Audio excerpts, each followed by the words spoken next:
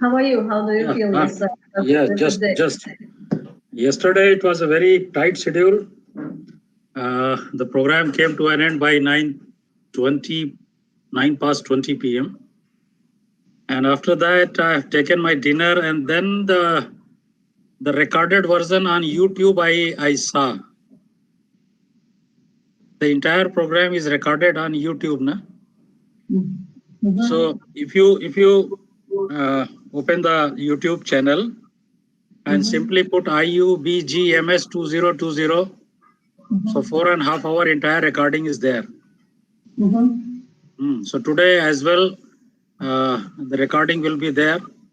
So you may check the YouTube. I think once you are free, so you may check the the program schedule program. So today I shared you the updated version of welcome Tatiana Zyber. Professor Zyber, welcome. Good morning for everyone. Welcome. Good morning, dear Tatiana. Good morning there and good afternoon here. Yeah. Good afternoon too. And Thai fellows are going to join. The good evening will be there. And Malaysian and Philippines fellow will also join. So I have shared the updated version. I am just sharing you once again the updated version of program schedule. Yesterday means once we finalized the program schedule, so three Brazilian speakers' names were missing. So then we added, and 2 more paper presentators were added. So that's why today the program is a very exhaustive program. Today it is going to end at once again at 9:30. So Professor Zyber, you will have to chair a session. I think you have seen the program schedule. Yeah, at some time I see. I will present it. Okay, I'm just forwarding. You may check it. You send it. Yeah, just sending. Okay. Sending.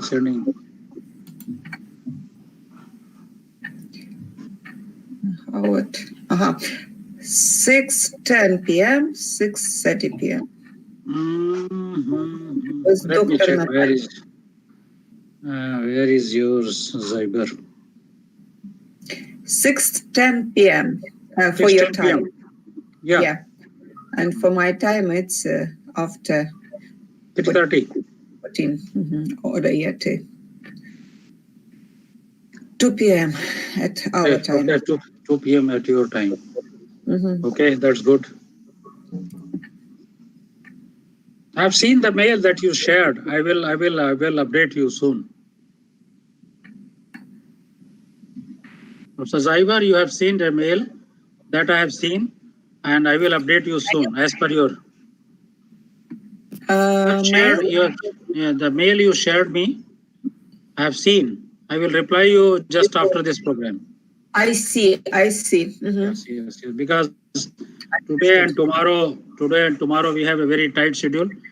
On 24th, I will reply. I will take care. Don't worry. Yes. Please. I wanted to say that this email is just an instruction, and the message in Viber is just a suggestion. So it's there is a contact email in that email which I sent for you. That contact email of the conference. Okay. Technical secretary of that conference email. Okay. I will go through the details. And we'll be back to you soon. It will wait for 2 days without hesitation. Okay. It will wait for 2 days. Don't worry, please. Okay. Thank you. So, as per the program schedule for today,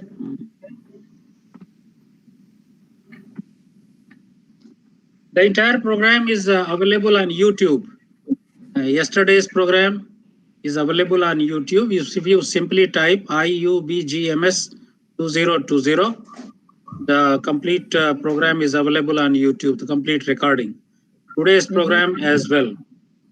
So we have planned that this conference must be very well recorded and should be available on YouTube channel.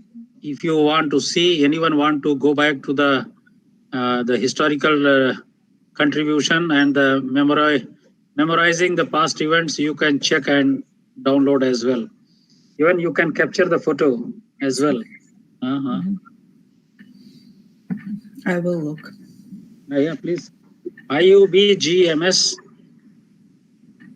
I see. It's the title of the conference.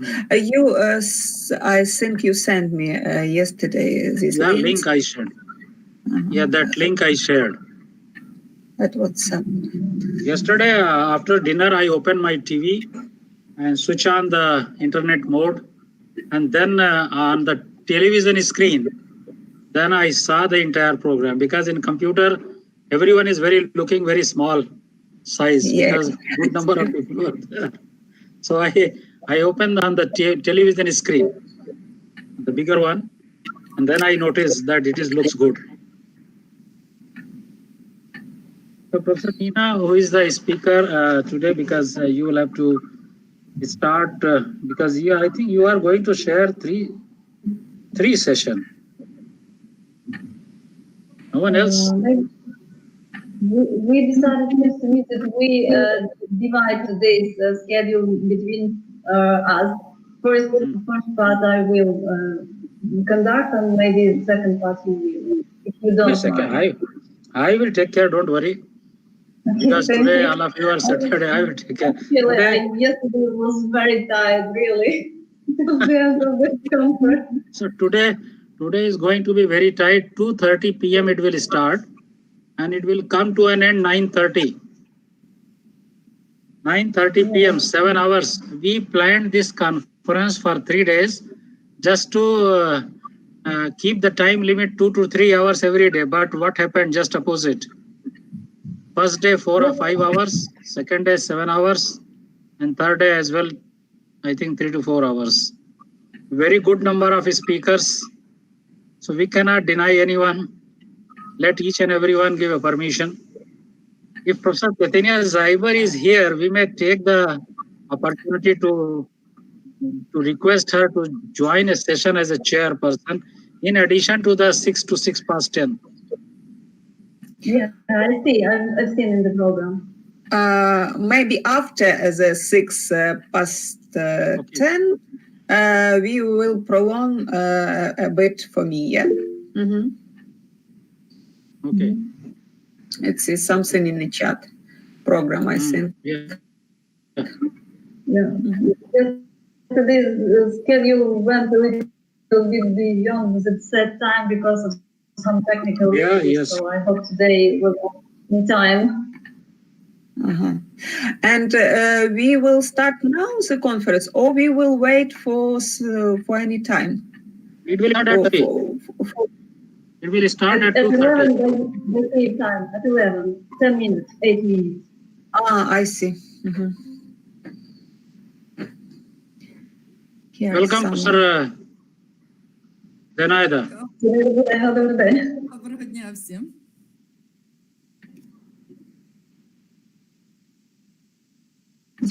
Good morning.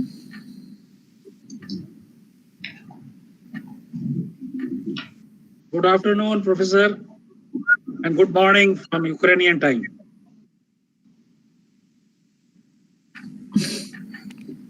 Good morning.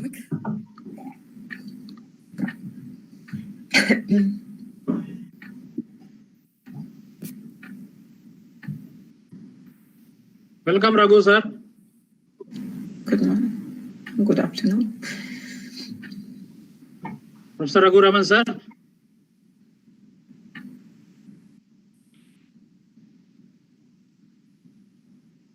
Welcome.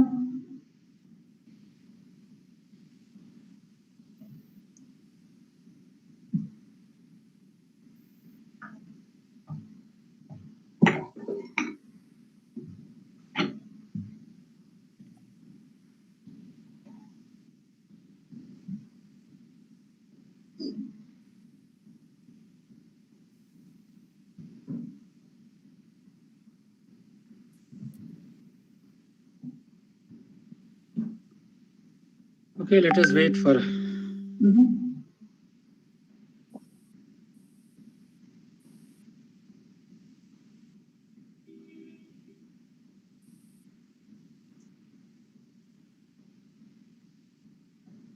Because in Brazil, it will be, I think, 3:30 a.m. early in the morning. I think this will be the timing at Brazil. So they are still in the sleeping mode. So I think 4:30 will be I think the timing will be 8 a.m. in Brazil. So Brazilian will join us after, I think, 4:30 p.m. onwards.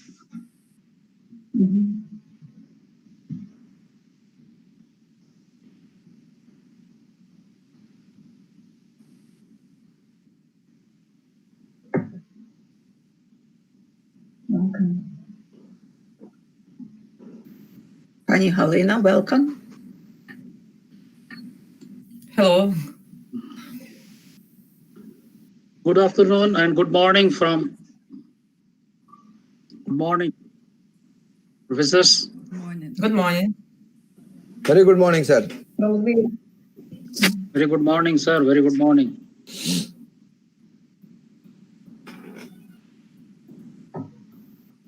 Good morning to all. Good morning. Good morning, dear Dr. Rahman. Nina, you are doing an excellent job. Marvelous, Thank you. Thank you. marvelous. They were handling the session. Excellent. Thank you. Thank you very much. Thank you very much, good day. Good morning, dear colleagues. Good morning, dear Olga. Thank you, Olga, for delivering wonderful presentation yesterday. You're welcome. I really hope it was useful and it was informative. Okay. Maybe the tendencies are different in Asian countries and European, but maybe some consequences are common to our countries, right? Yeah. Okay.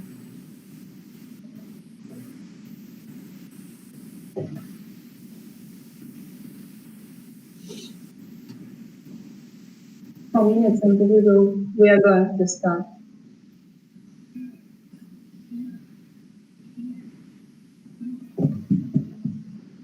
What's the time, Nina, now at present? What's the time there in Ukraine? 4 minutes to 11 o'clock p.m. or a.m. 11 o'clock. 11. That's Yeah. good. That's good. Okay. 3.5 hours the difference between Ukrainian time and Indian time. Okay. Here this time is 2:30, around 2:30. Yeah. Okay.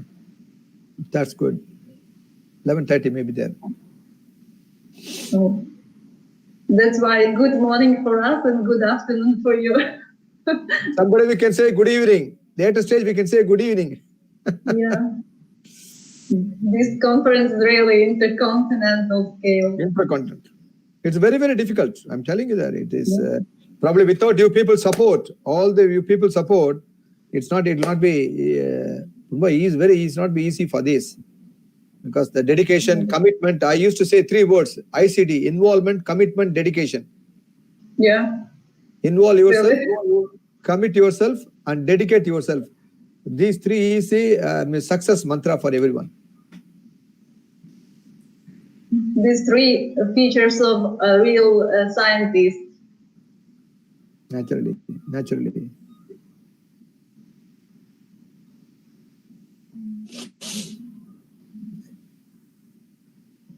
Welcome, dear colleagues. Yeah, please see here the updated version of the program schedule for November 21.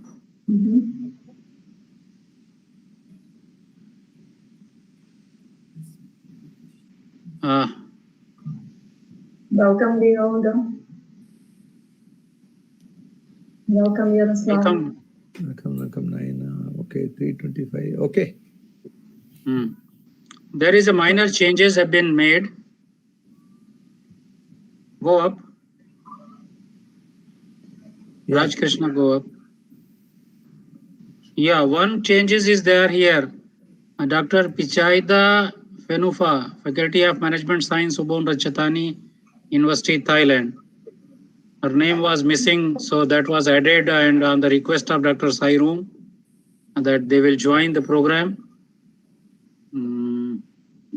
And after that, the resource person, Dr. Fifat, as per the availability, he will be there. Dr. Yanakun has just joined.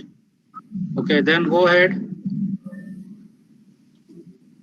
So this is the one change that occurred at 5:04.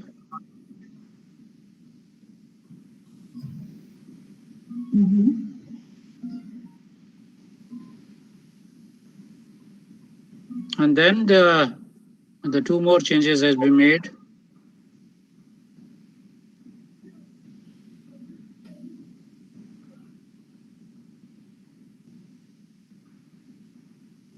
So, Dr. Nina, Yeah. PK Srivastava, I'm holding the chair. I'm as a chairperson. Yeah. It is mentioned here. It is mentioned here. Mentioned, sir. Yeah, mentioned. It is mentioned that Professor P.K. Srivastava telephoned me that he is busy in one of the programs, so that's why he will be delayed that moment. So that's why I requested you to join as a chairperson in case in the session where the Professor Nina will deliver the talk. Okay. And the another changes are, Mandal, please go to the last phase. Yeah, further go ahead. There are the two speakers, one is Maria Thais Melo and Professor Arceloni and Professor Robert Lobsdorff Foncia. He is the dean of this Unifex University and the chairperson. So, and the two papers will be shared by Dr. C.C. Tan's research scholars. So, Dr. Raj Krishna, have you checked the YouTube link? Is it perfectly working?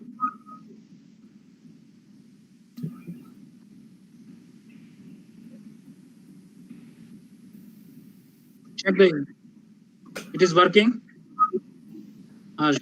Share the link.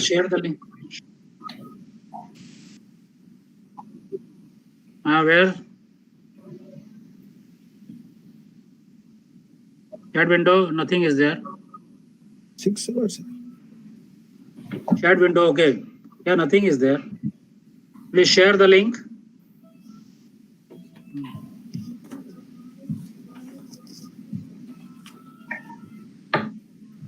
On behalf of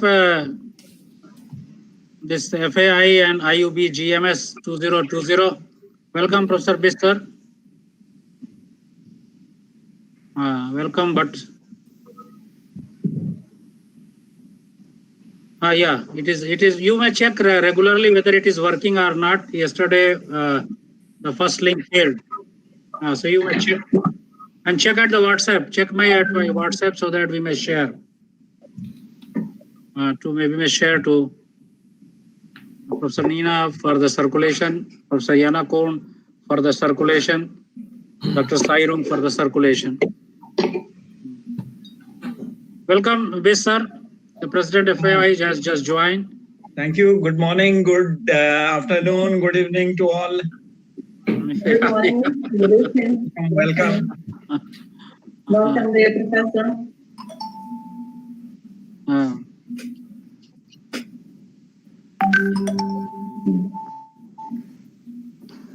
So I think, Professor Nina, you should start the proceeding. Otherwise, it will delay. Thank you. I think so. So I was waiting for your permission. Yeah. So let me start. Dear colleagues and distinguished guests, you're welcome on the second day of the International Online Conference, Global Challenges and Threats to National Economies Nowadays. Yesterday, really, we had the 5-year intensive schedule where our Ukrainian colleagues had an opportunity to participate in some Indian traditions and also delivered wonderful reports concerning different aspects of Ukrainian economy. And I would like to thank to all our Indian colleagues for really wonderful remarks and their recommendations to that report. Actually, I would like to state and to remind everybody who joined today that this conference really has an intercontinental scale because representatives of 14 countries take part in this conference and was involved in the organization of this conference. So today our speakers are going to represent 21 reports as well. So wish you all success and satisfaction from sharing your ideas. And maybe let's start. If anyone would like to add something. Would you like to add something, dear Professor von Kain? No, you continue. Okay. So, according to our program, let me announce our... It is a request to each and everyone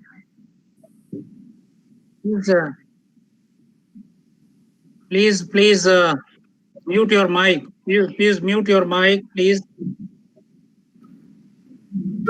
Dear participants, the organizer of the conference can mute the. Just a minute. It's from Raj Krishna Mandal. Yeah. Okay, now. Yeah, thank you. So let me invite our Ukrainian colleagues as a resource persons, Dr. Halina Leskiv and Dr. Volodymyr Gobela from Lviv State University of Internal Affairs. So please, colleagues, have a talk.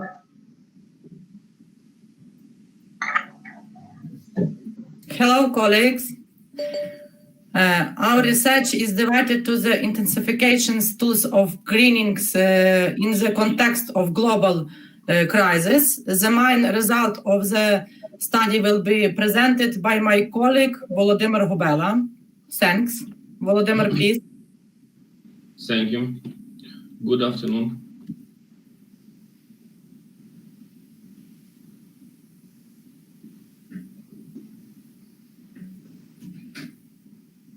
I'll start sharing my screen. Do you see the presentation? Yes. Yes. Okay, thank you. Good afternoon, dear participants of the conference. We are glad that despite the pandemic, the scientific community has the opportunity to work and create new ideas. Thanks to all of you. We research economic and security tools for intensifying greening in global crisis. The crises are an integral part of our lives, but their total number has been growing in recent years. In particular, recent years have been full of thrills. The world community has suffered a number of shocks: the global economic crisis of 2008, armed conflicts in Georgia, Libya, Syria, and the annexion of Crimea by the Russian Federation. And now the world community is combating the COVID-19 pandemic. Despite the predicted catastrophic consequences of the COVID-19 pandemic for the world economy, it should be noted that quarantine restrictions have to some extent led to an improvement in the environmental situation. However, the improvement of the environmental situation is taking place against the background of the crisis in the world economy and recession. Accordingly, the downward trend in pollution will not last long, as a gradual end of quarantine restrictions will lead to intensified economic activity and link to the opposite consequence: increased emissions and environmental pollution due to increased industrial production. It's necessary to decide which way to restore the economy to preserve the environment. It's necessary to take into account the previous experience of economic recovery after the crisis of 2008, when the post-crisis level of pollution exceeded the pre-crisis level of pollution. The reason of this was a significant increase in carbon consumption for economic recovery, and as a result, a significant increase in environmental pollution and greenhouse gas emissions. Mankind has an enormous opportunity to start a new page in its history, to reorient production and consumption to low-carbon technologies, to intensify the use of renewable resources, to introduce the ideas of recycling, the circular economy, to promote bionics, industrial ecology, and ecological design. Therefore, the consequences of the COVID-19 are economic and environmental crisis. Economic recovery might deepen the crisis. It can also be assumed that after the end of the pandemic, people will realize that combating global environmental problems is too expensive pleasure, as it requires sacrificing comfortable lifestyle. Second, economic recovery and the environmental crisis. Active stimulation of industrial recovery will lead to an increase in anthropogenic impact on nature. In this course of events, the onset of new cataclysms is only a matter of time. Third, economic recovery and improvement of environmental situation. This can be achieved by investing in the economy on the principles of environmentally sound development and greening of the economy. That is why the choice of the direction of economic recovery after overcoming the COVID-19 pandemic is quite relevant. We should work on creating a strategy for economic recovery in an environmentally friendly way. The outstanders of the essence of greening tools, it is advisable to identify some principles of the formation of greening. The following principles include transformation of external environmental effects into internal, integration of mandatory tools with voluntary ones, transformation of economic tools into environmental tools, the principle of systematization. To understand the essence of greening tools, should consider their classification.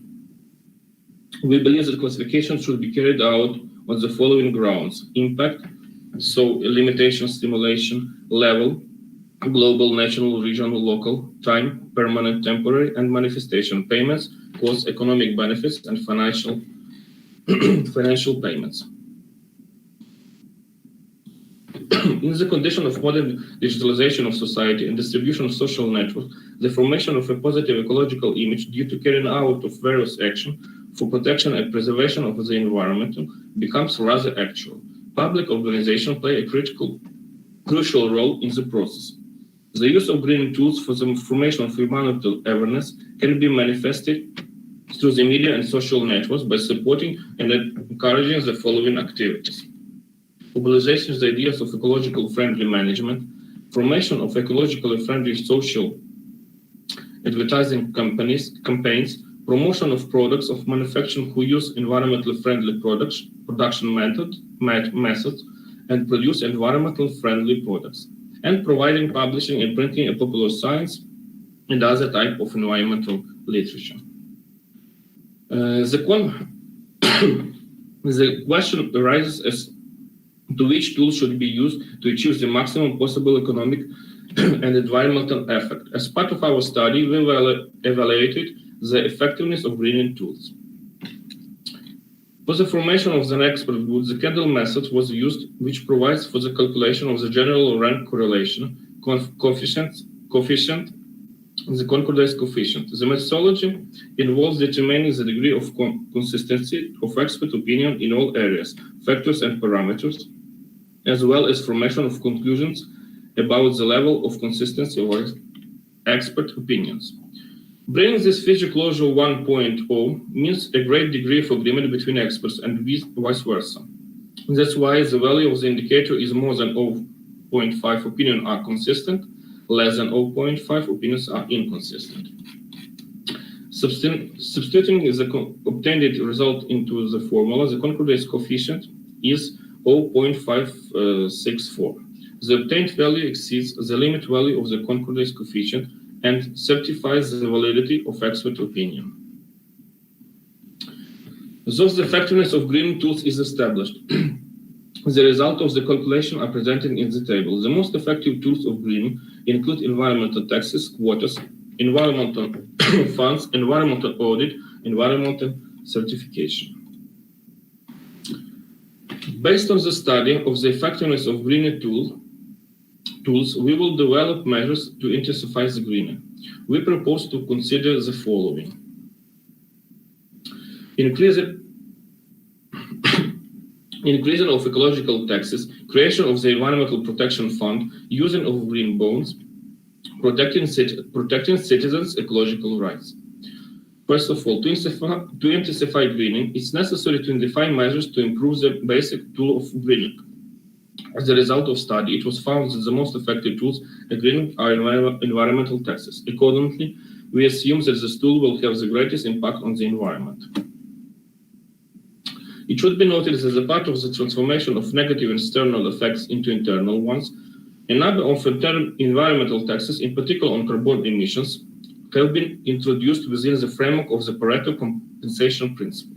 However, this type of taxes are not as effective. We believe that the reason for this is too low a tax rate, compared to the industrialized countries.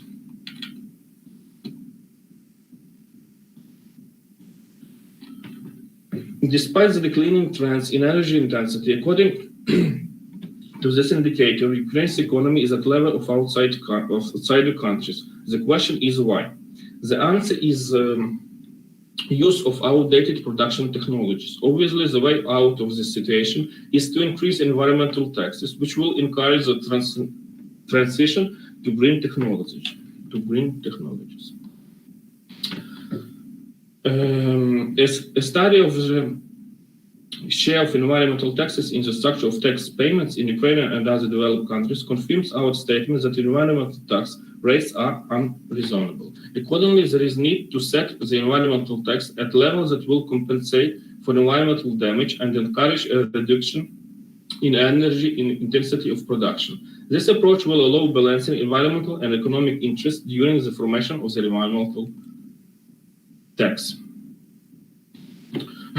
In particular, the increase of the rate of environmental tax in Ukraine from 2 cents per 36 caused a drop in carbon volumes and total pollution, as we see on the slide. These environmental taxes are the most effective tool for greening, and their impact on the environment remains quite significant. On the graph, we see that since 2017, there is a reduction in carbon emissions and total pollution, which is certainly the reason for the increase in the environmental taxes in Ukraine.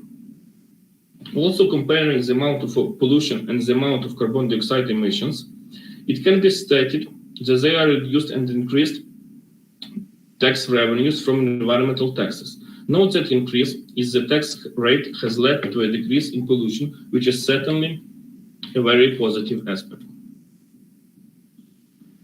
There is also many examples for rational use of the budget funds. We consider the creation of the Environmental Protection Fund as a separate legal entity that will accumulate all environmental payments to be the best solution to solve this problem.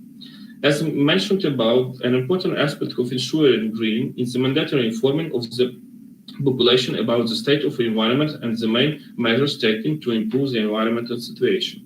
This approach will contribute to the formation of the environmental behavior of consumers.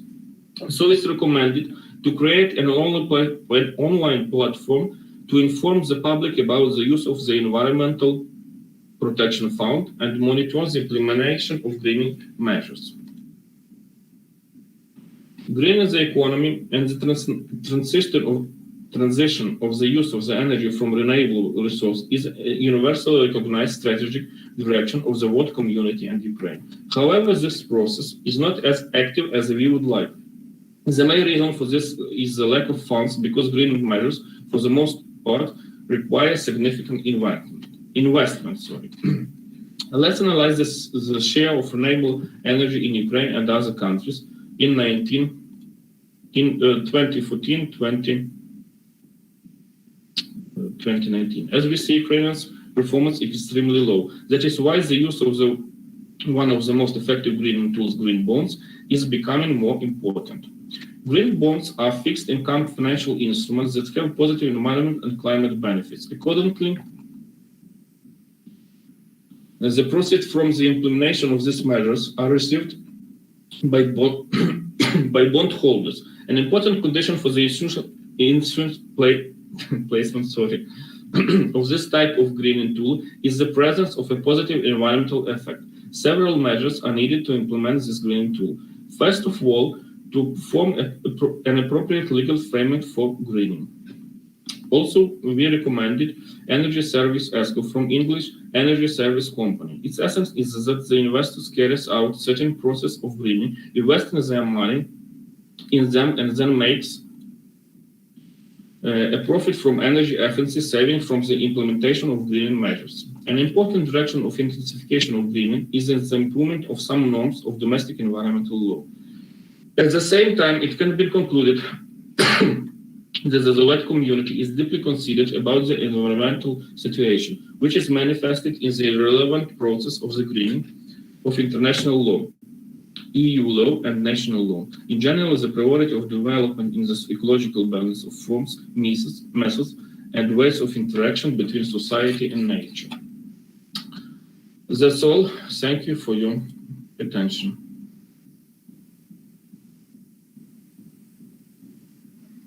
Thank you, dear Volodymyr, for your presenting such materials. And according to due to Indian tradition, there is a chairperson to every speaker, and I must say that this role isn't usual to Ukrainian practice of conducting conferences. So I need a little bit to explain that the chairperson has to to make some remarks about your reports and about your materials. So, according to our program, me as a chairperson, I would like to say that your report is very important, and I would like to say that you raised the very important problem in nowadays, according to saving of our environment and concerning the economic recovery and intensification of ecological crisis. It's a problem, really problem according to COVID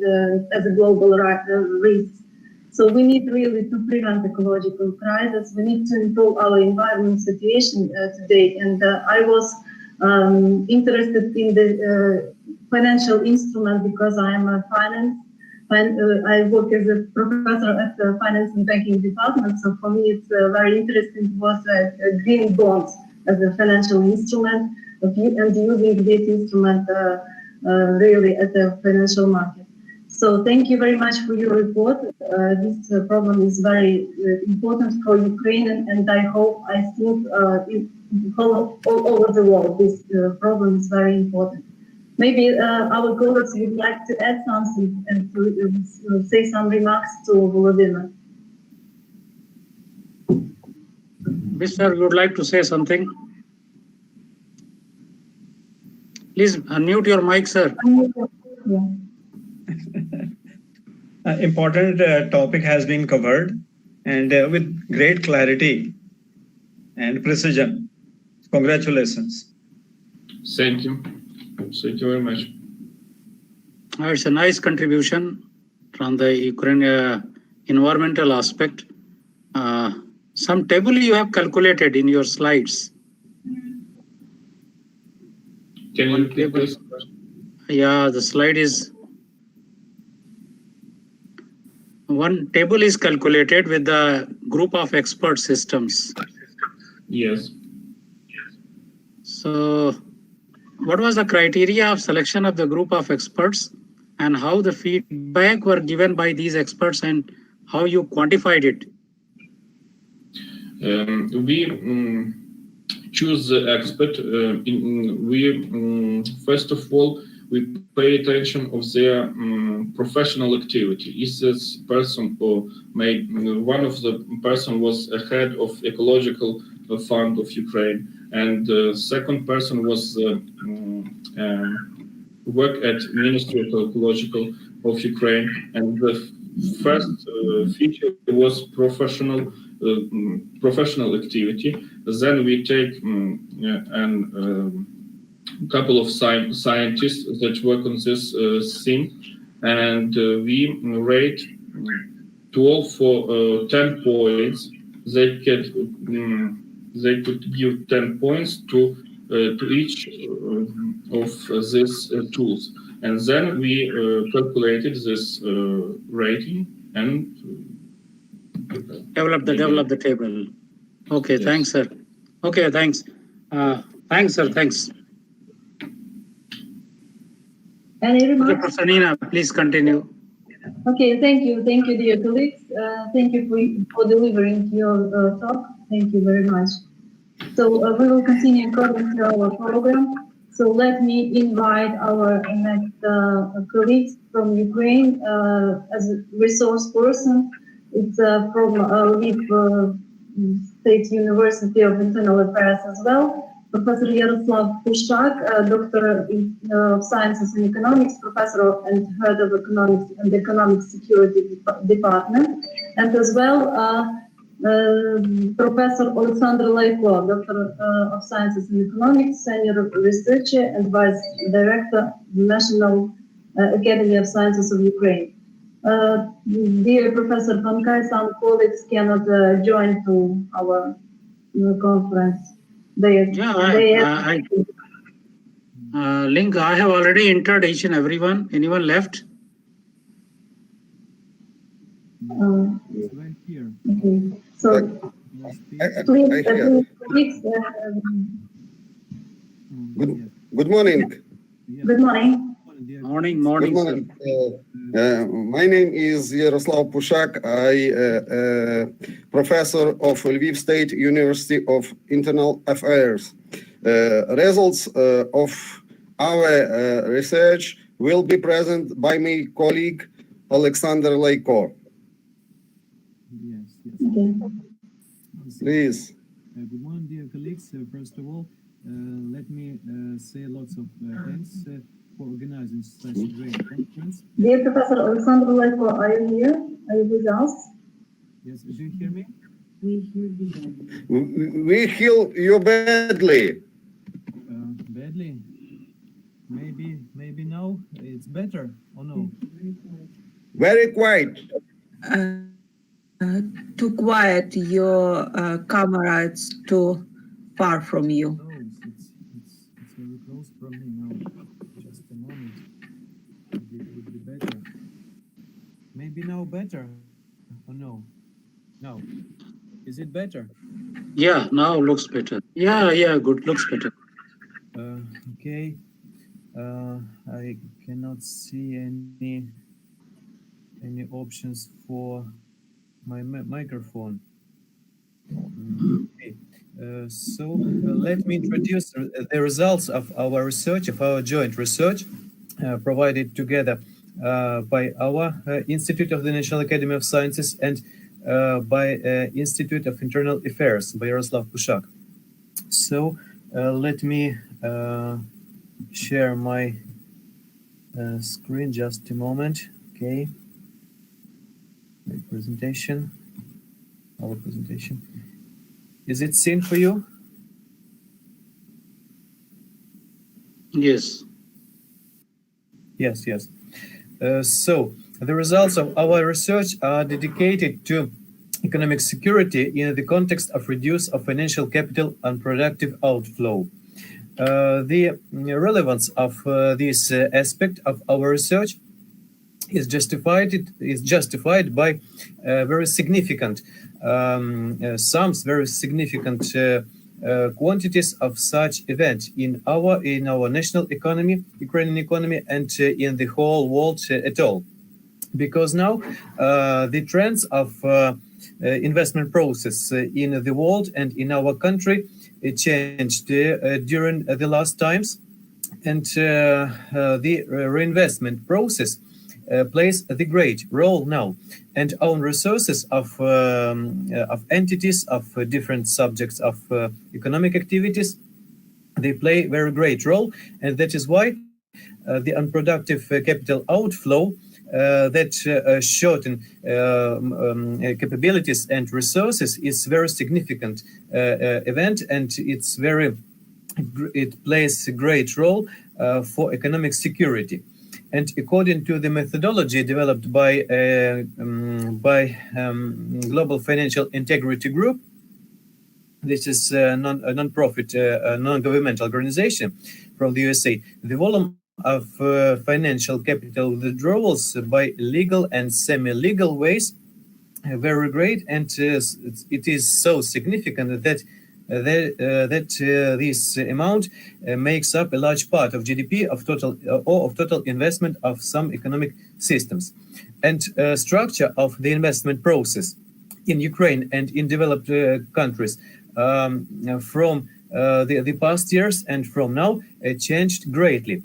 For example, in Ukraine and in developed countries, in year 2007, it was about in Ukraine, it was nearly 59% of all resources to be invested, and in developed countries, reinvestment were represented by 35%. But now, maybe due to some events caused by crisis events, not the last our pandemic crisis, I mean, but maybe due to causes influenced by financial crisis, the strategical investors, they changed their priorities, and the greatest part of the investments are now provided due to reinvestments. So that is why financial capital outflow is so significant.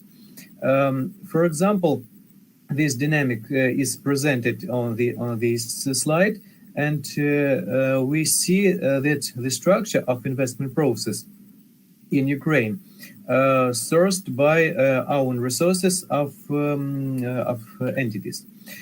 So to estimate the volumes of financial capital outflow, we used some different methodics and methodological approaches. First of all, I would like to mention about methodology that provided by Global Financial Integrity Group. This methodic is dedicated to calculation of illicit financial outflows, that is flows of financial capital caused not by legal ways, but semi-legal, illegal ways, gray or black types of financial flows abroad. And according to these calculations, in $1 billion of USA, we see that some countries have different figures. For example, Ukraine is characterized by nearly $12 billion of illicit outflows. In Indian economy, we see that it's about 51 billion US dollars of such illicits. But these calculations maybe are not so correct because they provide a very you see very representative picture or state of art, but maybe some additional corrections may be provided. So a part of an unproductive outflow, for example, in Ukraine, it now causes to different losses in tax revenues in government and in other incomes. As we calculated according to this methodology, the illicit outflows for India represented only by misinvoicing flows. The sum of such events, of such outflows, was about $13 billion, and that equivalent to 5.5% of total government revenue collections. In Ukraine, we see that the sum of illicit financial outflows varies from 5.4 to $21 billion for the research period, and these volumes are equivalent to 14% of GDP or 60% of total investments in Ukrainian economy. To gain the correct estimation approach, first of all, we propose to make calculations in per capita dimension. And according to GFI methodology, if we calculate these figures in per capita manner, we obtain such results as for one person in Ukraine, the illicit outflow is about $260 per person. In China, we have about $100 per person. In India, 38. In Mexico, 408, and in Russia, it's about $730 per capita.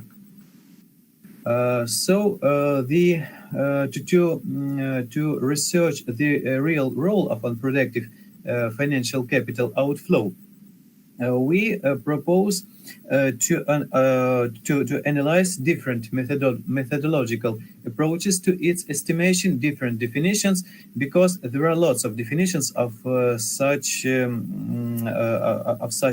different types of outflow. For example, financial capital export, movement, outflow, financial flows illicit, leak of financial capital, and so on. So after correct definition, clear and actual classification, we propose to develop actual approaches to estimation, to identify the key reasons, driving forces, influence on economic security level, and to provide development of strategic directions and tasks for regulation policy. According to our theoretical research's results, we have three types of capital movement. First one, black financial traffic, presented by funds earned and internationally transferred as a result of criminal activities and so on. But actually, this type of outflow, maybe it's problem of police, of customs and other competent authorities, and it's not so significant as two other types of capital movement. Great financial traffic is represented by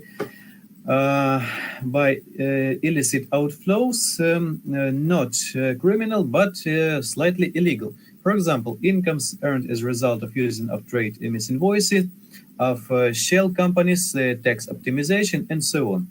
And the last group is dedicated to wide financial capital outflows, and maybe it's the most dangerous group because it's completely legal, it's normal, it's objectively exists. It objectively exists in different economical systems, but this outflow characterizes the state of art for investment policy in some countries. When we have a lack of institutional framework for providing long-term investments, the more we earn of money, the more we have outflow of financial capital abroad. So the justification of such classification is represented on this slide. We have our different types of our financial capital outflow represented by legal and illegal ways. Because of complexity of estimation of this event, of this type of capital outflow, our institute from National Academy of Sciences, together with the Institute of Internal Affairs, we developed our own methodological approach to identification, to evaluation of capital outflow only by legal ways. That is, we took into account direct or indirect financial investments. We took into account differences in types of export and import operation that are presented in the balance of payments of our country. So we operated with completely official statistic that is available in different official sources. And according to this approach, we have such picture that dynamics of unproductive financial net outflow capital from Ukraine, it changes greatly during the last years, and we have such interesting tendency when we have growth of our economy in Ukraine, we have also growth of our financial capital outflow. With minus, we have values of capital outflow. The more value minus value of the sum, the more the greater capital outflow we have, and we can see that during the changes in macroeconomic state, in political state of our country, we had changes also in capital outflow values. For example, before crisis of 2008 year, we had increase of capital outflow, but after crisis events, we had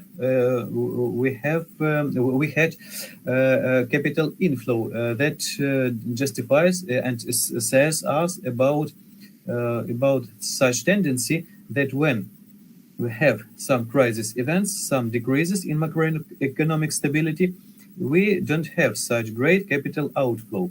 But when we have stability periods, when our economy earns some money, say, and we don't have such institutional framework for their investment in our country, unfortunately, we have financial capital outflow. And according to two methodological approaches, first, in the first table on this slide 11, we see the significance of illicit outflows calculated by a global financial integrity group. And the second table is calculation according to our own estimation, according to our methodological toolkit. But as we see from two tables, capital outflow it has lots of percent comparing with total investments in Ukraine and comparing with GDP. For example, to Global Financial Integrity Group, we see that this sum is about 60, 80, and in some years, as in 2015 year, we have even more sum of financial capital outflow by legal ways, even more than capital investments in our country. But according to our methodology, we have less sums, but they are significant too.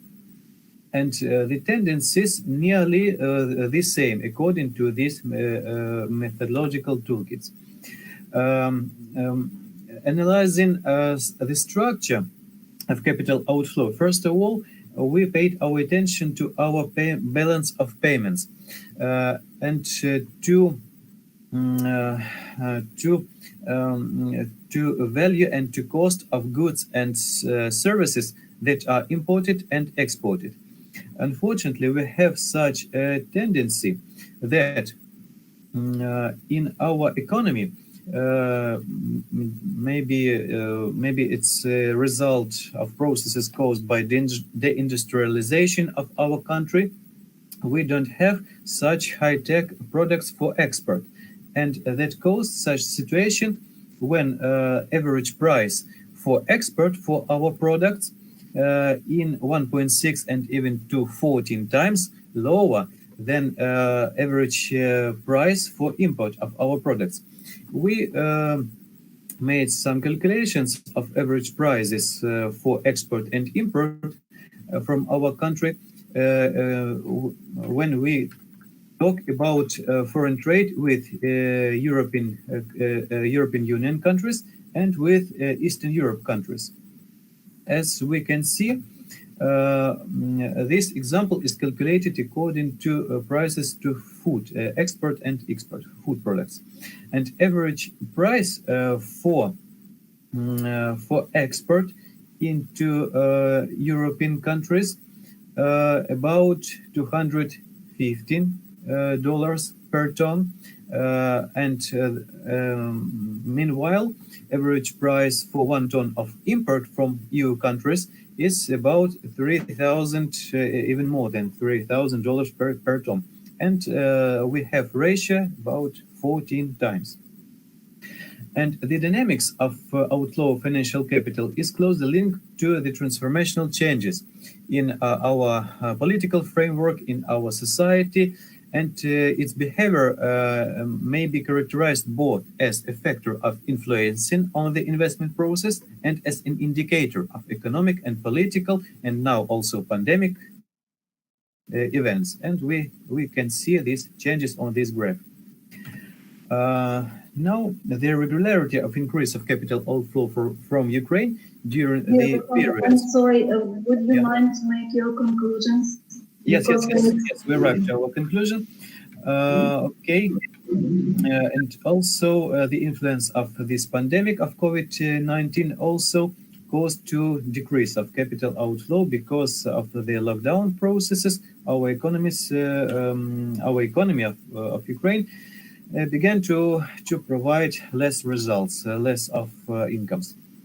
And of course, we can ask what we can do with financial capital illicit. This means more for police and for customs, and what we should do to decrease unproductive outflow by legal ways. First of all, we should improve the regulatory framework to stimulate strategic investments, to improve the level of investment protection, to increase proposal of investments into the national economy, and to foster the capital turnover in economic system, to create protective framework for strategic investors. And also we built such little mathematical model to demonstrate what potential result can be obtained in case of reduction of our capital outflow by legal ways only when we provide reduction even the first of the third time of this capital outflow. For the last year's 2018-19, this sum was about 11 or 12 billion dollars, and we operated with this sum $2.5 billion that can be reducted.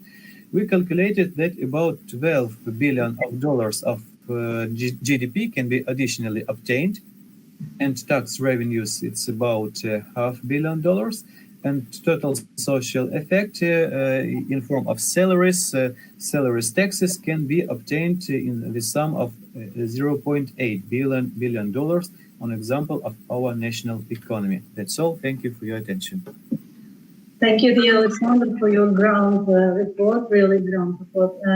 Dear colleagues, I would like to ask you maybe some remarks or questions to our resource persons. Excellent presentation. Yes. Yeah, the excellent presentation by Alexander Leiko, and he has covered a lot of the points covered there: unproductive capital outflow in respect of the national economies, and also he has covered about this investment pattern from various investment pattern, and also he was talking about different types of capital market: black finance traffic, gray finance traffic, white financial capital market, movement of capital outflow, and also illicit capital and unproductive capital outflows, how it affects the economy, unproductive capital outflows, how it is affect the economic development of the Ukraine. Excellent presentation you have given there. You have covered exhaustively, you have covered all the parameters of the financial part of the economic development of the country. Thank you very much. It's very good. Thank you very much. Namaste, please. Professor Alexander, you shared that a mathematical model you have used. Yes. I think the slide, the model, that's graphical sketches about which you are talking. Yes. This graphical presentation of this model. Okay. So this is the basis of this graphical presentation designed on the basis of any mathematical model that is used, or the graphical sketches developed on the basis of the data that you have utilized? This graphic is based on the data that we obtained from official statistic of our national Ukrainian official statistic data, and also we obtained this data from our National Bank of Ukraine. And according to this data, and also maybe some figures from World Bank, and according to these calculations, we arrived to such conclusions. Okay. Yeah. Anyone else? Yeah. No one else. Okay. Thank you, dear colleagues, for your ground report. Very wonderful, excellent report. And I would say that very ground analysis have been made, really, and even I was interested in the dynamic of that of unproductive outflows of capital, and we really may notice some cycles in it. Really, before crises, we can see the raising of that inflows into Ukraine. So really, thank you very much for your results and for your conclusions and for your report. Thank you very much. Thank you too.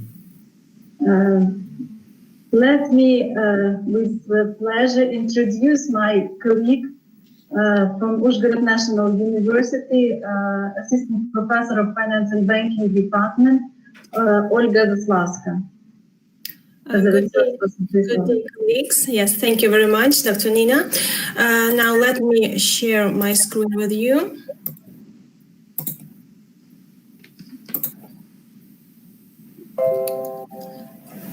Okay, so the topic I will talk about is called FinTech Industry in Ukraine, Problems and Prospects for the Implementation of Innovative Solutions.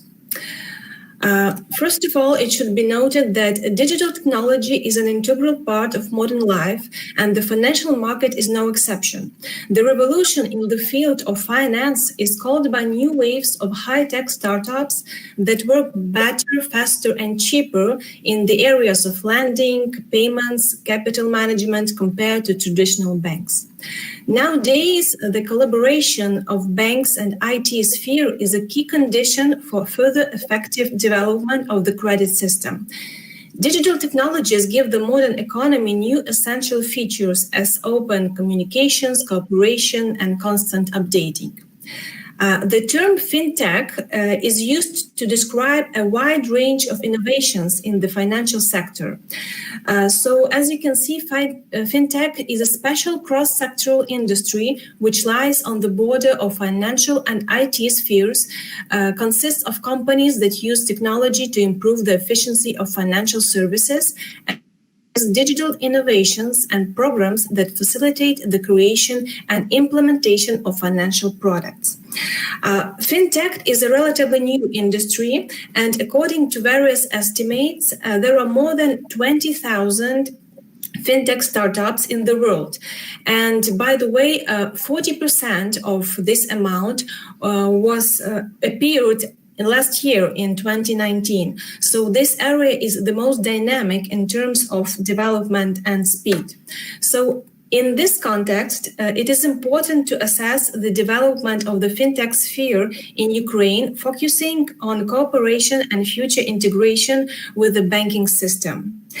Among the surveyed Ukrainian banks, as you can see on figure 1, only 73% of institutions have joint projects with fintech companies, which is much simpler and cheaper than maintaining own teams of software developers. The same number of banks, 73%, has their own innovation development centers. At the same time, most institutions do not have platforms for incubation and acceleration of fintech projects.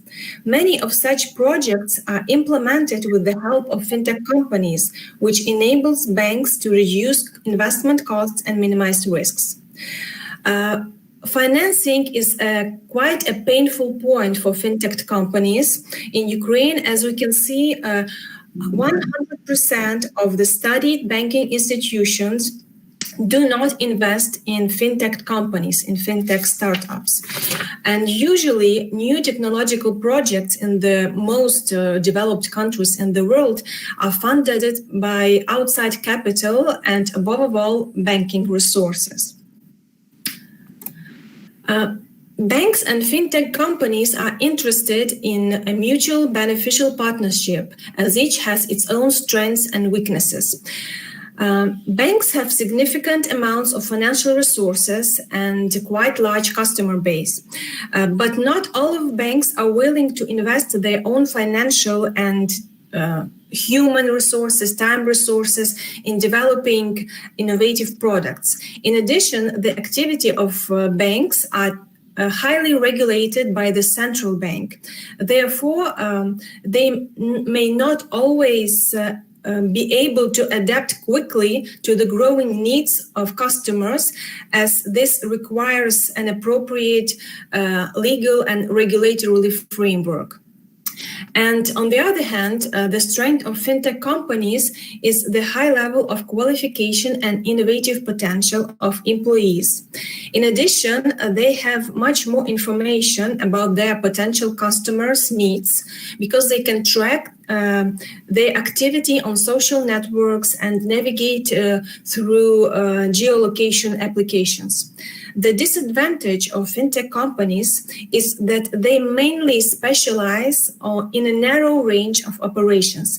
Besides, they do not always have enough funding to implement their ideas, as well as time needed to win the customer's trust. Therefore, both banks and fintech companies the smartest strategy for them is not to compete, but to look for a mutual beneficial partnership. Table 1 presents the perspective for the development of fintech industry in Ukraine, the main barriers and the necessary legislative changes in terms of banks and fintech companies. This rating highlights the obvious difference between the moods of fintech companies and banks. This is due to the fact that a considerable amount of fintech companies in Ukraine are influenced by global trends of market changes, which are not felt that strongly on the territory of Ukraine. However, both fintech companies and banks emphasize the need for remote identification of customers. They believe that availability of legal framework for remote customer identification is a necessary factor in the development of the industry. In general, the problem of outdated and unfavorable legislation is the key issue for both groups of institutions. It is also worth noting that fintech companies and banks see significant potential in future of financial services for individuals who do not have bank accounts. This niche is considered potentially profitable for startups as well as classical bank institutions. However, the biggest problem in Ukraine in this area, the area of fintech, is the low level of financial and digital inclusivity and literacy of the population, as well as the rejection of latest technology by the elders. According to the study of USAID, United States Agency for International Development, the overall index of financial literacy in Ukraine is 55%. This is the lowest rate among 30 countries of the Organization for Economic Cooperation and Development. So in this context, it is necessary to consider the attitude to innovations of Ukrainian society through the prism of the general level of financial and digital literacy of different groups. According to the results of the research, the vast majority of Ukrainians have only basic skills and knowledge in the financial field and information technology, which allows them to use simplest services, including payments and settlements. The greatest influence on financial behavior in Ukraine has age and property status of the population. In particular, young people aged 18 to 34 feel most free in the world of finance and latest technologies. Young people will be more glad to use any personal financial management tools if only there was an application for modern gadgets and platforms. Middle-aged Ukrainians are the most experienced people and experienced users of financial services, and they are a socially active category and are used to overcome various difficulties. They are the target audience for the promotion of financial products aimed for long-term planning. As for the older generation, the online space causes them fear because our elders have not very good life experience. In this group of consumers, they have lack of trust to financial institutions, and a lot of them were victims of different financial frauds in USSR and different internet and digital frauds nowadays. So this leads to distrust and the rejection of even simplest digital services. So in order to achieve the goal of developing the fintech industry in Ukraine and increase the financial and digital inclusion of the population, the main ways to overcome existing barriers are the following. First of all, adaptation of communication strategy and digitalization to the social demographic structure of the population of Ukraine. It is necessary to actively involve offline channels such as television, screens in social institutions, in transport, to broadcast short videos about the essence and benefits of fintech services for ordinary citizens. Secondly, improvement of the quality of technical support of government agencies. Often, institutions of social, educational, medical, and cultural spheres are the drivers of digital changes and habits of society. That's why a sufficient level of hardware and software of such institutions is important. Thirdly, permanent and systematic formation of demand for digital skills among the population. The message should focus on convenience, time saving, and ease of the use of latest technologies in the financial sector, as well as the inevitability of the transition of most processes to the virtual sphere and automation of various services. And last but not least, creation of a platform for digital skills training and its advertising support. Such training platforms should be simple, clear, secure, and based on intuitive use. Under such conditions, the potential consumer will not only be able to learn how to use online services, but also receive information about the product, its safety, and ease of use. Nowadays, the importance of the issue of the fintech has come to the fore because of the COVID-19 pandemic forced the world to move into virtual reality of communication, of education, financial services, healthcare, and more. So the current situation makes it clear that there is a need to accelerate as much as possible all the processes that will contribute to the development of the fintech industry, because in the future, it is able to radically change the existing organizational and institutional structures of the financial and credit system.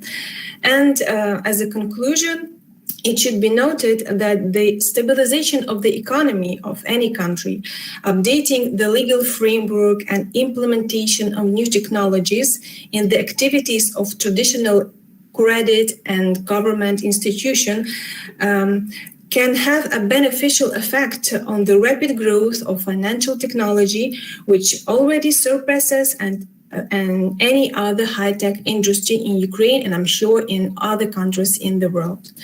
Thank you very much for your attention. Thank you, dear Olga. Dear fellow colleagues, please your remarks or questions to our speaker.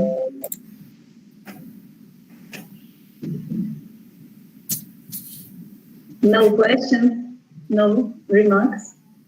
So, dear Olga, I want to thank you really for your excellent presentation in fintech technologies and the involvement of bank system into this process, because really it's an urgent problem for Ukraine and all over the world, I think, because there are different ages of population and they are evolving and can get with different technologies, and it's a problem. And thank you for driving this problem. Thank you very much. Thank you. Yeah, Dr. Raghu, you want to say something? Oh, excellent presentation. She has nicely compared about the fintech and also the digitalization in the Ukraine, how it takes place, what is the process has taken place from her side. A good conclusion has been given from her side. It's a good, wonderful presentation she has given. Yeah, Thank you very much. Dr. Olga has given a wonderful presentation. The situation looks like similar as it is in India. We are promoting all these platforms, protecting the people from the financial frauds through these online channels. The similar scenario everywhere. And how we can protect our people. So general awareness is required. And somewhere I think that awareness part must be highlighted more to make people much more aware about these upcoming financial fraud that is happening everywhere. It's a nice presentation, Professor Olga. We are grateful to you that you spare time from your schedule. Today is a holiday. I have known that November 21 is one of the holiday. And despite that, for this academic contribution, academic deliberation, you are here.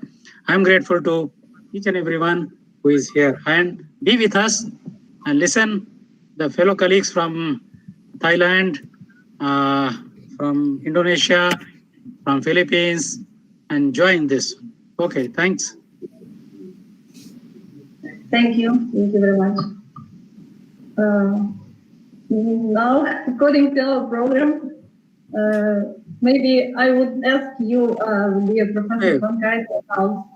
Okay. Now it is the turn of the convener, Professor Nina Boyda Nosek. I request Professor Raghuram to chair the session. A brief introduction about the Professor Nina. I think if you have, then you can share. Okay, thank you very much. And Professor Nina Boyda Nosek, Professor of Finances and Banking Department and Uzar National University, Ukraine, and she is also convener. First, let me say, let me say one thing else. Nina has done a wonderful job so far about this convening the entire meeting so far from yesterday afternoon till today. A perfect blend of both the timing and also the paper present task. The way which you are taken is, we are very, very happy, extremely happy for that. Number two, very experienced person. I know Nina, the way which you are talking and also interacting with the people, it is amazing. You have the depth of knowledge. I request Nina to go with this presentation. Thank you, dear Raghuram. Thank you very much. Thank you.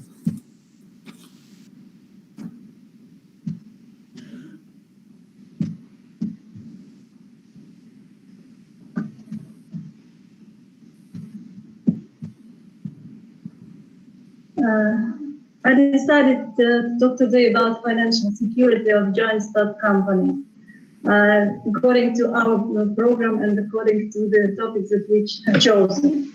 As usual, I would like to start from some quotations of prominent people, and let me remind you Brian Tracy.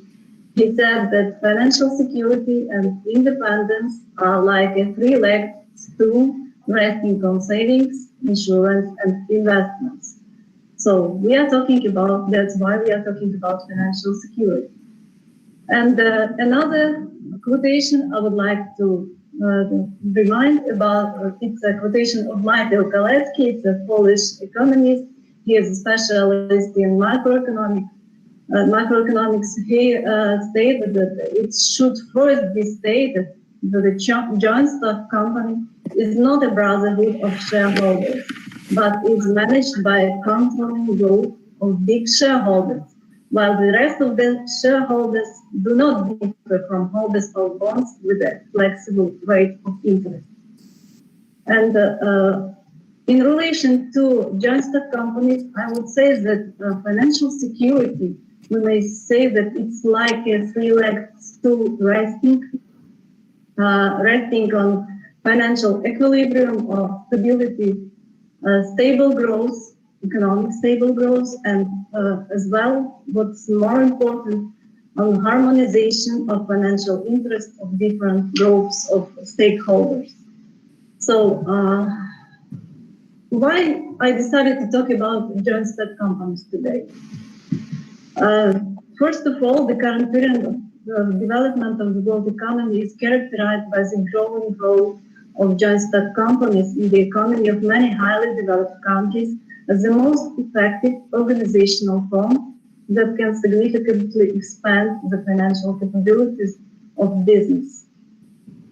Second, despite the fact of the joint stock companies are not the predominant form of business organization in many countries, giving way to individual entrepreneurs and limited liability companies, nevertheless, these enterprises occupy a leading position among other organizational and legal forms in terms of mobilized and invested financial resources, and the size of total sales exceeds 18%. However, joint stock companies, due to the specific of their organizational and legal form, today suffers the most from raiding, corporate conflicts, and various threats to their financial stability.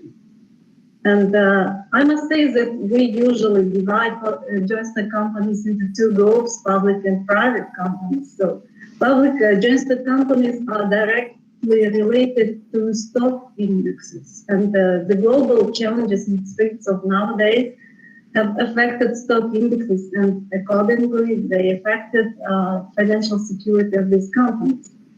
As an example, I would like to show you the dynamic of Standard & Poor's index, and you may see here that the biggest reduce of this index we may see on the 16th of March of the current year. And this is the effect of global COVID, of pandemic on these indexes.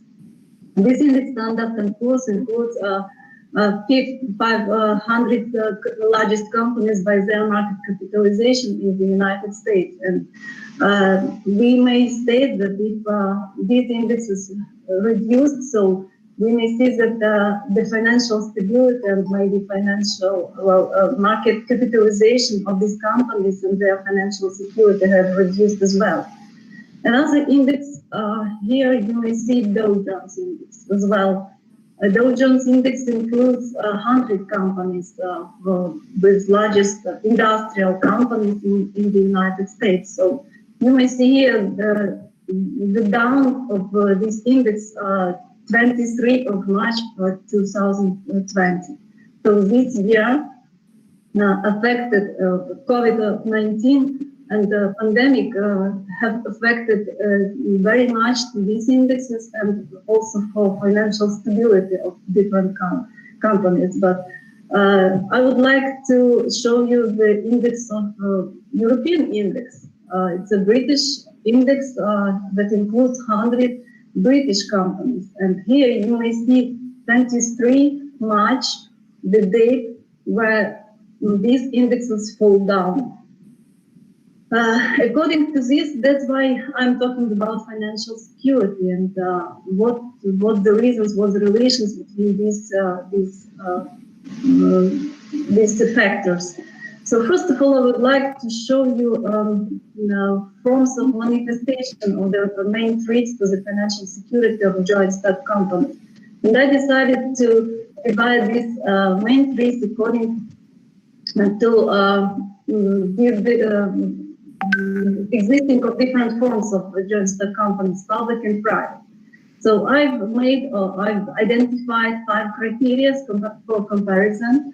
First of all, number of shareholders, financial management system, and we may see that number of shareholders, according to number of shareholders, the large dispersed structure of the share capital for public joint stock companies can lead to heterogeneity of interest of participants of corporate relations and objective existence of the conflict of interest between them.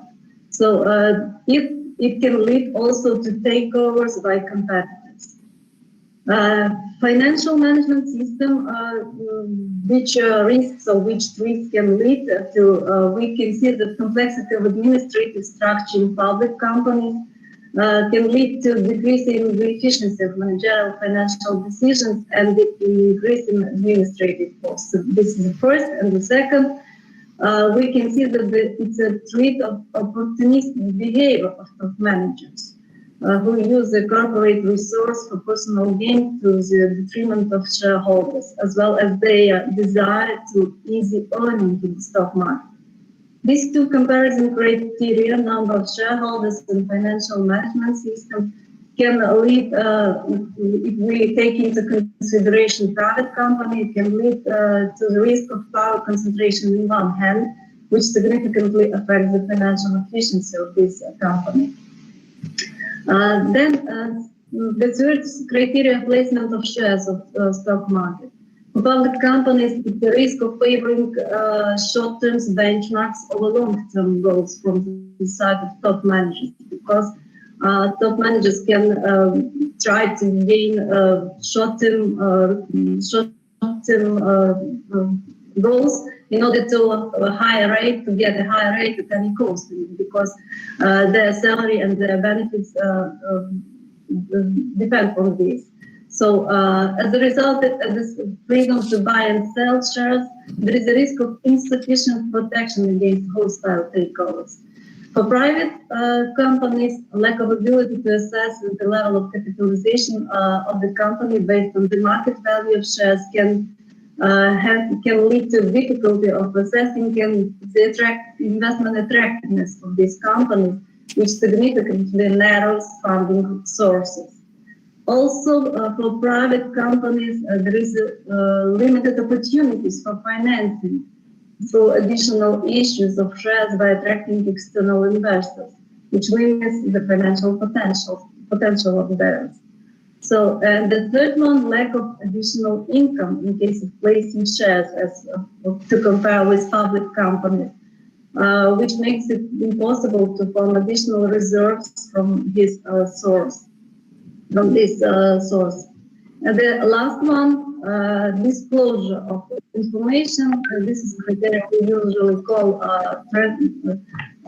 transparency. So for public companies, it leads to danger of information leakage to competitors and invaders, and also the observation of the contradiction between the principle of information transparency and the anonymity of participation in the company, which facilitated by the mandatory publication information. And for private companies, lack of information, at the contrary, lack of information transparency can negatively affect the investment attractiveness of these companies. And as well, increasing the level of symmetry in the information support of small shareholders and external users of companies reporting can lead to deterioration of the company's financial image and lower credit rating, or as we say, creditors distrust. So these forms of manifestation, we may say that due to these forms, I would say that one of the reasons for threats to financial security of companies is usually corporate conflict, which can be often the result of existing capital structure. So during my investigation, I was taking 6,702 European countries as a sample, including financial companies. All companies were divided into 94 groups, depending on the activity and sector of the economy in which they operate. Based on statistical data processing, the maximum analysis was performed, and the result I will present you on the next figures. You may see here on this figure, actually I identified three kinds of capital structure: CEO holdings, institutional holdings, and insider holdings.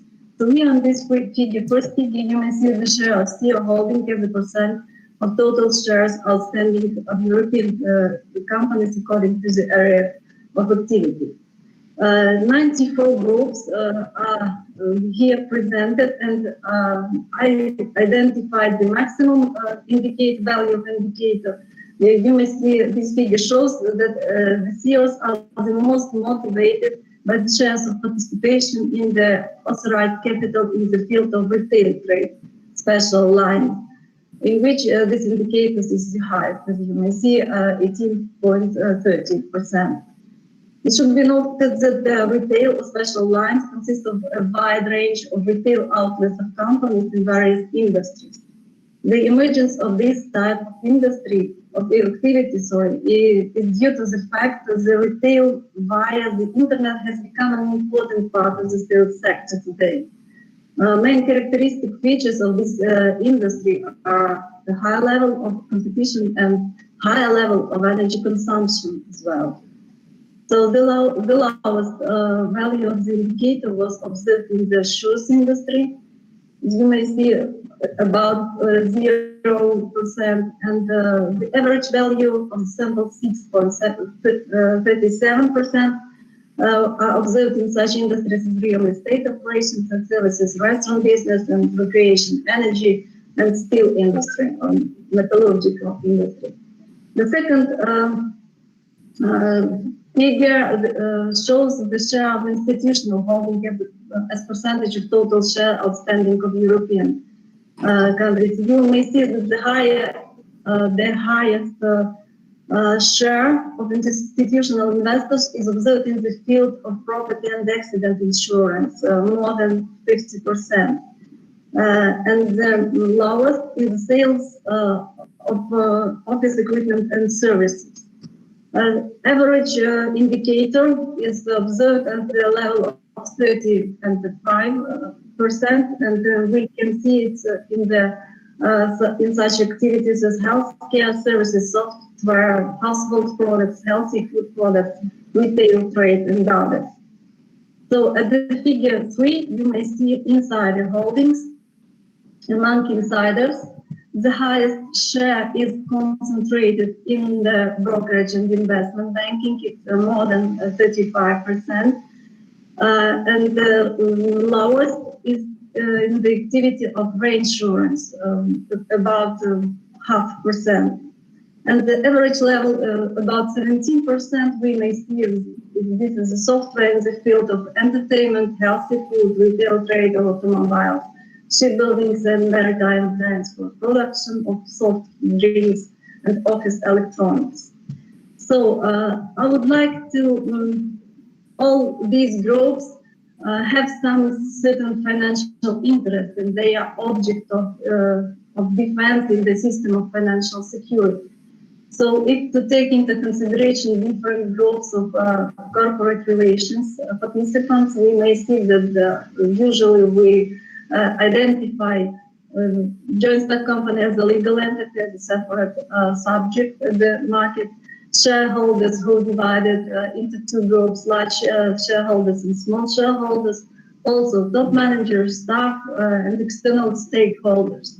And every of these group has their own main financial interests and local financial interests who may lead to some threats to the financial security of a company. If these interests are common for all of these groups, we can state that the financial security of a company has a higher level. But usually corporate conflicts occurs when this interest doesn't find their own basis. So I didn't aim really to plunge into the deep of calculations of financial security indicators relating with just the companies, but just because I understand that we have very diversified auditorium at this conference, so that's why I decided just a little bit conclusion concerning what I presented.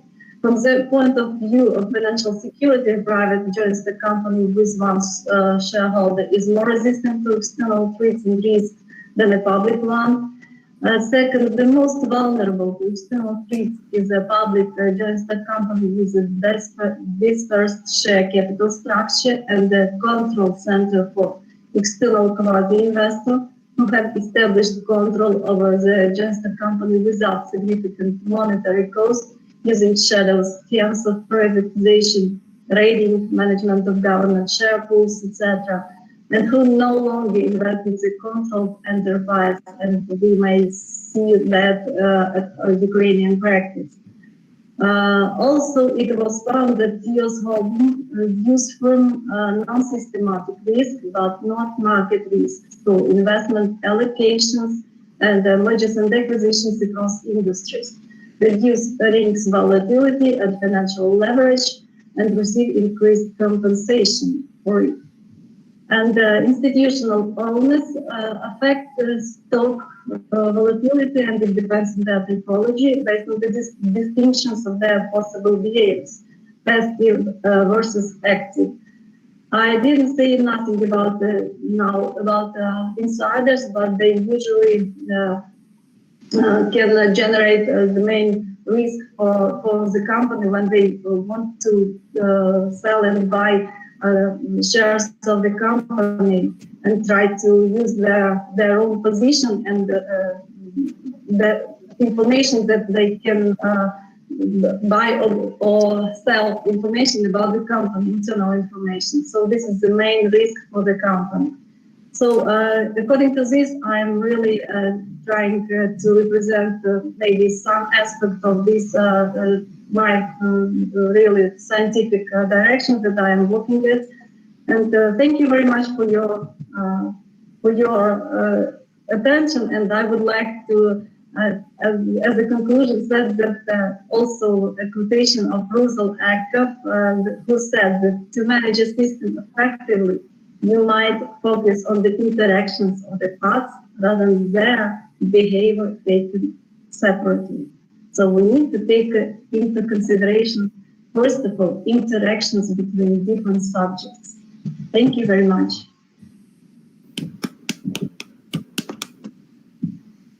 Thank you very much, Professor Nina. I was also a bit know about this financial market and securities. That's why I will be in a position to say a few words about that.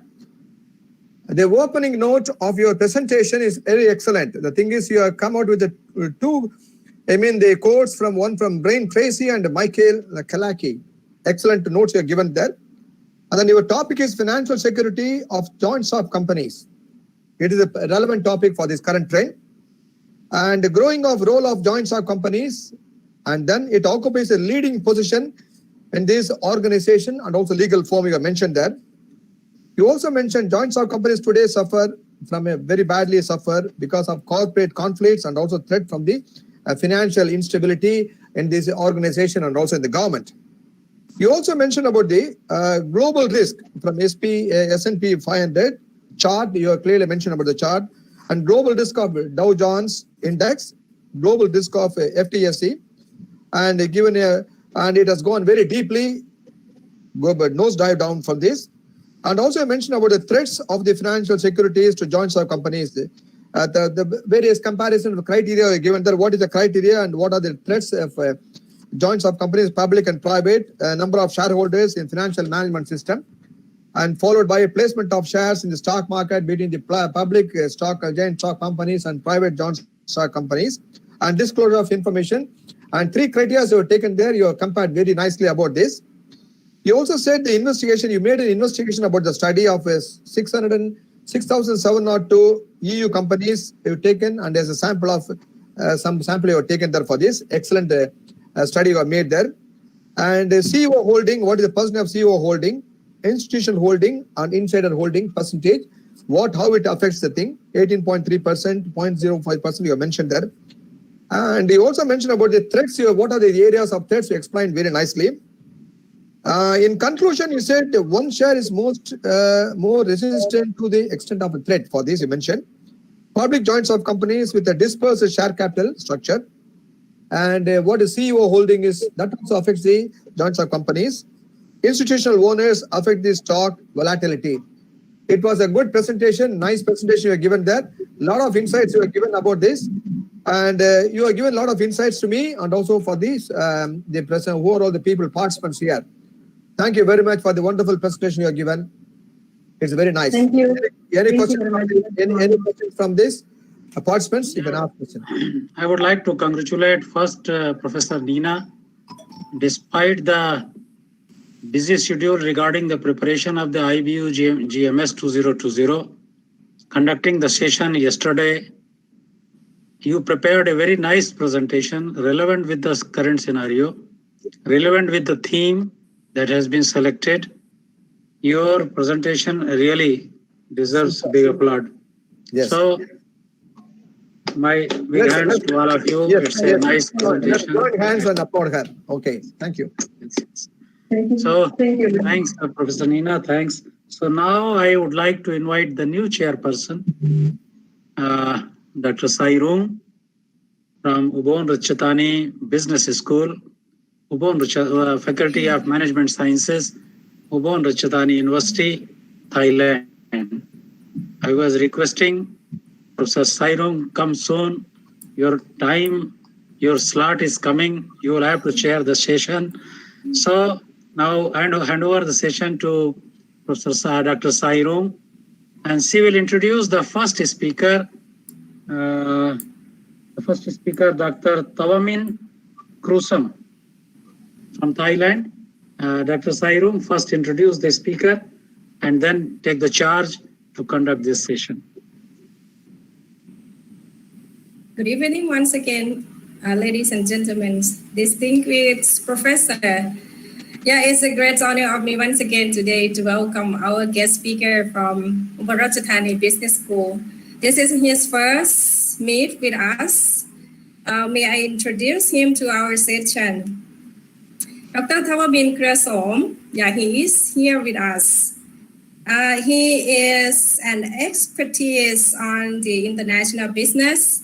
He has done many interesting research regarding businesses, of course. And today he will be sharing with us the very interesting topic, which is indeed business person will be needed and will be take it to account when doing business.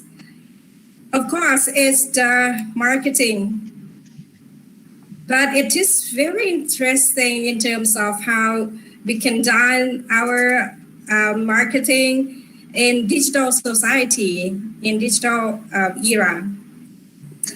And he will be focusing on marketing 4.0 in this era, which is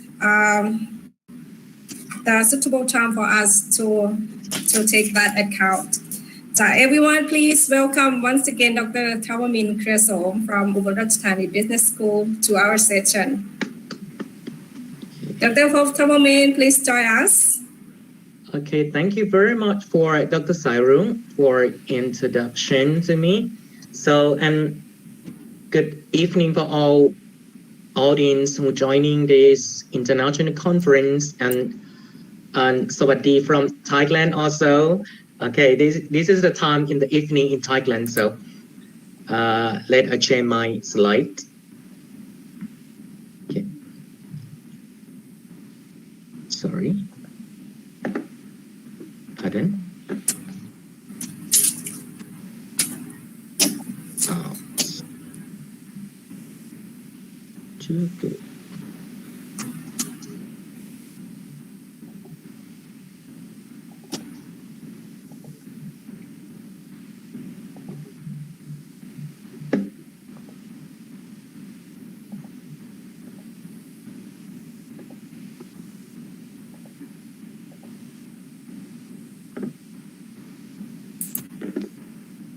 Excuse me.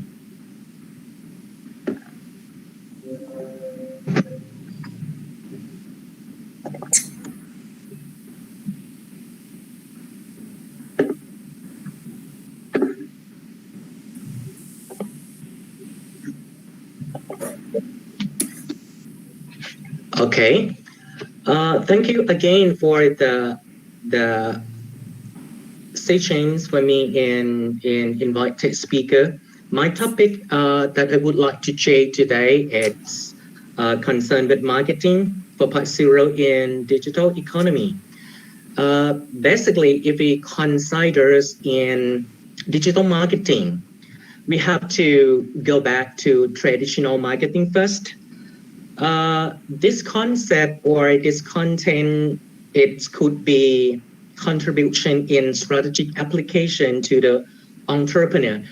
Not only the manufacturer, a service business, tourism, and hospitality business could be contribute in the strategic application also.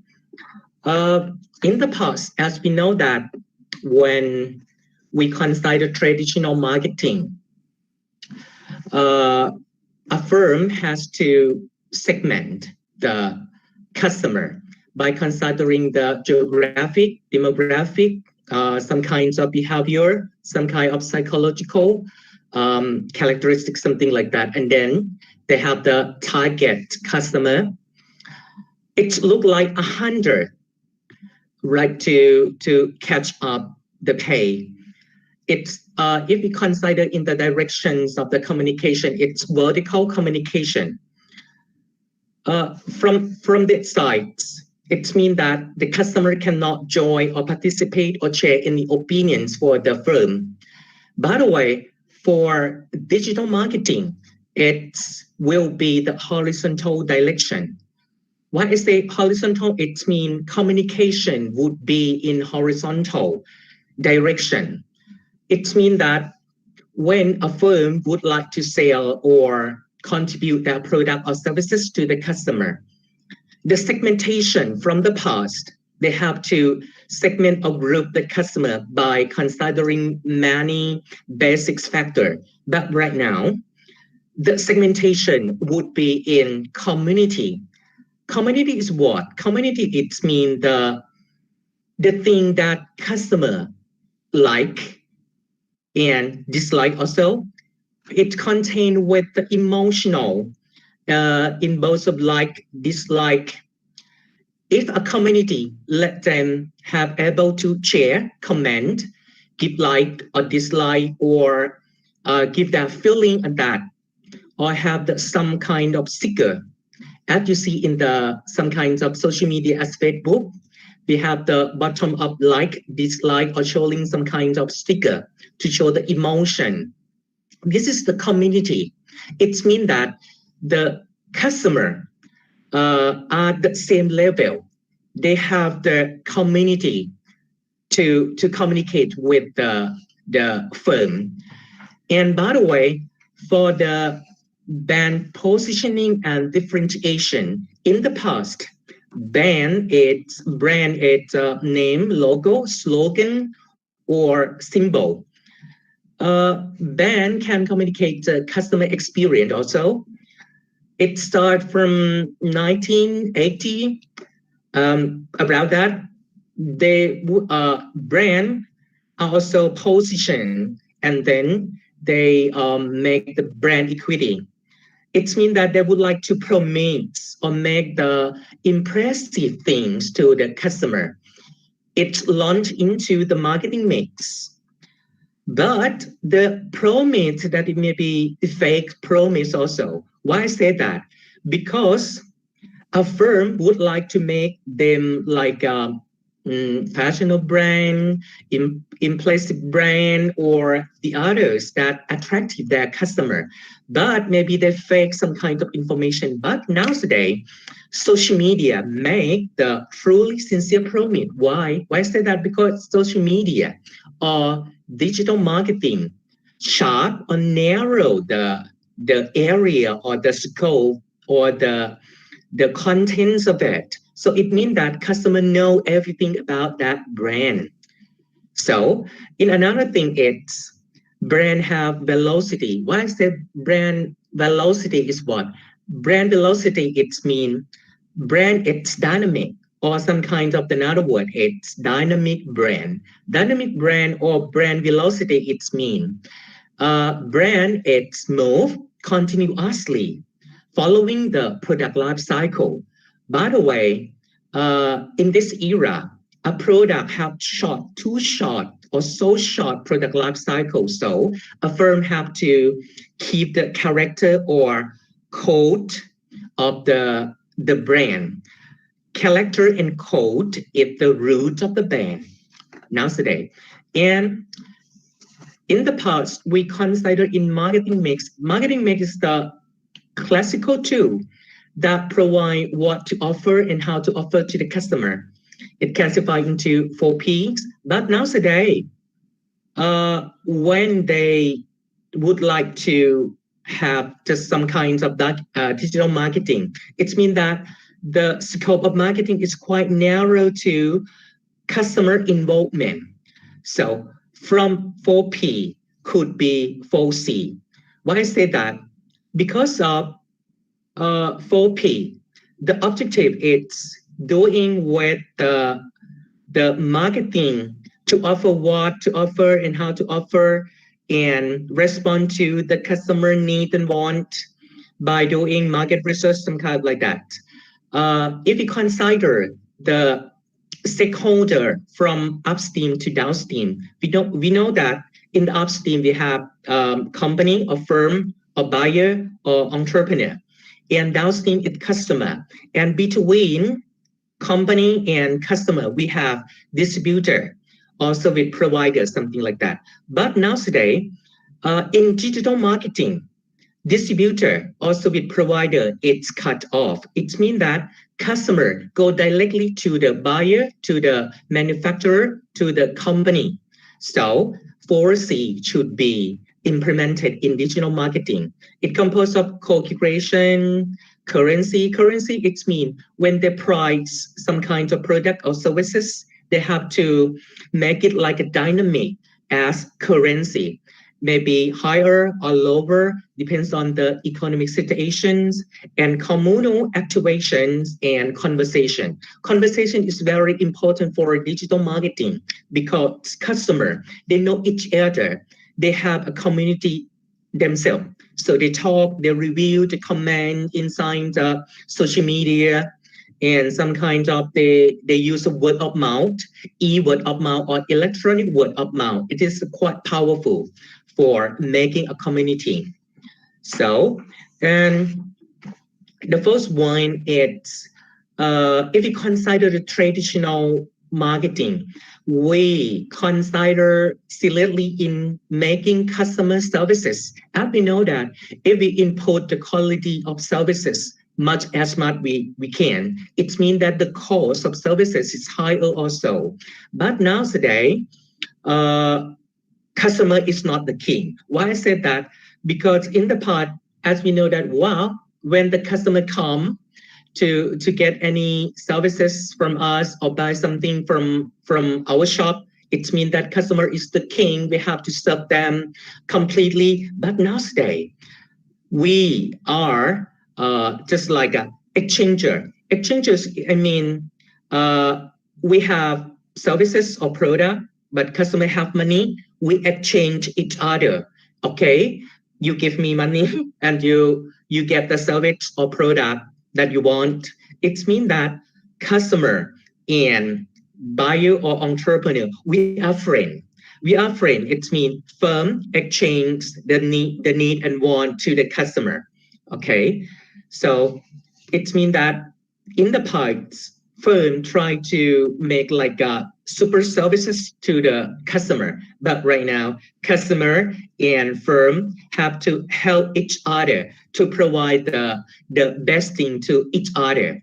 Okay, and for the last one, in summary, between traditional and digital marketing, can we implement in signs of fully digital marketing?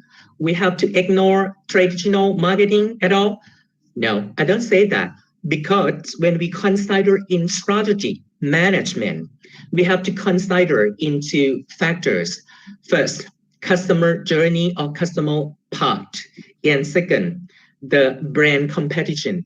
If we have high brand competition, digital marketing, we have to implement that more and more, much and much in terms of engagement, experience, or enjoyment.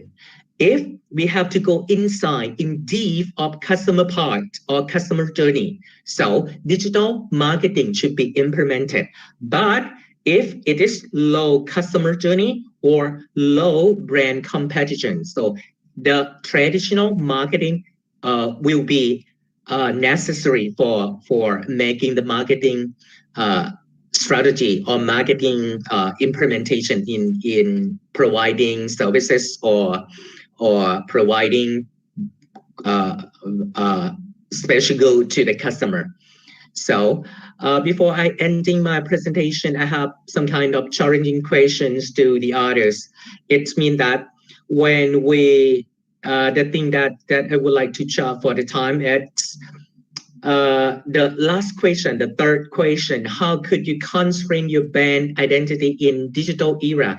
As I explained earlier, that customer had more involvement or joining with the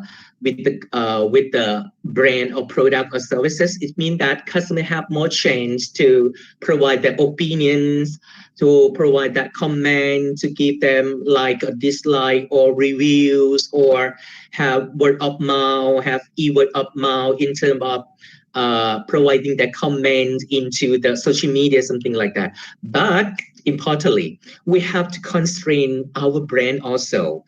If we follow with the comments of the customer, so our brand will be lost.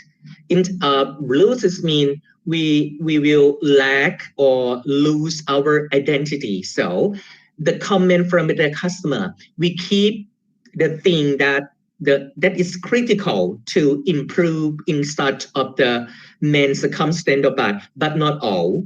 If we take all comments of the consumer to change our brand or any activity in our firm, it means that we lose our brand identity.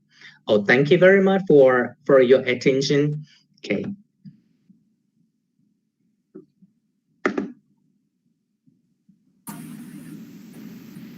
Thank you very much, Dr. Tolmin, for your very nice presentation. So you mentioned the very important points about doing marketing in this digital era.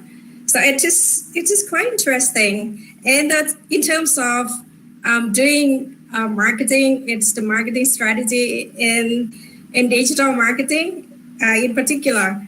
So I'm quite impressed on the strategies you have mentioned. So you mentioned the very interesting and significant point on, so we don't have to lose our identity, follow our comments that the customer give back to the firm, because I am as per my experience, so I have been working in services business. So I was a general manager in the hotel before. So I was taught that our customer is king. So we need to serve all the needs of them. So we have to do whatever they wanted us to do. But today, so you mentioned that, so we don't have to take all those to our accounts, because somehow we will lose our identity. So yes. I don't know, I'm not sure if you guys agree with this, so we can share this topic together. Dr. Tolmin also mentions about the community, customer community. Yeah, I totally agree with that, because in this digital era, so customers get quite easy to social media, social community, so they can put whatever they want to compliment, they want to complain, so they just go to social media community. So whatever, maybe it's right or maybe it's wrong, but people just go through it and adjust it maybe within 2 or a few minutes. And it's quite difficult for the firm to correct it. But Dr. Tolmin confirmed that we don't need to take all those comments, but just a few, the useful comment to develop our strategy, just only that. And thank you once again, Dr. Tolmin, for the very nice and helpful, useful presentations. And I believe that our business profession will consider this. So thank you. Okay, thank you very much. Yeah. Dr. Tolmin, definitely we are delighted by your oral speech. Very nicely you presented. I think something was missing on the screen. We were noticing that some problem is there. It is a technical fault maybe, but it's a very nice way you elaborated, and a very, I think, the mesmerizing way of a presentation, display the real marketing skill about which the Dr. Sairung is telling the dream marketing. I hope that the fellow colleagues, if somebody wants to share something about Dr. Tolmin presentation, they are welcome. Dr. Yanakun, Bis sir, unmute your please, mic. You are welcome. You are welcome to the session. Few years back, it was only 4 P's of marketing mix that were taught through Kotler. Yeah. Things have changed quite a lot.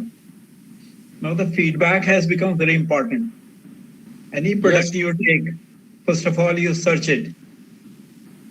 And then after searching, you get the feedback from different consumers, customers, whatsoever you call it, and then only decide.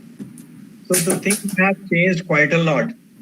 And these are changing also with digital marketing, digitization of the whole system. These are also changing very fast. It's very interesting. Thank you. Thanks to the speaker for exposing us to the newer concepts. Thanks, Dr. Taumin. Now, anyone else want to say something about? Okay, Dr. Sairung, please continue with the session. Dr. Taumin, definitely we will associate. This is the first interaction with you, and your marketing skill definitely must be well spread. Marketing knowledge must be shared among the Indian academicians as well, European academicians as well as the Brazilian fellows are here as well. So definitely this will be very useful for the fellow colleagues and the students, research scholars, and each and everyone.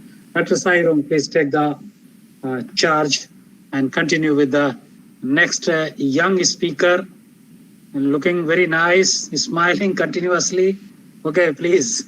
So thank you so much, Professor Padgaj, and thank you so much also, Dr. Barinda, for your comments to our guest speaker.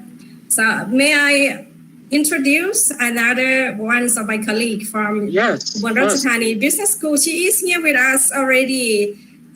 She will be presenting a very interesting research. It's her paper on the developing and catching models and of factors influencing the decision to select loan services of Thailand commercial banks of small and medium-sized entrepreneurs in Thailand. So ladies and gentlemen, please welcome Associate Professor Dr. Pichayada Poonpha. Yeah, she is here already. Dr. Pichayada, please join us. Please unmute your mic. Unmute your mic first. Yes. Still some We issue? still cannot hear you. Dr. Yada, we cannot hear you.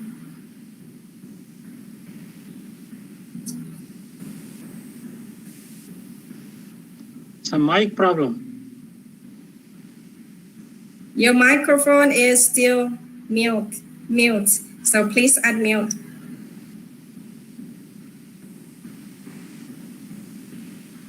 No, we don't hear you. Use the microphone. I think that will be better. Some issue is there with the mic.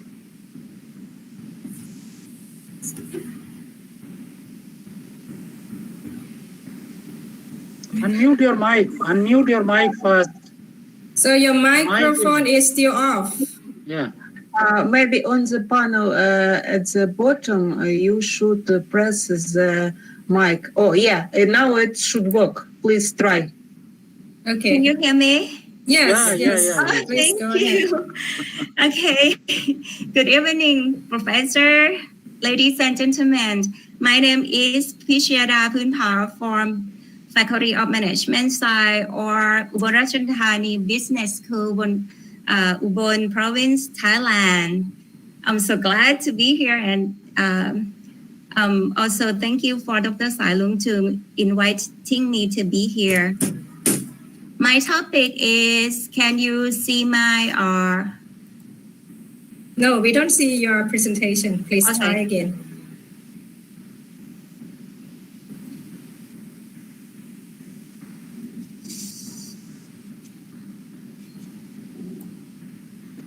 Click ที่นำเสนอนะคะได้เห็นไหม Yeah, but I cannot see your page. Sorry about that. Let's see. Can you? Okay. Share the screen.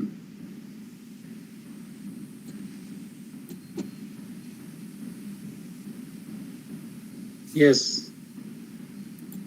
กำลังมาแล้วค่ะ I'm close. Sorry.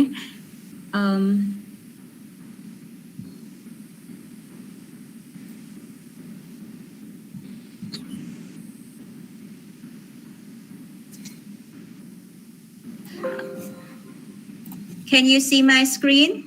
Yes, it's Okay, on the thank screen you. already. Yes.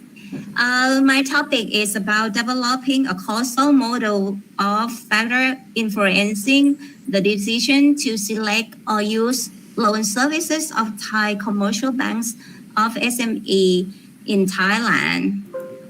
Why this topic is so important? Because current economic problems that are highly competitive and more technology there are so significant impact on the business sector. Incredibly small and medium business and Thai commercial banking business also. Thai commercial banks are affected in terms of inaccessible, leading to new customers, like interest rate is too high, or there are complex borrowing process to customer. This issue affect Thai commercial banks' income, that the most revenue derived from interest on customer loan lending. SME are a key customer of Thai commercial banks because of group of SME is too high, around 90% is SME, 10% just a large firm. And right now, the government support SME for have a credit loan from the bank.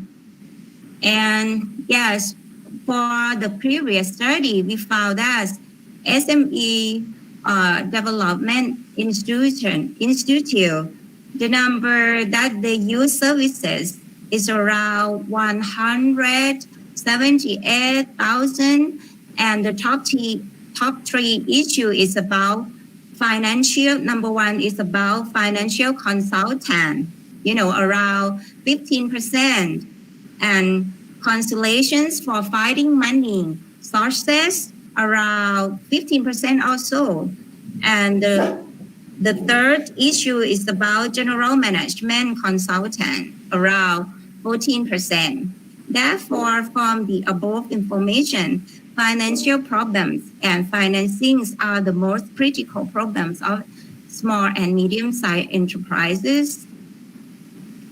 For this research objective, because of Ubon Ratchathani is a big city and a lot of firms here, then I would like to study the causal model that influence of the service marketing mix, corporate image, customer relationship management or CRM, and personal factors to choose or select Thai commercial banks loan of small and medium business entrepreneurs. Why all variables come here is because of literature review.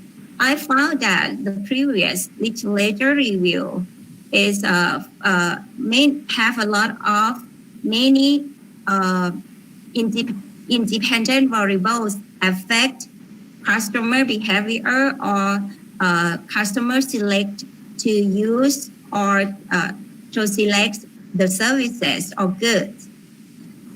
The concept of theory is about customer behavior and decision making.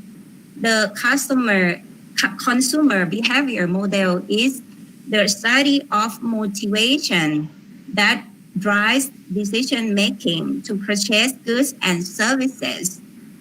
Customer behavior is the action of consumers that are involved in buying and using goods. Customer behavior will affect the marketing strategy of the business. It also affects the success of the company. If a marketing strategy can miss customers or consumer satisfaction. The first of independent variable is about service marketing mix. Because of banks, then 4P is not enough. I use 7P from boom and bidders who generate 7P from marketing, product price, distribution channels, marketing promotion, and add about people, processes, and physical to account of this study. For corporate image, why is so important? Because corporate image is the impression made in the mind of customers of the organization, both product and services management. Having a good vision can help build credibility, trust, and sustainability for companies. So if organization can make their good corporate image, then customer will come and they will successful in the future. That's why that environmental variable is so important also. The third independent variable is about consumer relationship management, CRM, because CRM is a marketing strategy that treats customers to meet the need of each customer. Good CRM should provide detailed information about individual customers. For this study, I used Dan Thamrongkul. He presents about the model of CRM. It's including building a customer database. The second, about using appropriate technology. The third, setting up a relationship program. And the fourth, customer retention. And the last one but not least, of independent variable is about personal factors or personal traits, because different traits of entrepreneurs may be different opportunity or making decision. These research trace factors of was SME entrepreneurs is unique characteristic in Ubon Ratchathani province. For the previous study, I found many variables of these factors. And then, yes, the researcher developed research hypotheses to be four hypotheses. Each one is about personal factors have a direct influence on the decision to use or select bank loan. H2 is about corporate image, has a direct influence also. H3, a service marketing mix direct influences the decision to choose a bank loan service for SME. And H4, CRM has a direct influence on the decision to use a bank loan. This is the model. If it's not clear, I will show you in Word. H1 is about personal traits. This is so important, age or income or business experience, because of when bank want approve customer or entrepreneur to have loan, then income is so important, or experience and their age also. Corporate image. This study about stability and reliability, brand, social responsibility, service marketing mix that I told you before, 7P, and customer relationship management. Study about customer information technology, customer relationship program, and customer retention. This study research methodology. This study is about quantitative study. Population of this study is a SME entrepreneur in Ubon Ratchathani province. There are more than 55 cases in Ubon, and for this population, sample size is 382.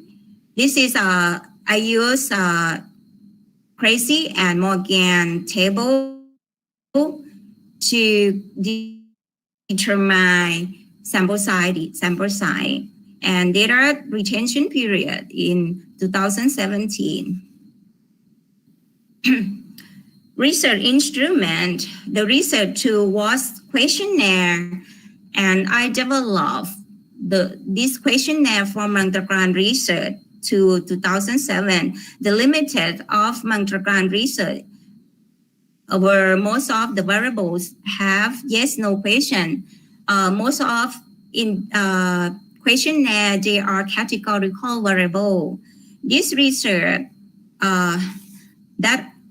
researcher adjust change some variable to be continuous with file level and add more detailed question per each variable to make it clear and can gathering more information. Yes, each variable can, for these questionnaires, each variable can analyze with SEM, structural equation modeling. And I separate to be 3 parts. For the first part is about personal trade.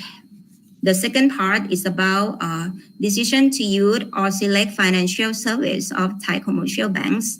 The third part is about independent variables. And this is convolved alpha per each variables. Then it's look like more reliable. And yes, pass the criteria more than 0.7. Then okay, this data is reliable, reliable.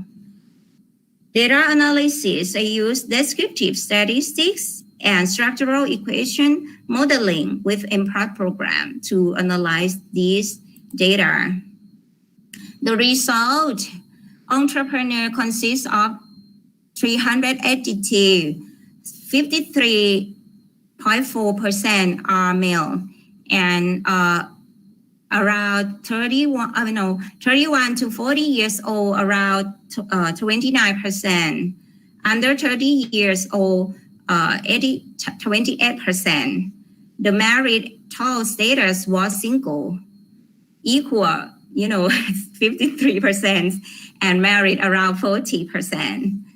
Most entrepreneurs have bachelor degree around 56%. Lower bachelor degree 35%, and just 9% with a master degree. Income per month, entrepreneurs has monthly payments between 30 and 1,000 baht to 40,000 baht, around 29%. And money expense between 4,001 baht to 50,000 baht, around 26%. And the third is about more than 51 baht, around 21%. Most of entrepreneurs operate a wholesale business or retailers, 48%. Service business, 34%, 35%, almost 35%. And around 70% is about production business. Less and experience less than 5 years, around 31%. About average and mean service marketing mix was a high level. Corporate image was a high level also. Okay, let's see about service marketing mix in descending order. We will see people is so important for this, for descriptive statistics, physical and distribution channel. For the corporation image was a high level also in this descending order. We will see the bank's stability and reliability is the first, corporate social responsibility and brand respectively. for customer relationship management was at a high level also. In descending order as follows: customer retention, building customer information, and defining a customer relationship program. For decision to choose or select the credit service of Thai commercial banks was at a high level. 2. Next step is about the results of the causal model based on the research hypothesis. I would like to analysis of this model because I would like to see about how the picture of all variables together and want to know about the empirical data and research hypothesis fit together or not. For this study, the researcher found that the empirical data and the research hypothesis model has the right consistently. We will see about chi-square value of degree of free to degree of freedom was equal to 0.45 less than 3, then pass the criteria. CFI more than 0.95, TLI more than 0.95 also, and SRMR less than 0.05, and AIC value was also the smallest. For these criteria, then this study passed the criteria, then we can confirm that the empirical data and the research hypothesis model has the good fit model or right consistency of the model. This is the result that this research found. This is a good fitness index. And table 3, this is effect of independent variables on decisions making. Sorry, my dogs. Okay, on decision making to select bank loan, we will see that service marketing makes direct effects. Beta regression is around 0.943 and p-value is less than 0.01. Significant, the first one. The second is about customer relationship management, CRM. Yes, p-value less than 0.01. Beta slope minus 0.617. Personal trait, okay, yes, effect for this on decision making to select bank loan also. And yes, the level is 0.027 or yes, less than 0.05. But corporate image, that this didn't affect on decision making to select bank loan. When we see about sub-factor, let's see about service marketing mix first, because this is the highest effect of beta regression. We will see about product is so important, 0.883. This is the first one that customer look at a bank loan, want to select the bank loan, want to see the product first. For the second one is about process. If the process is not complicated and not more information, then or yes, process is good and clear, then customer will considering about the bank loan. For customer relationship management, the first one is about customer relationship program, and the second is about customer retention.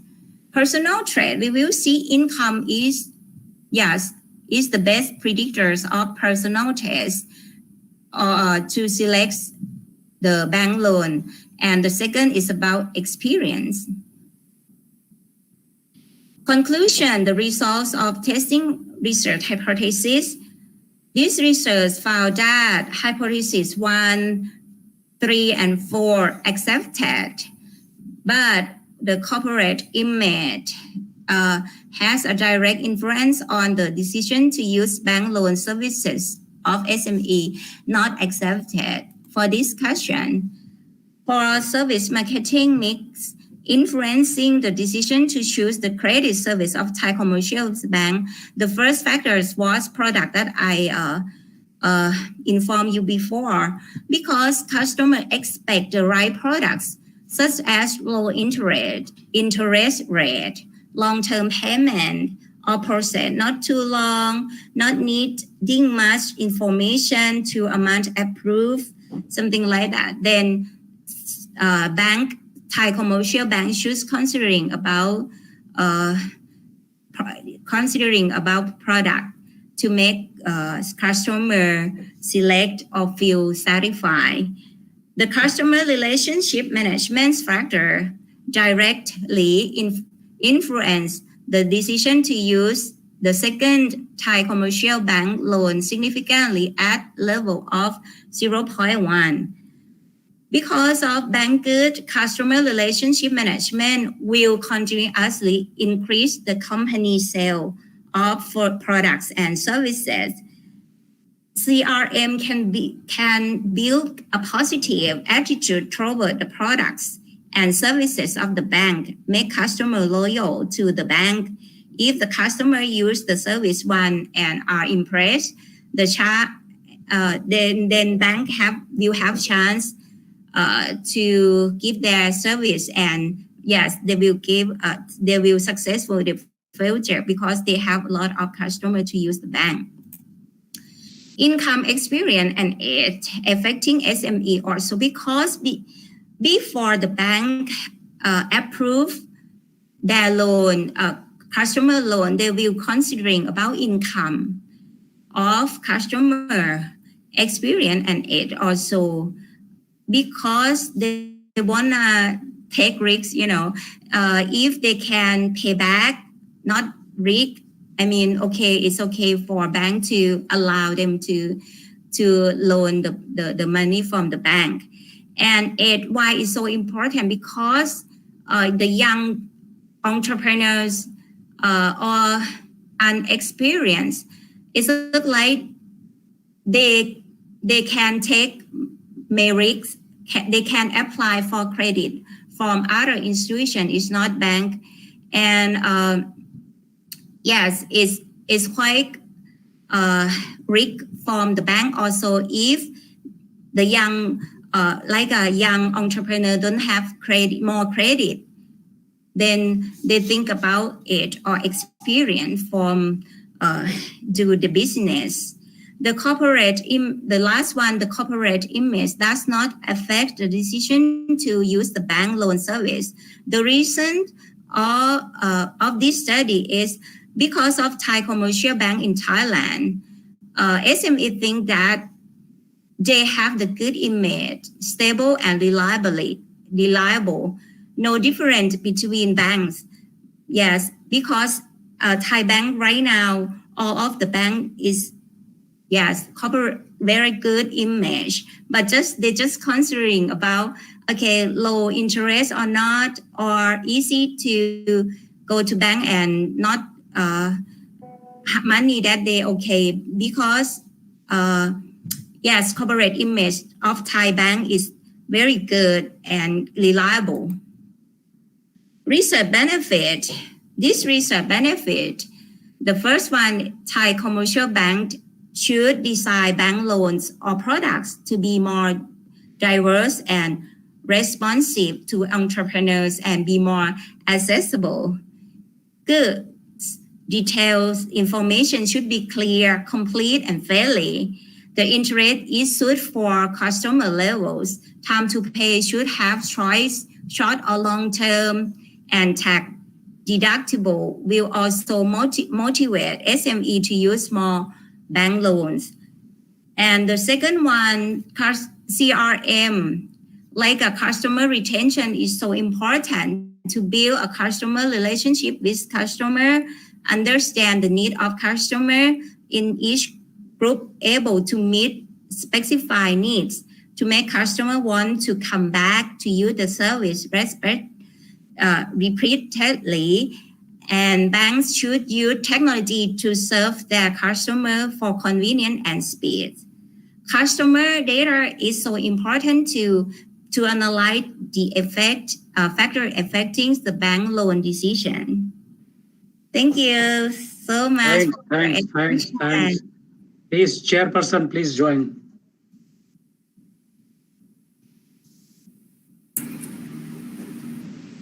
Okay, thank you very much, Dr. Pishayada, for your very nice presentations about the developing a causal model of factors influencing the decisions to select loan services of the Thai commercial banks of SME entrepreneur in Thailand.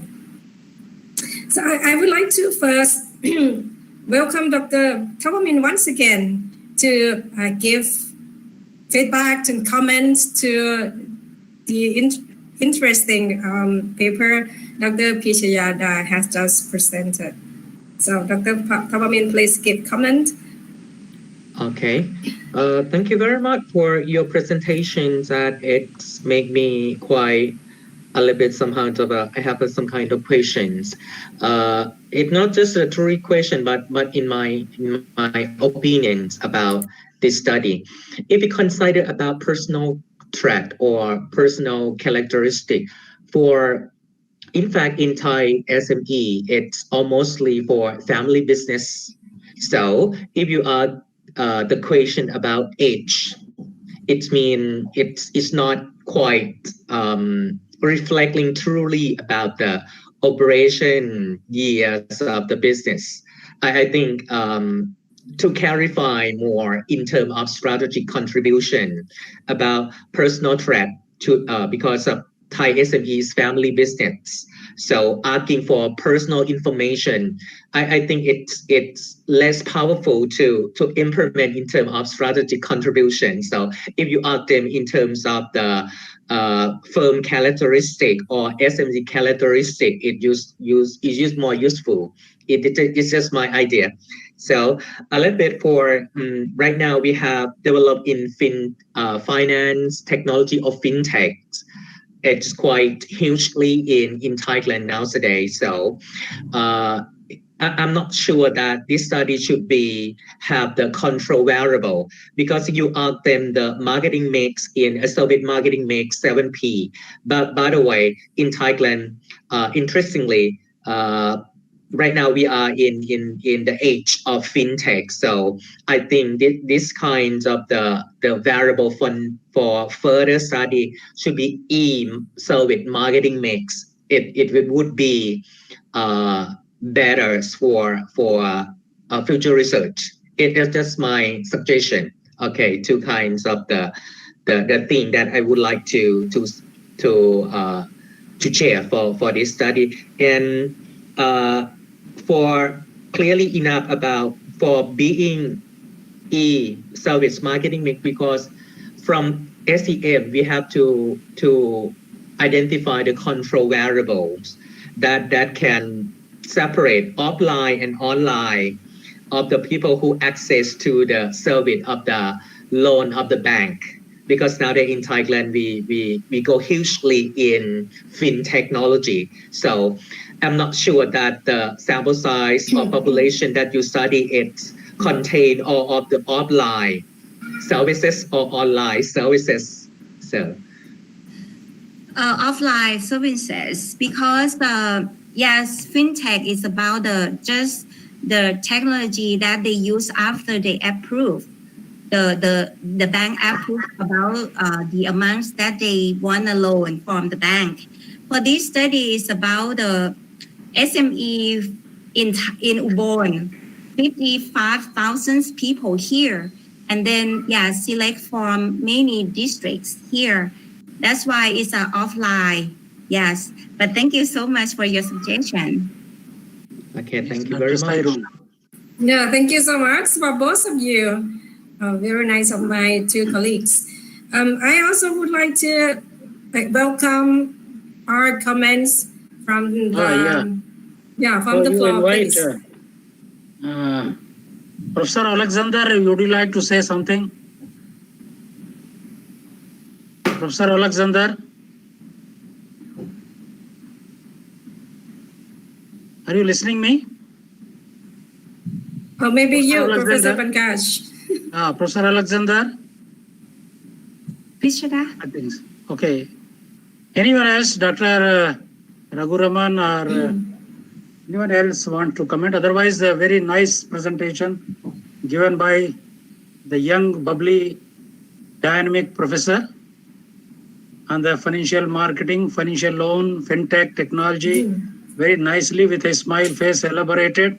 Yeah. That's the beauty of a nice academician.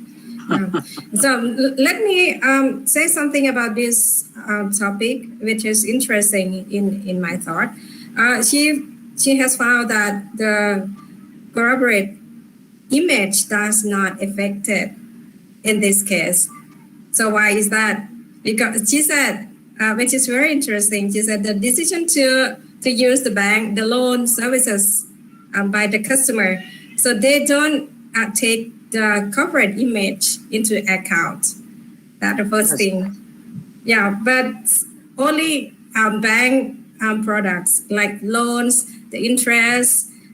So for the Thai SME bank, so they don't need anymore to keep image. Right, so Dr. Pishayada, right. are you mentioning that? Yes, because Thai banks right now, they are reliable, good image. Yes, pretty same level because because of government support Thai banks. Then people or SME, they think they already have a good image, but the product is the best that they select, like a low interest or money a month that they want long term for payment or not, and suitable for their money income or not, something like that. Then what the study proved like that.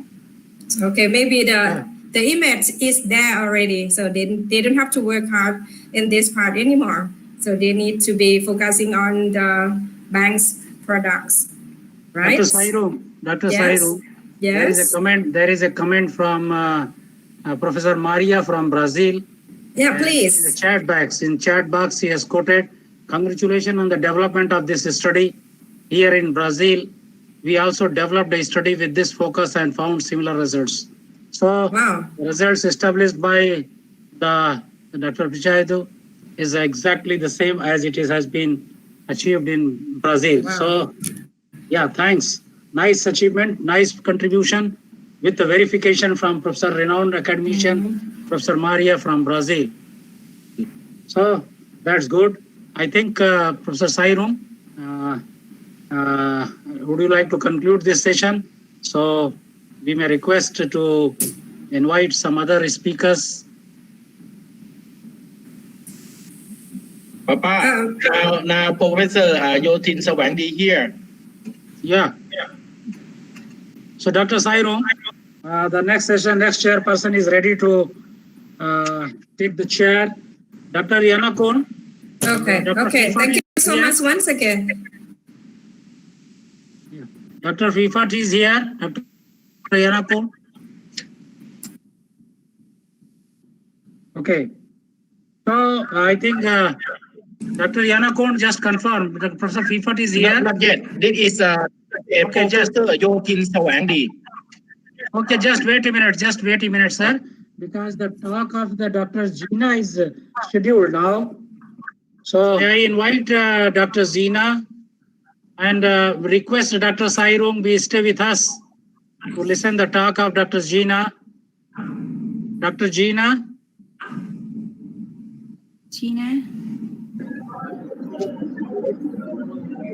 Dr. Gina is here. I think she has joined. Yes. Dr. Gina? Presentation. Yes. Good. Where are you?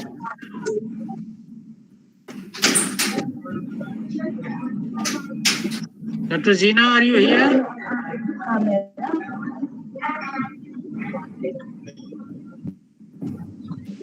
Dr. Gina, yes, please come.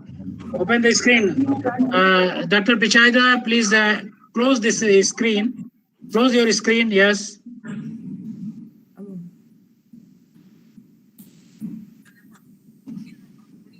Yeah. So Dr. Gina, please come on the screen. And may I request Professor Savio to chair the session. Professor Savio is the principal of the Father Agnel College, Arts and Commerce. And Professor Dr. Gina is the program chairperson, Tourism Management University at Santo Tomas, Legazpi, Philippines. So now the turn of Philippines. Dr. Savio, are you here? Yes, sir. Yes, sir. Okay, Good evening. Please take the chair. Yes, sir. Thank you so much, Professor Srivastava. A good evening to all the delegates, distinguished delegates at the conference. First and foremost, I take this opportunity to thank FATR for giving me this opportunity to chair this particular session. I take this opportunity to start with the session to introduce a distinguished resource person. We have with us now Dr. Gina Alcoriza, Assistant Professor 3, Program Chairperson, Tourism Management, University of Santo Tomas, Legazpi City, Philippines. She's Membership Ambassador, Philippine Association of Researchers in Tourism and Hospitality, Board Member, Union of Filipino Tourism Educators. She is a tourism consultant of some local government units and private entities. She is trainer, Tourist Police, Bicol Region, Philippines. She is also a member of the Regional Quality Assurance Team of Commissioner on Higher Education, Bicol Region, Philippines. Professor Gina is also the President, Council of Deans and Program Chairs for Tourism and Hospitality. She is an international speaker, lecturer, Philippines, in India and Malaysia on tourism, hospitality, and business topics. Her research area is in community-based tourism, event tourism, and ecotourism. BS Tourism Management at the Polytechnic University of the Philippines at Sant Mesa, Manila. And she's a Doctor of Business Administration at the University of San Tomas, Legazpi, Philippines. May I welcome a multifaceted, dynamic resource person, Dr. Gina Alcoriza. Yes, hello. Yes, hello. Good afternoon to people in the western part of the world. And of course, good evening to our friends, colleagues here at the eastern part, like the Philippines and Malaysia. I would like to share my screen.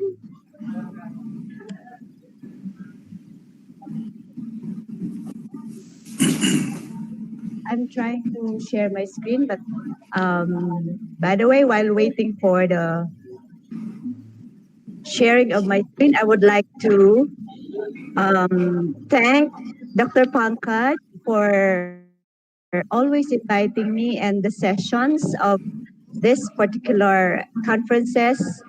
And then Dr. Arceleni and Dr. Beatriz of the Unifabest Brazil, Dr. Sairong, my friend from Thailand, for always connecting with me and then by inviting me here at this session.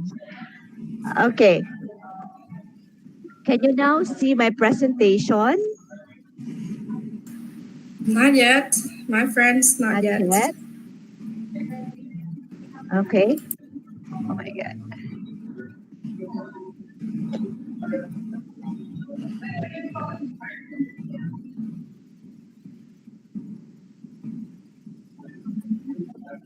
So I shared already. Dr. Cyril?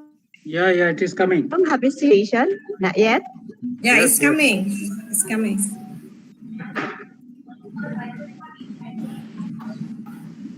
Yeah. It's there already. Okay.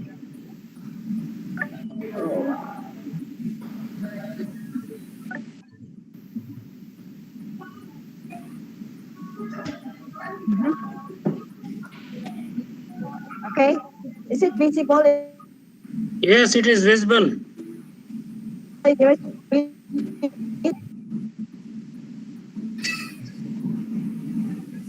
Okay, but it's not visible to my screen. Okay, okay.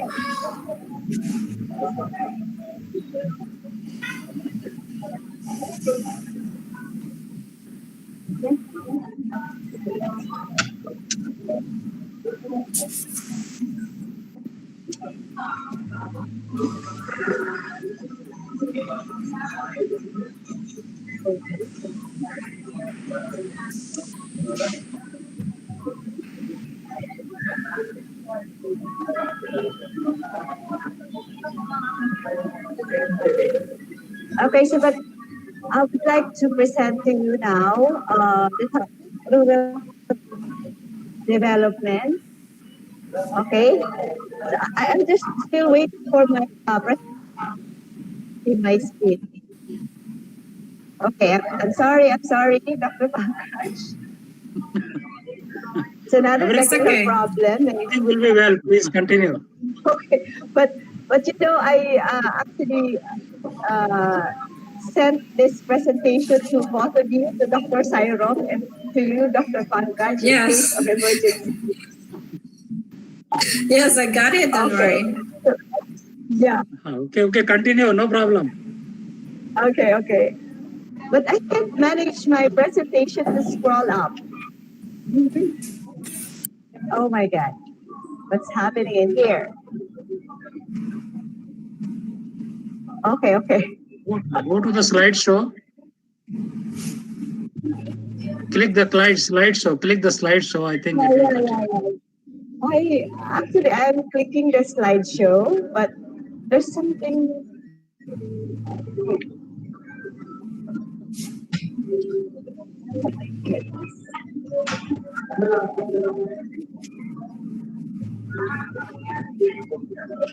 Okay, can I refresh? Okay, you can slide. You can. Okay. Okay.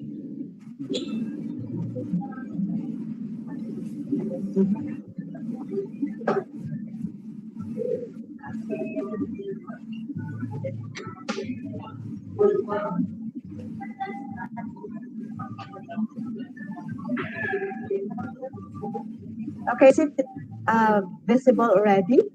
Yes, visible.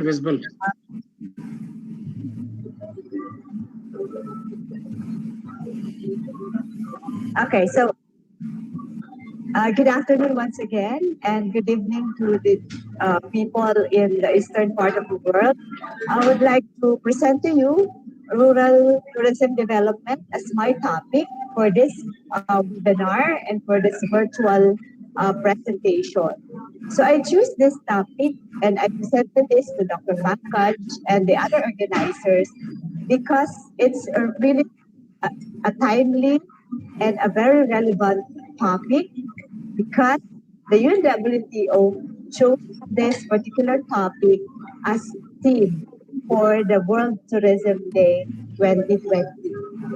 Okay, so just to give you an idea, okay, so 2020 is actually the tourism and rural development year. So for this particular webinar, I would like to share to you the agenda of this particular topic. So the rural tourism concepts and principles, the importance and benefits of rural tourism, the rural tourism development strategies. So when we are talking about rural tourism, this is all about country vacation. This is all about visiting inland or coastal countryside. And we are talking about here small towns and villages visited by our visitors, our tourists. And our tourists are actually, our visitors, actually engage in the recreational activities in a rural environment, like in a farm, in a ranch, or any other places which located in the remote areas. And it involves holds traditional activities and other cultural activities in character. And of course, when we say rural, it's in a rural scale with a population density of 150 persons per square kilometer. So this is very relevant. Why? Because tourism has proven to be the lifeline for many rural communities. So our industry, the tourism industry, is actually very important in rural development. So many rural communities are actually engaging tourism to have or to alleviate poverty and uh, for their tool for economic development. Okay, so this particular place is actually a place in a tourist area here in our region in the Philippines. This is a very good example of a rural tourism site. It's Karamoan in Camarines Sur. So just to give you the concept about rural tourism. So definitely the location, the setting is within the rural location or the rural community. And we use here the rural life of people living in the area, the dwellers, the arts, their culture, and their heritage as the resources in order for us to offer tourism to our visitors. So, in order for us to have or to provide remarkable, delightful tourist experience, these resources, the rural life, art, culture, and heritage must benefit the local community through tourist and local interaction. And the benefits should be social and economic benefits for the local community. And these things, the attractions or the resources like what I mentioned, the culture, the arts and heritage, must be developed, must be provided, or must be packaged in order for the tourist to experience a delightful stay in the area. And at the same time, the local community must benefit from the tourist experience, from the tourist expenditures. So this is actually the concept of rural tourism. So we have a lot of types and forms of rural tourism. So in the other forms of that, we have agritourism. This is actually one of the priorities of our government here in the Philippines. We are, since the Philippines is prone for disasters, prone for typhoons, volcanic eruptions.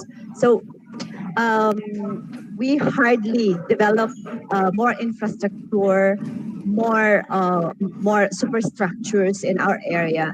So the government is strategizing to develop and encourage more investors in agritourism and rural tourism as well. Okay, so most particularly in the agritourism sector. So when we say agritourism, it's directly connected with the agrarian environment, products or stays.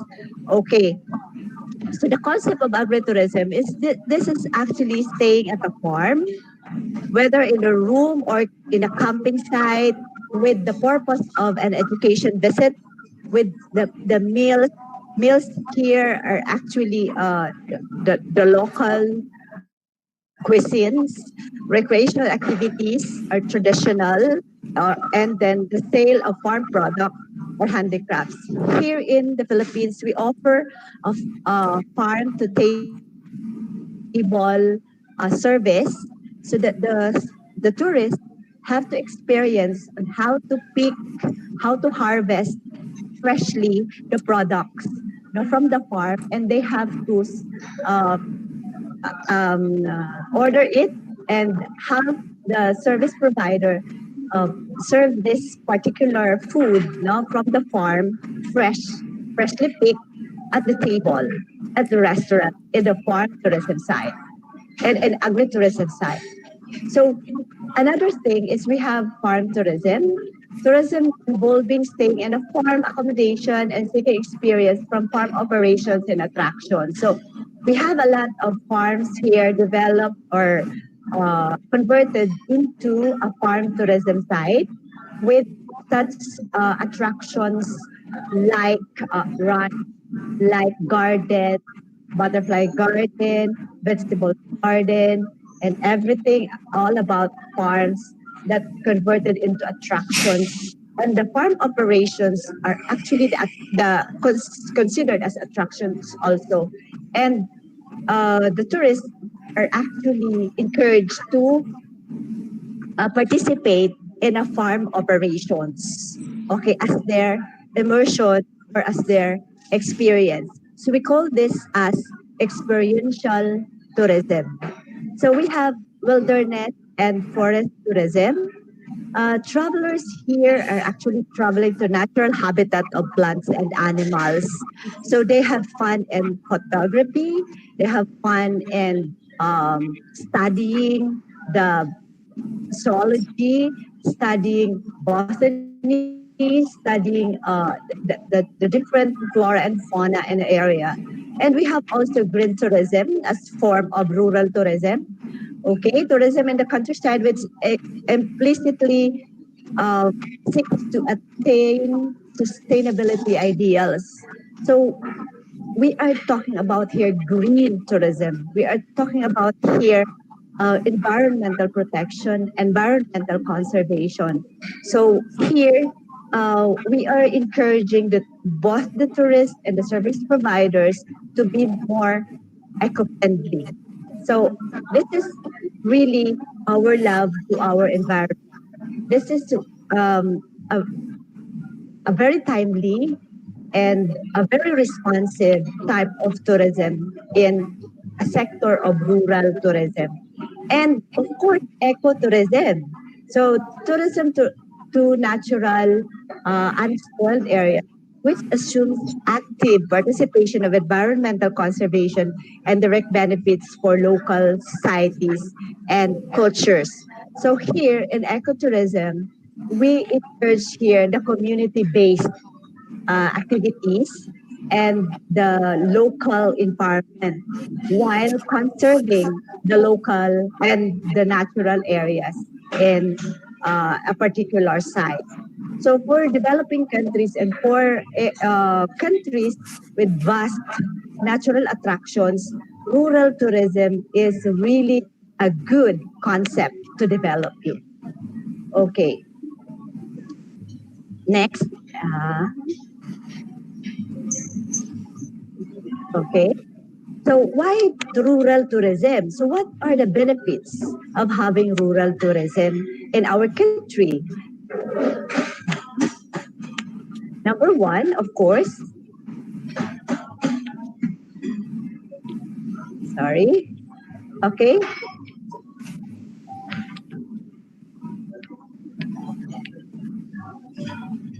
Okay. Of course, this rural tourism can get alternative or supplementary income and employment for of our local people. And it stores infrastructure development. So most particularly, when we are talking about decentralization, we have to develop not only the urban areas, but of course the areas at the outskirts in the countryside.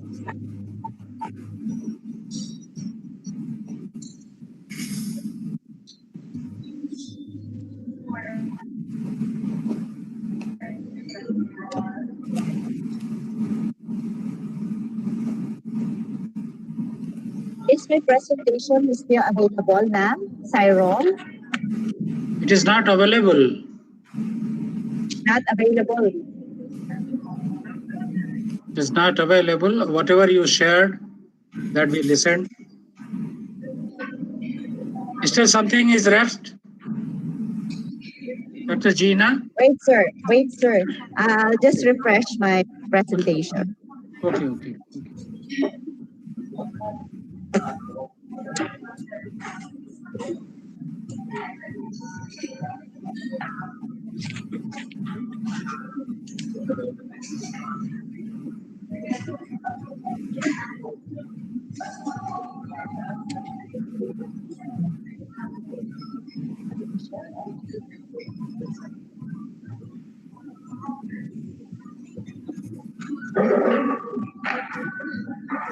Okay, okay.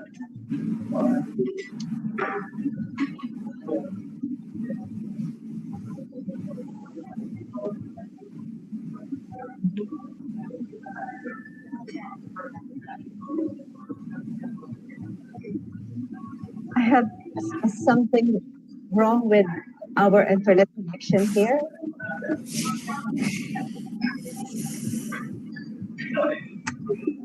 I'm sorry.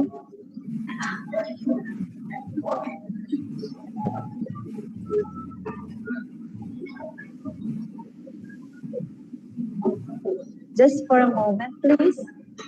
Okay, I'm just refreshing my presentation because of some difficulties here because, you know, sir, our place is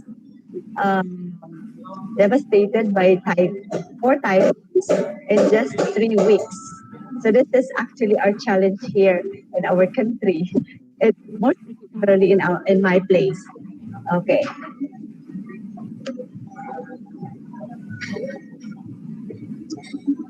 So internet connection is really a problem here now.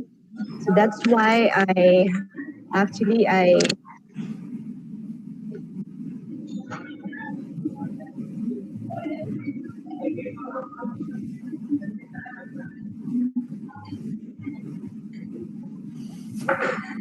for a moment, please.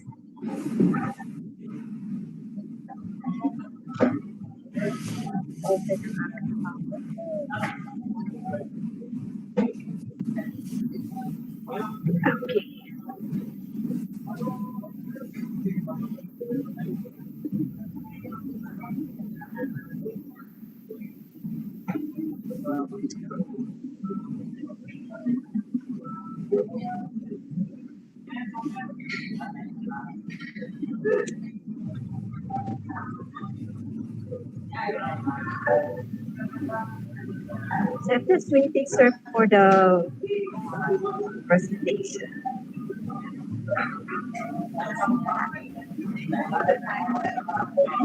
Okay.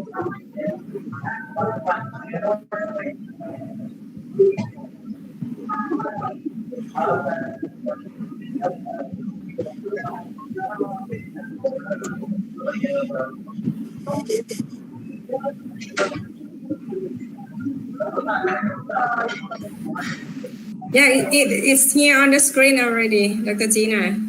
Yeah. Mama, sorry. Oh my God. But don't worry too much about the presentation, so you can go through without it, by the way. Yeah, yeah. Okay. Have it. They're here already.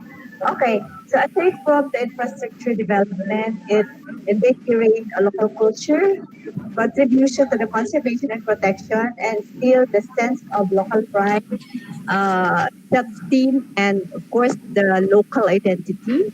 It increases the living standards of the local community, encourage collective community and community empowerment. So those are the benefits of rural tourism. So let's take a look, no, closer to rural productivity. So we have to consider rural tourism because it's actually gives us benefits on rural productivity, employment, improved distribution of wealth. Okay, so because tourism it's actually a tool for us to um, distribute wealth to our local community. Okay, and conservation of the rural environment culture. Okay, local people's involvement. So I am presenting the community empowerment. So we need to involve in the planning. We need to involve in the operations of our tourism, the local people staying in the area or the dwellers in the area, and a suitable way to adapting traditional benefits and values to modern times. So we have to consider also this type of the external market needed. So we have to be careful in having That's rural tourism. And we need to consider the cooperations needed between the internal and external market. Okay, and the role of women is very, very much important in the rural tourism. So the rural tourism can actually open a venue for women to participate in the operation, and then the economic role, side income for farmers and other entrepreneurs in that area.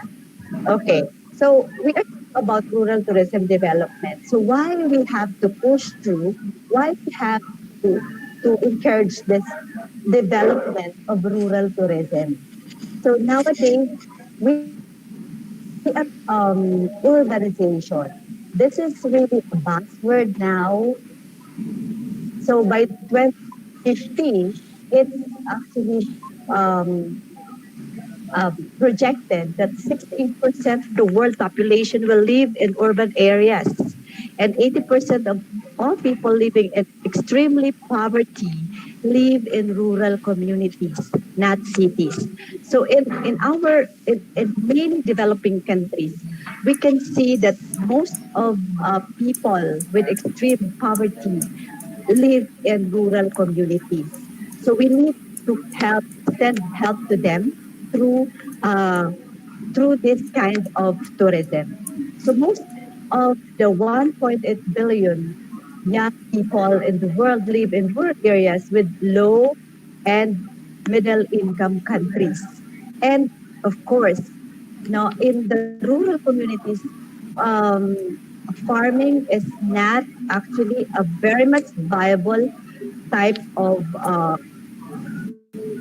here in our country. It's not a really viable profession for people because of of the disasters, because of some other factors that really affected farming here. Okay, and then this kind of scenario, okay, urbanization, we have low income, we have the middle income countries, we have such extreme poverty experience in the rural communities. This leads to migration. So people really migrated to urban areas, and it we experience drain of human capital. So young people nowadays are actually educated in the rural areas, but they have to look for their jobs outside their communities. And they have to look particularly to the other countries and to the urban areas. And then towns and villages are now dying out, and then local customs and heritage become lost because of this migration. Because people are actually looking for a better living, better better income in the urban areas. So this scenario is actually one of the considerations why we have to offer rural tourism development. Okay. And then, aside from that, the tourism sector must participate in the Sustainable Development Goals of the United Nations. So most particularly to respond on goal number 1, no poverty, goal number 5, the gender equality, goal number 8, the decent work and economic growth, for goal number 11, sustainable cities and communities, goal 12, responsible consumption and production, and goal 17, partnership for the goals. Okay, so we have the rural tourism development in order for us to respond to the sustainable development goals and for us to go with the United Nations goals. And this is considered that unique ability of rural tourism. No, okay, for our community, this provides opportunities for all. Okay, and this may transform lives. Okay, and then it may protect the cultural heritage that makes us human. Okay, so this rural tourism can really protect our cultural heritage, our traditions, our people, local people, and we can control them, or we can give them an opportunity to live in their own areas rather than having such migrations to other areas like urban areas. Okay, so this is the the framework that I can give you in order for us to have a better rural tourism development. So with a strong public-private partnership, okay, for us to have infrastructure development and to promote investment in the area. And of course, coupled with the local empowerment, so we need people, we need the local residents to participate in the planning, in the operations of tourism. We have to consult them, okay, during the planning, okay. And of course, our initiative must must give emphasis on people, planet, and prosperity. Or we have to give emphasis on the economics, okay, and the social, and of course the environmental aspect. So I have here five, okay, pillars that for us to have a strong rural tourism. So to have to develop rural tourism in our areas, which is very timely and which is very significant nowadays. Okay, so we have uh, to emphasize policy development. Okay, so the policy on investment, productivity, new development, and policy on education. Okay, and then product development and value chain. Okay, so sustainable food system in the area. We can, in the tourism sector, we can develop thematic routes, route, and destination links and connections, new authentic tourist experience, and um, first experience with the trust and confidence, most particularly nowadays that we have pandemic, we have a lot of problems with regards to borders, health protocols. So we have some hindrances in traveling. So we need this kind of services that we can actually provide, no, tourist experience with the trust and confidence that people may have to visit or to stay in our destination. The next thing is building fair, inclusive, and resilient communities. So we have to give emphasis on the global code of ethics. So in tourism, most particularly when we are talking about rural tourism, we have to provide decent jobs for our local people. Okay? And then gender equality and more inclusive, okay, work environment. So we have to emphasize here, we have to consider inclusivity in our community development in our rural tourism. So next is new opportunities and innovation and digitalization. So we are in the digital age nowadays. Okay, so we have to consider the innovative solutions, digital transformations, digital learning, and of course, one of the most important um, um, ingredients, no, in rural tourism is, of course, entrepreneurship. So we have to have such policy and have such model, no, in order for the local people to engage in entrepreneurship. So, of course, aside from those four, we have to give emphasis on sustainable practices. Like we have to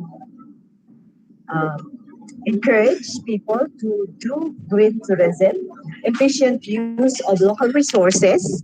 So in the Philippines, um, we have the program of having such go local.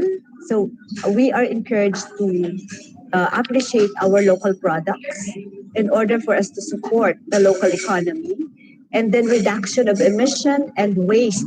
So this is really important in order for us to protect our environment and promote a zero plastic community. So in our place, we are not using plastic now in our department store. We are using eco bags, environmental bags, or we have such paper bags, okay, rather than plastic. Okay, and we must be we must be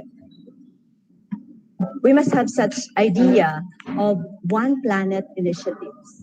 So we have such kind of, we need to promote this, most particularly in the young generation, for us to have such rural tourism development. Very efficient, very timely, and very significant in order for us to have a better future. Okay. So before I end my presentation, I would like to remind everyone that in our lives nowadays, we have pandemic. Here in my country, we have different disasters, volcanic eruptions, we have typhoons, okay, aside from pandemic. Okay, so, but we must always be optimistic. Don't just watch the clock. Do what it does. Let's just keep going. Let's soar higher. Let's always be positive, my dear colleagues. Okay, thank you so much. I think I shared to you some thoughts about rural tourism development. Thank you so much, Dr. Cyril, Dr. Pankaj, Dr. Beatriz, and Dr. Arceles, and the rest of the participants and speakers. Dr. Savio. Thank you, Dr. Gina Alcuriza. You spoke well on the rural tourism development in the context of Philippines. It was nice to hear you speaking on the concepts, principles, benefits, and development strategies. Amongst the benefits, you highlighted how rural tourism development is a lifeline for numerous rural communities in the Philippines. You showed how it's important in the context of employment, traditional occupations, local people's involvement, how it reinvigorates the local cultures, and how it helps to transform lives, how it gives opportunities for all, how it helps in the protection of cultural heritage, and so on and so forth. You also added that rural tourism helps reduce or control urban migration and brings in local empowerment. Dr. Gina also mentioned the various types and forms of rural tourism, that is agri-tourism, farm tourism, wilderness and forest tourism, and ecotourism. Dr. Gina, we appreciate much what you presented.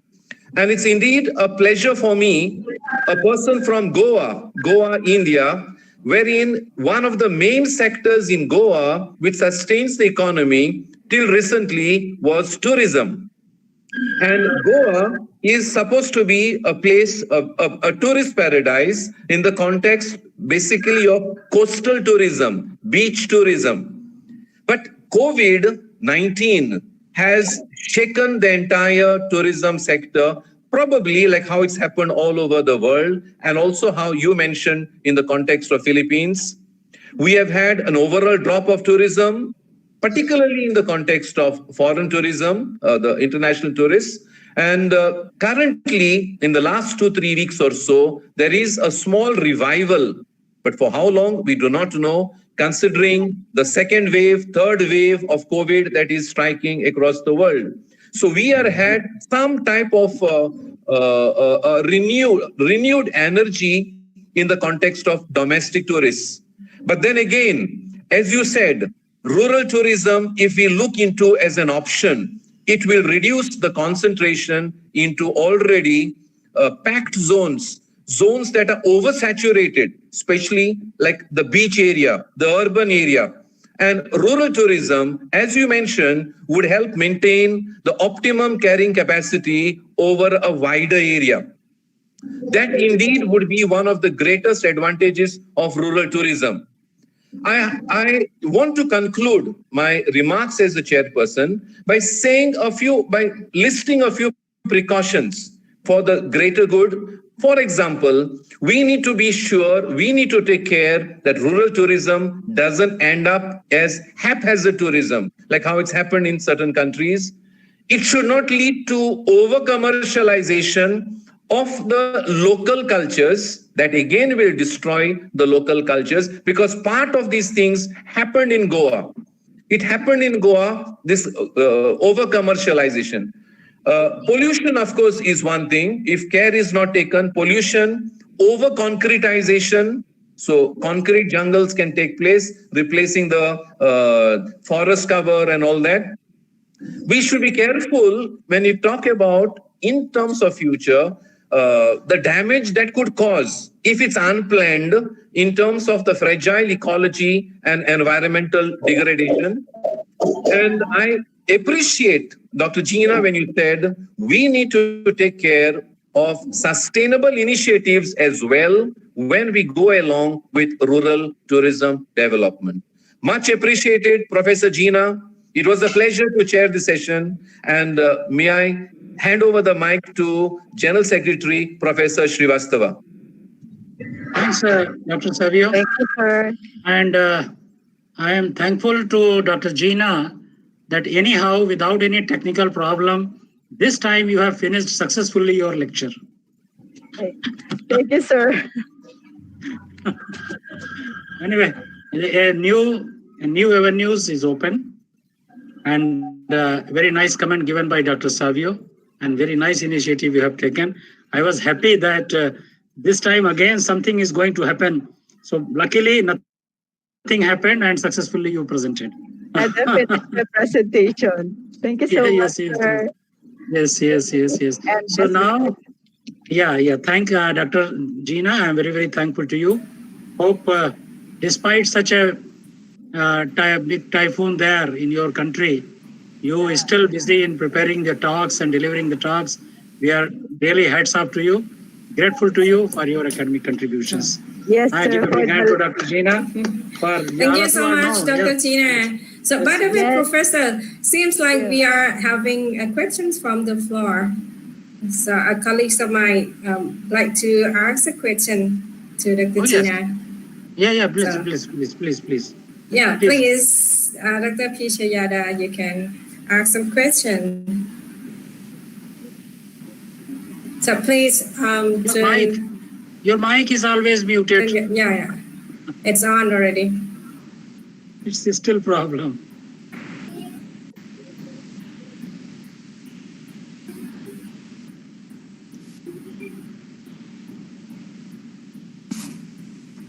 No? Yeah, it is okay. Okay, thank you so much. I would like to clarify about where is your information from, like a documentary or interviewing some local people, something like that. And what is the next question is about the method to analyze data. Thank you so much. Okay, actually, ma'am, what I presented is actually the concepts of rural tourism, the strategies based on the UNWTO guidelines and the guidelines of our Department of Tourism. So this is actually a documentary, not a research. Okay. Okay, thank so you. Next question will be shared on the chat box. So because you may ask the other questions on the chat box, and Dr. Gina is here to reply on the chat box.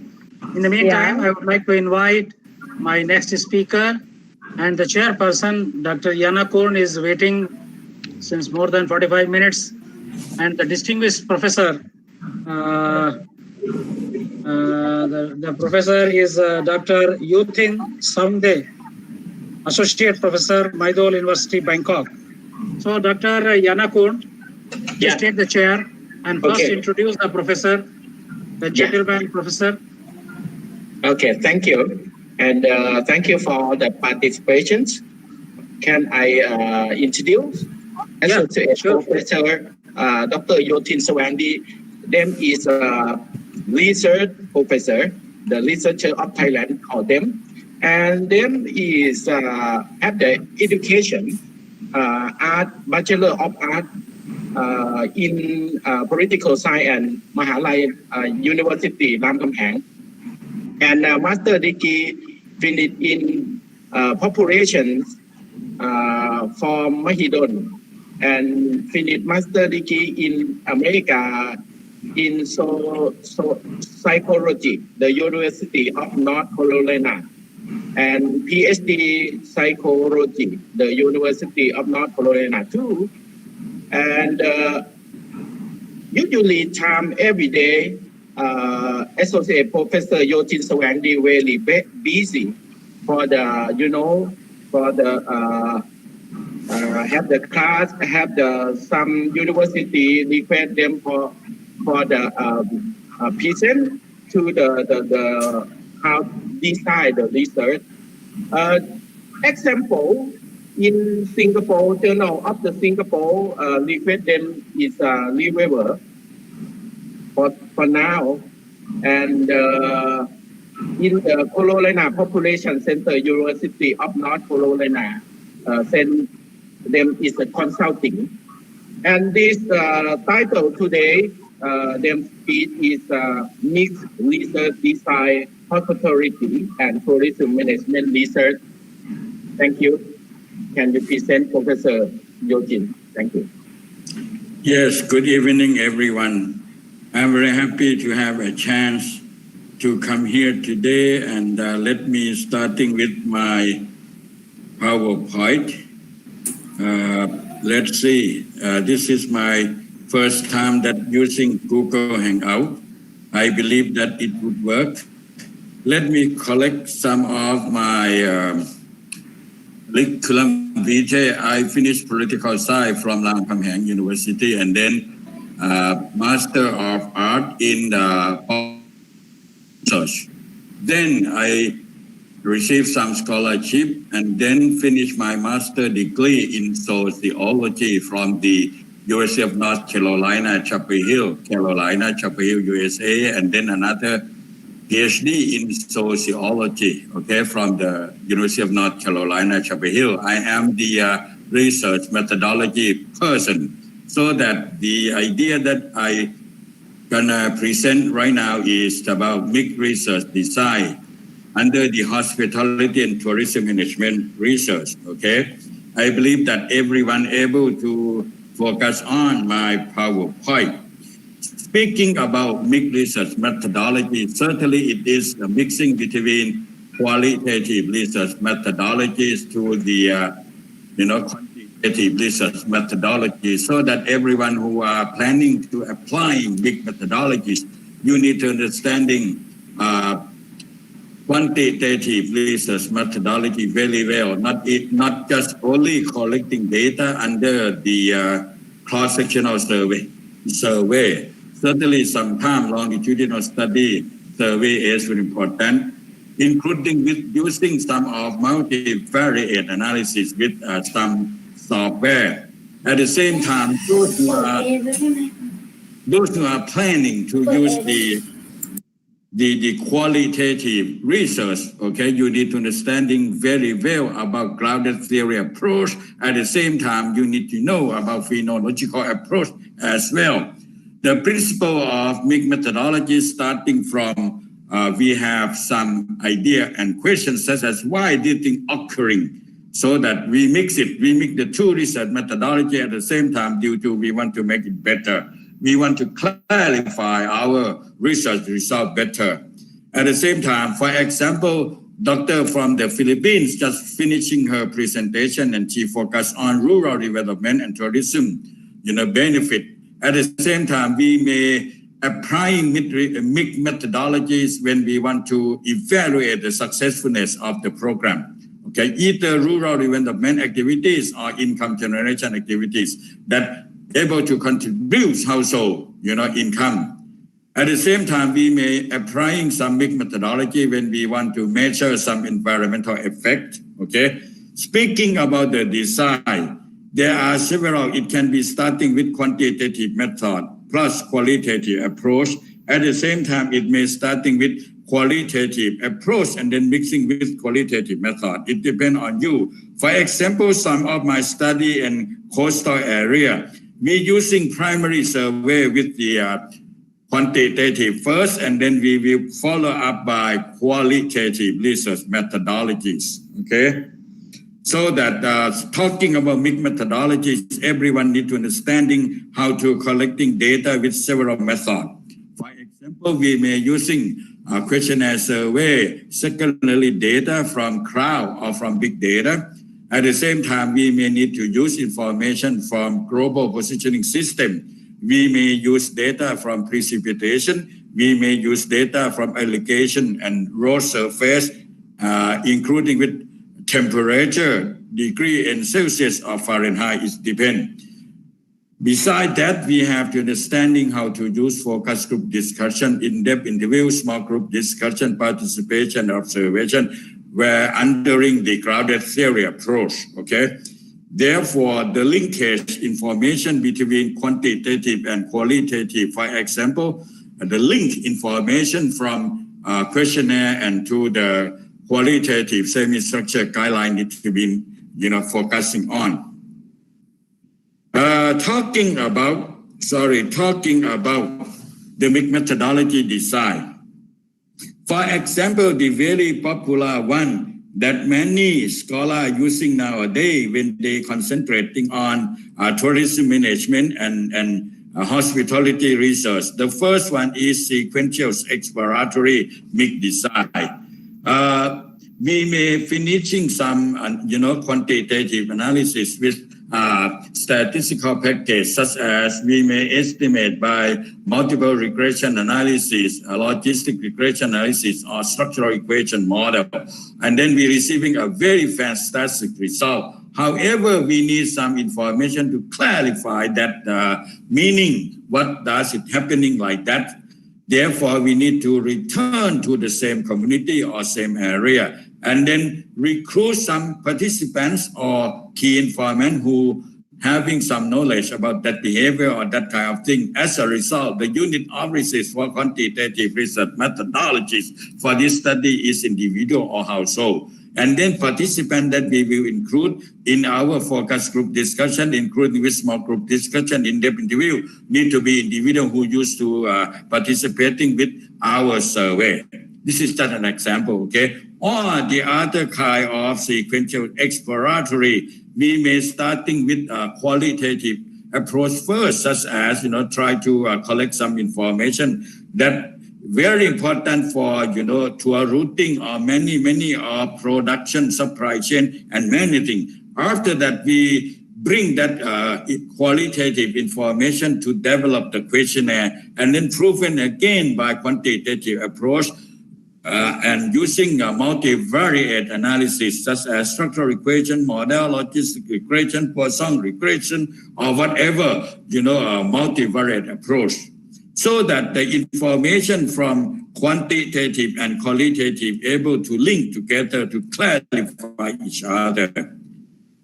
Next, the convergent design. This approach is about mixed convergent research design. It is about to evaluate the successfulness of the program, either hotel, food court or cafeteria or souvenir shop, many things. Okay, we may starting with quantitative survey first. The primary study unit can be household, can be food shop.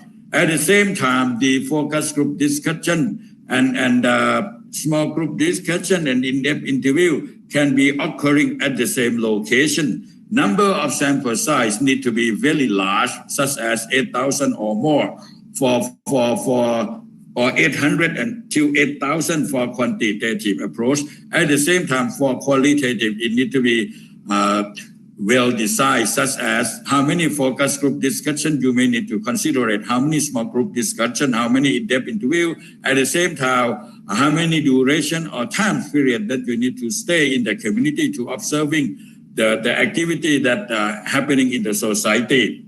Next, for the other design we call hybrid, it means starting from qualitative first and then bring information from qualitative to develop questionnaire and then produce some new indicator. After that, starting with qualitative again, it means that quantity, and then quality again. At the same time, you may start with quantity, and then quantity again. It depends on your research objective.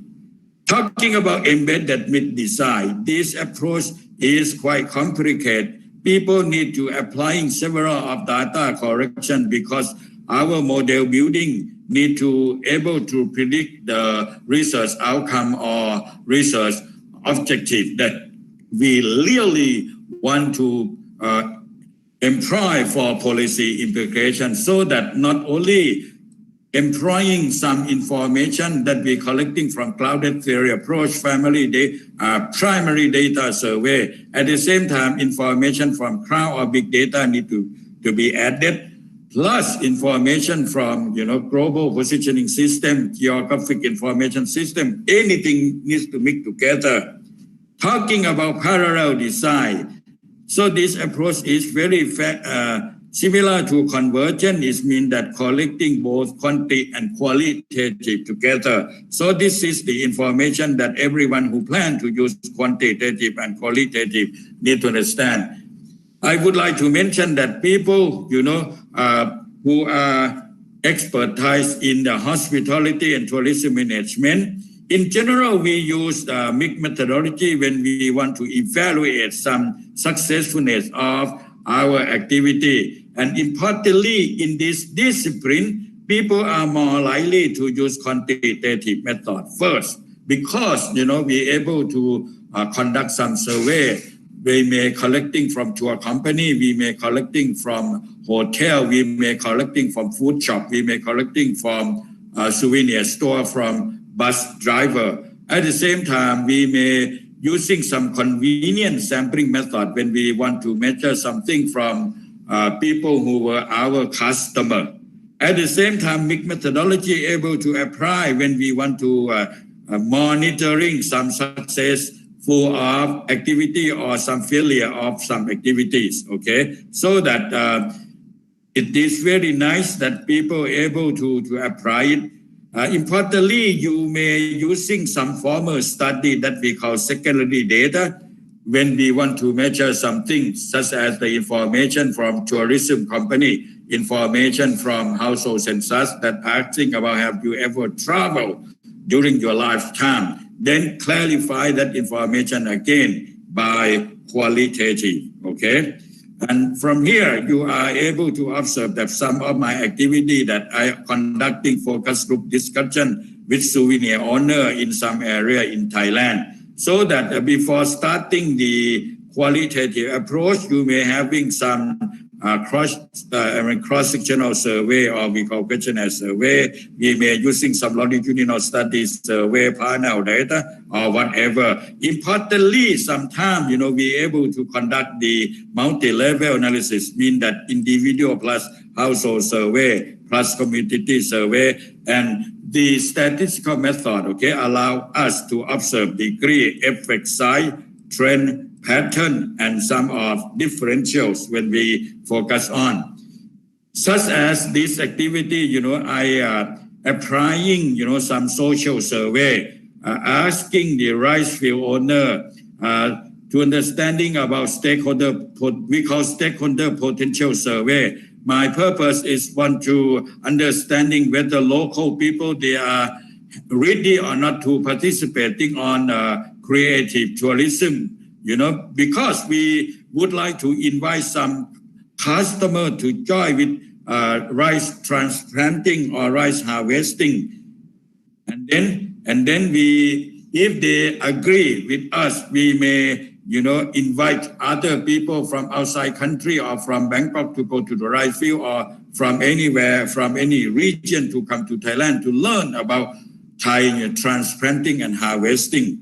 Sometimes, we are using qualitative approach such as visiting the hill tribe area and then conducting some group discussion, in-depth interview. After that, followed by questionnaire survey to measure their understanding, their satisfaction about, people who visit their communities. Are there any weak point? Are there any strong point? Importantly, for those who plan to use, the big methodologies, the thing that you need to understand is that not only conducting a social survey or questionnaire survey, but also you need to understand how to apply multivariate analysis, because inferential statistics is the most important. Be able to estimate degree, be able to estimate odds ratio, be able to estimate, regression coefficient.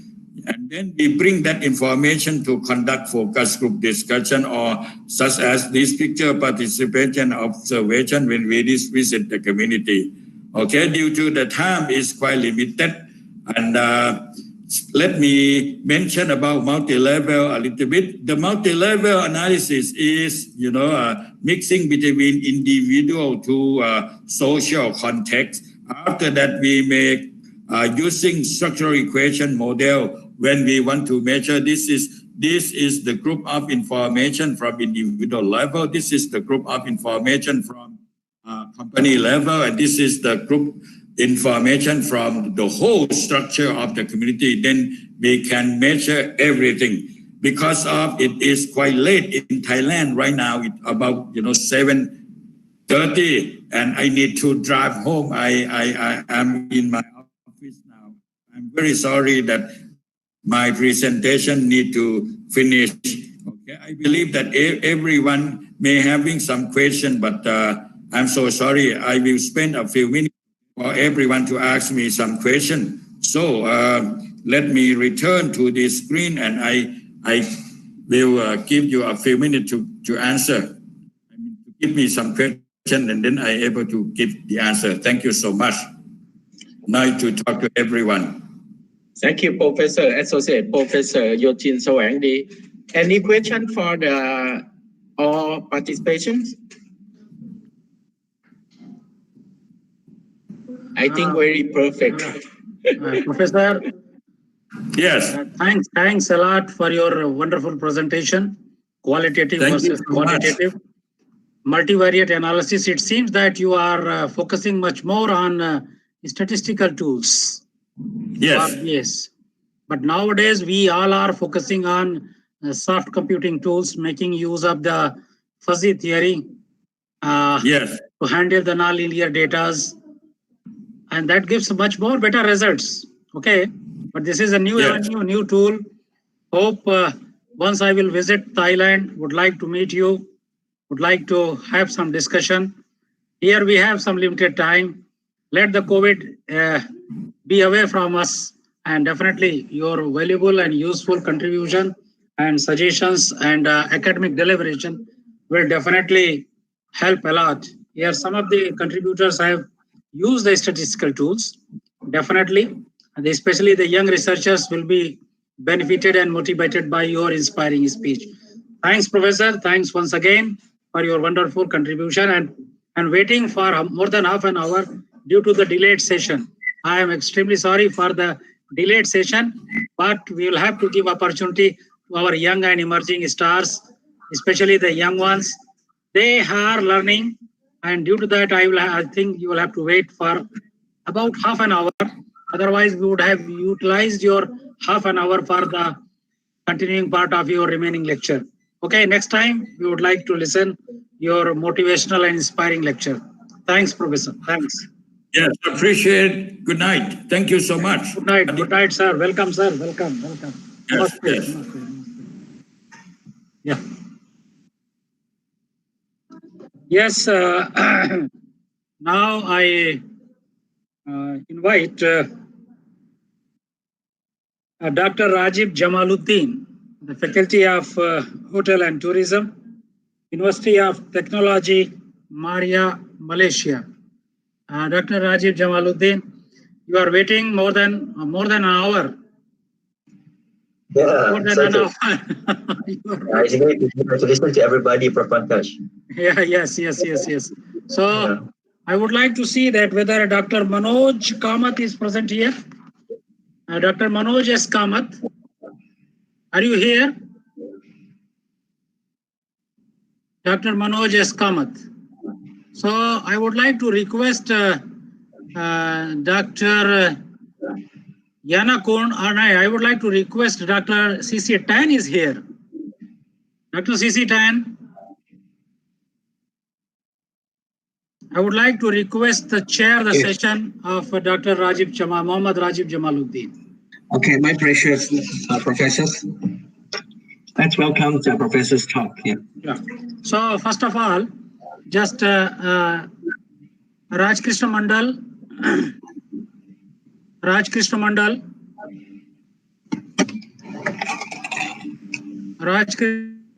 would you like to share the screen regarding the details of Mohammad Rajib Jamaluddin? Okay, Dr. Manoj, you have joined now. So I thought you are disappeared. So I was waiting for the next chairperson. So, okay, Dr. Tan, Dr. Manoj has just joined. So, okay, let the chairperson. Okay. So, see the details of Dr. Mohammad Rajib Jamaluddin.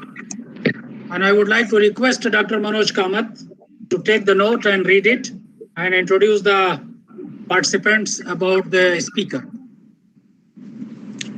Hi, welcome once again. And it gives me great pleasure to welcome Dr. Mohammad Rajib Jamaluddin, one of the distinguished names today who is associated with this conference. Thank you, Dr. Srivastava, Dr. Bisht, for giving me this wonderful opportunity to introduce my one fellow colleague from our academic fraternity and a person with a hallmark of experience in hospitality management, in tourism management, and the general areas of research pertaining to management per se. Friends, Dr. Mohammad Rajib Jamaluddin is currently seconded in the Institute of Business Excellence, that is the University Technology Mara, as a head of retail excellence and consultancy. His main affiliation comes from the Faculty of Hotels and Tourism Management at the University of Technology at Malaysia. After his PhD in hospitality management with specialization in luxury branding and consumer behavior, Sir has been recognized as one of the masters, not only in terms of tourism management, but also in terms of hospitality management per se. I'm very glad that Dr. Jamaluddin is one of the noted international speakers in the field of tourism, in the field of event management, in the field of consumer behavior and industry challenges, and has been granted travel and ground sponsorships for international keynote assignments around the world, with active consultancy given to more than 50 projects commissioned by governmental agencies and private institutions for localizing and for internationalizing the event rating and event impact. Professor Jamaluddin has made a remarkable mark as an adjunct faculty, as a member of the Board of Studies in the Department of Tourism in India at Alagappa University as well. At the same time, by being a visiting faculty at the ICOMS International University College in Malaysia and host of many other colleges in Malaysia. Sir has also been the internal and external examiner, reviewer, and advisor for curriculum development for private higher education institutions in Malaysia. With his superb expertise in academia, Sir has also been the managing editor for Tourism Educators Association of Malaysia. That's called as the Team Journal, recognized globally, and he is also on the board of several index journals. Professor Jamaluddin, FETER India is very much thankful to you for being present with us today, and we are looking forward for your erudite discussion on this particular topic. And we expect that the quality of this conference and this quality of this symposium in the area of tourism management receives some greater height with your kind words. Over to you, Professor Jamaluddin. Welcome you once again. Okay, thank you.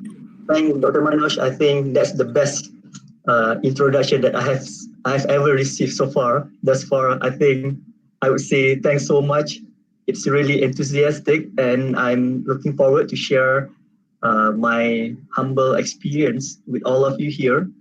Some familiar faces like Dr. Beatrice there. I can see Prof. Pankaj, as well as several other members here. Okay, let me share my screen.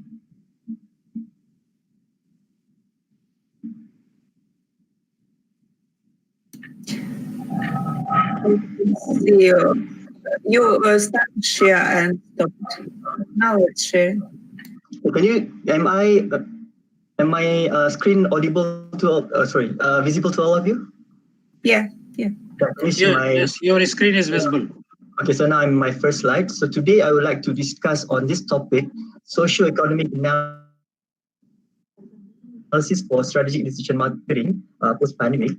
Okay, first of all, I'd like to thank Prof. Pankaj. It's the second time I'm here to share with all of you, and I would say this conference had improved by leaps and bounds. I would say that there are so many people here. The collaboration is great. From 3 universities now coming up to more than 5 universities. Maybe in the future you'll have 10 universities, maybe 20 universities that will collaborate for this type of conference.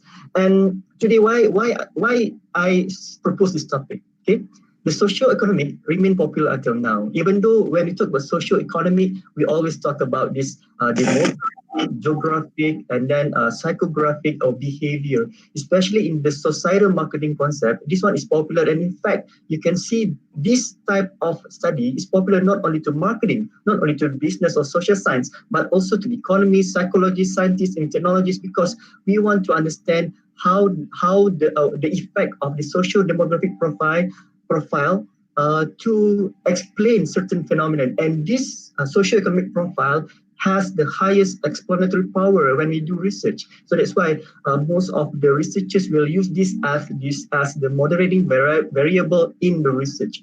And we can say that we use these variables to nation building. So for nation building, it is important for us to benefit this socio-economic profile. For example, like in education, the human capital development, and there are many areas that we can tap on this, as well as if you can see in the Sustainable Development Goals by United Nations. So there are 17 categories as explained by Dr. Gina just now. And I would say this type of topic remain popular. And I would say during this COVID-19, we can also relook at this topic, and maybe we can have several new wave of studies in the future. Okay, when we talk about this socio-economic profile, let us try to imagine the way buyers make decisions. So this is, I think, most of us know about this, like how the people decide when they want to buy things, when they want to make certain actions. So it started off with identify the problem or needs, and after that they will identify the alternatives. So they will list all the alternatives, maybe 1, maybe 2 to more, maybe 2 to 5, and then they will select the best alternative before they do the actions. So in the marketing, they will purchase, and after that they will review the outcome, and if let's say the actual behavior or actual feeling more than expectation, then they will feel satisfied. So that is the basic, this buyer decision making process. But nowadays, and after that, we can say that even though this is the normal decision making process, but somehow there are many other inputs that that influence their decisions. Something like the marketing mix. So that's why the marketers is there to always influence people to buy things. Sometimes you have needs. You just need to have, you want to travel, but which area or which destination that you want to travel? So they come, the marketers. The marketers will always attract you, will always give you promotional campaign for you to decide, and you feel in dilemma. So which one do you want to go? Even though you have the money, but you have to decide which one. So that's why you have the set of alternatives as well. That is the first one, the marketing mix. And then it also based on the knowledge or experience, based on your personal encounter. Maybe you learn over time since your childhood. So you have encountered so many incidents in your life. So that's why it made you to be that way. So you decide this because of your knowledge or experience, or maybe because of the social cultural influence. For example, reference group. So you have your friends. Sometimes you decide because of the peer pressure, or maybe your family will always advise you. Will always say that, okay, we have to, you need to always consider your future. Maybe you have to save your money for retiring fund. So that's why family is there to always advise us. And then maybe because of social class, why you buy that hotel, why you go and stay in a five-star hotel, why not in the budget hotel? Because of it because you decide based on your social class, or maybe because of this culture or subculture, because of this upbringing or environment, as well as nowadays. So we have another very powerful influences, something like communication sources. Before this, we can, I would say that marketers rely on the traditional media, print or electronic, or nowadays we have this new media, social media, and now the digitalizations are there. So it keeps coming. So we use apps. Everybody use apps. Like even though you are baby boomers, you haven't used this type of gadget before. But nowadays, whether you like it or not, you have to use it. And everybody is affected with this new world, or we call it digitalization world. And that is for buyer.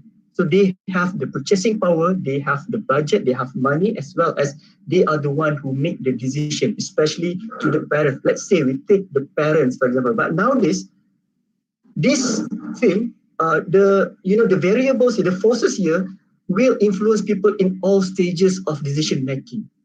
And not like before, maybe it will influence people in the first stage. But now it will sometimes, like even though you are in the stage of buying in the action, but somehow because of the social media, because of the influencer, then you change your decision at the very last minute. Okay. But most importantly nowadays, we have this end user. Something like, I know all of you, some of you, maybe all of you have kids, right?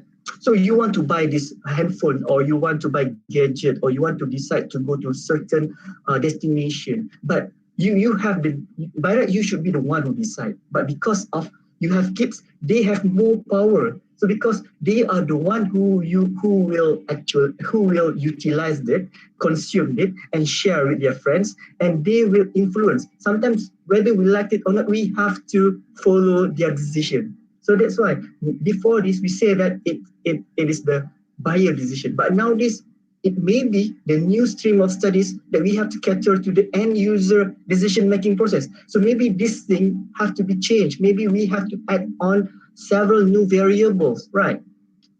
Okay, so this is what I told you just now. They can not only influence us, but also influence us in the stages of selecting the alternatives, or in the reviewing the outcome, or maybe in the purchase.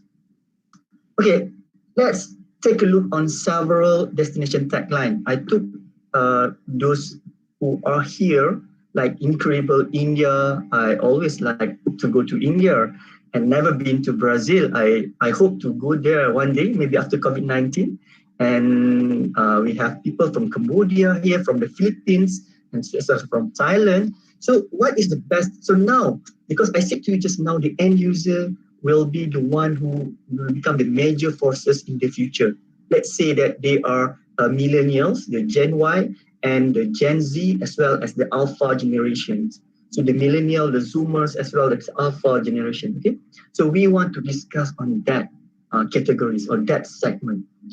Okay, let's say for destination positioning. So what are the variables that we always try to include when we want to do strategic planning, strategic marketing planning? Okay, the first one, definitely the market. So we want to see what are the emerging segment. So the segment that always look for experiential, the segment that look for the personality. So they see the matching between their personality as well as the destination personality, or maybe because of the family oriented, they want to spend the getaway, or they want to spend their holiday in certain destination because it is more on family oriented, and they feel that the destination cater to the family.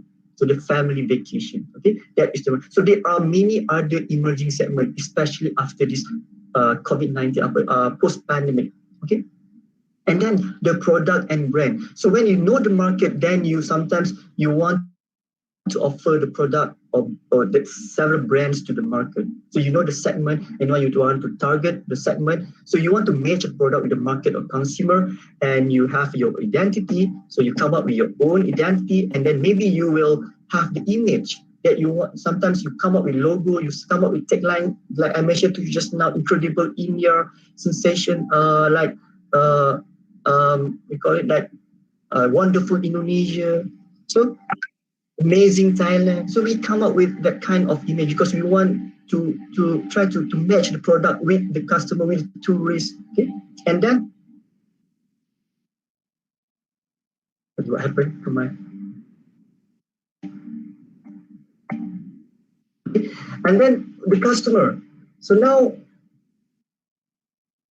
the decision making or the influencers. So now we want to cater, like before this, the baby boomers always the one who have the spending power, the purchasing power that will bring their family members to the destination. But now we can see that the generation Y, the millennials, will be the one. So we want to discuss on this area, and that's in the future after this pandemic. So we want maybe when the industry has to restart. So can we say that we have to go back to the first level of the product life cycle? So I think everybody knows about the product life cycle, the introductory, and then go to the growth level and the maturity and declining. So now maybe after this pandemic, when the border reopen, so we have to go back to the introductory stage, or maybe we have to maintain the status quo. So that I think that one open to research to the academicians. Okay, and then when we try to look at this area, so we want to study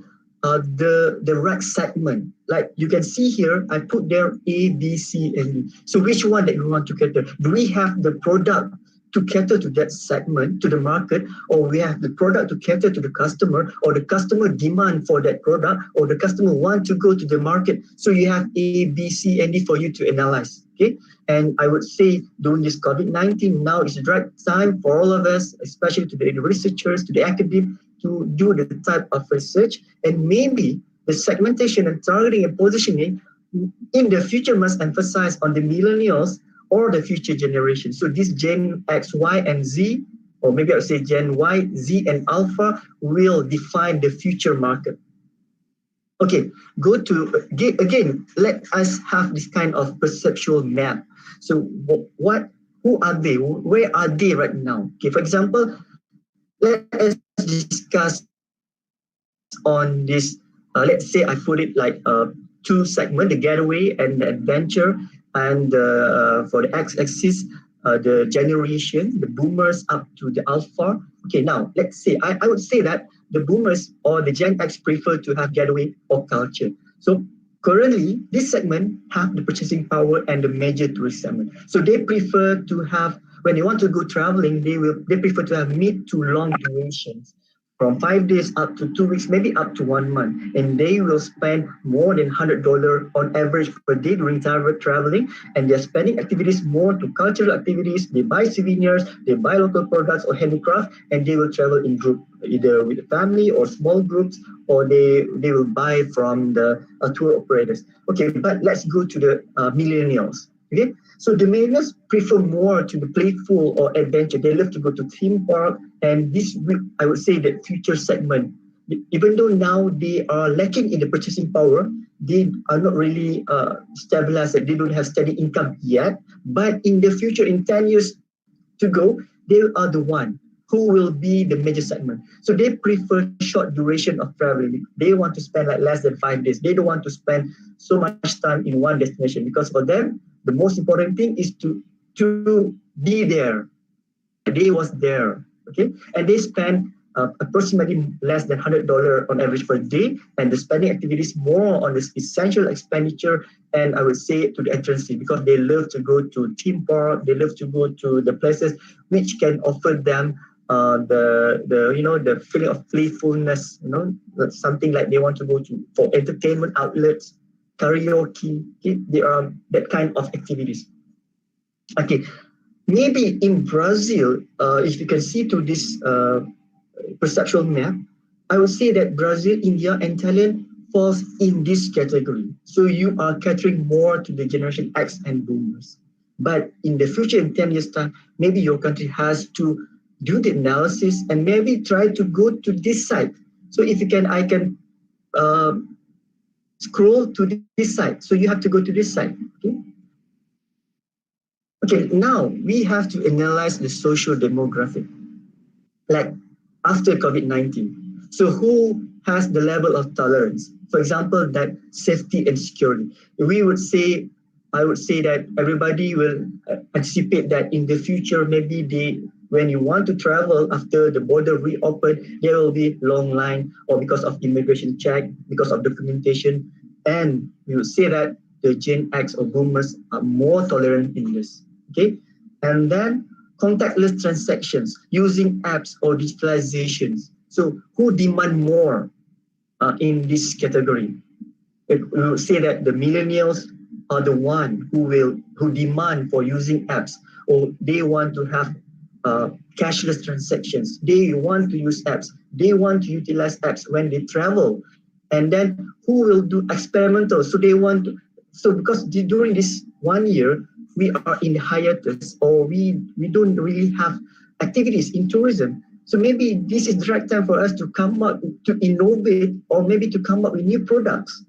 Okay, who can have the experiment, who are more receptive to the new products or to the new ideas? We will say that the Gen Y or the millennials onwards are the one who are more receptive to the ideas of new products of innovation. So that's why during this time, we can say that there are various opportunities for socio-economic research, especially when we can have a collaboration, a partnership. Like today, we have members who presented in several areas. I would say just now, I've heard someone explain on banking, someone explain on technology or social science. So it's the right time for us to have the trans or interdisciplinary research, okay, that cross the border, cross boundary. Okay, the future analysis of the socio-economic profile for destination positioning, I would say that millennials onwards, generation Y, Z, and Alpha. So right now in Asia, they accounted for 40% of traveling segment, and they are the one who will drive the future traveling segment.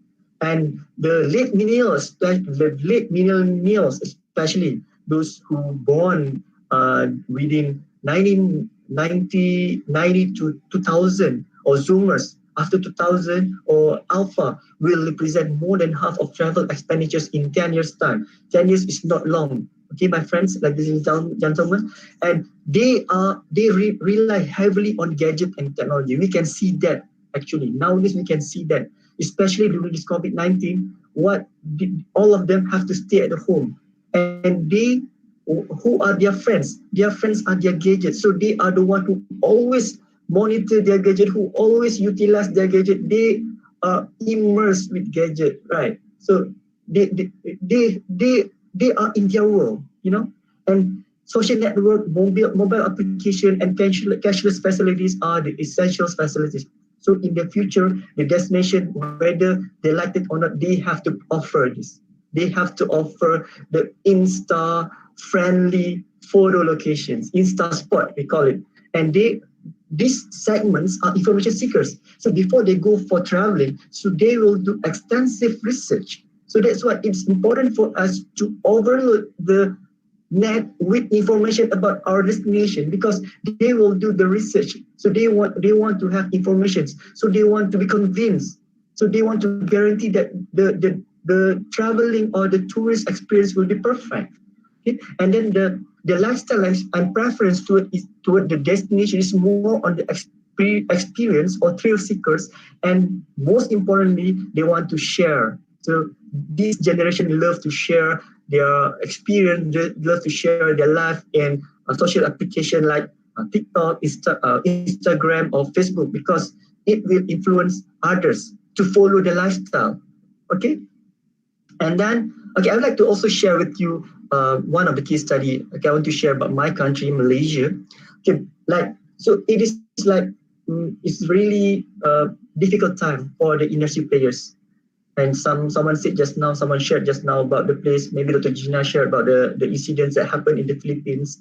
Okay, in 2019, because the industry players optimistic about this industry, because in 2019, they feel that in 2020, we in Malaysia will implement this Visit Malaysia year into 2020. So what happened to the industry players? Most of them buy new assets. They buy coach, they rent new properties, maybe they rent an event venues, they bought machine equipments, and they expand the business because they expect in this 1 year, during 2020 to 2021, there will be influx of tourists to come to Malaysia because of this is the Visit Malaysia year. Okay, and maybe they can have like quick return investment. Maybe by end of 2021, they can get the return investment already. And then a lot of promotional activities done by the destination marketing organization that made the industry players become more optimistic. They say that because every day when you see that lots of promotion, when everybody talk about 2020 will be the year of tourism, Malaysia will attract tourists from all over the world, and they have done various deals with overseas partners. And then they have received the accept booking, or sometimes they already have the transactions for 1 year supply or rental deal. And suddenly what happened? Unprecedented crisis, lockdown, and border closed. So we can say that this is the one that we don't expect it. The industry didn't expect it.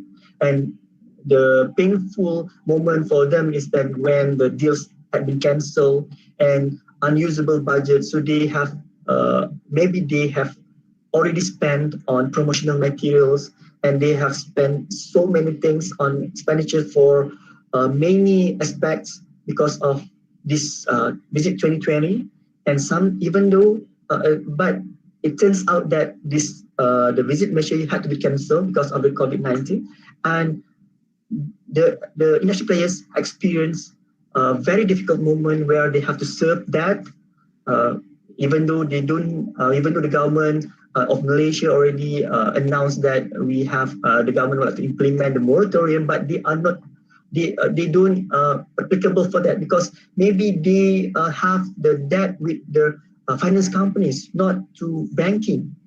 Okay, and then income dropped by 80 to 90%. So I would say I would say this is the very difficult moment, and I hope that they still spirited, and I hope this vaccine will be introduced very, very soon so that we will reopen the border and we will have more, positive life in the future. And okay, let's say, try to imagine when the vaccine is introduced in market, because the news like this week, everybody is optimistic with the vaccine, 90%.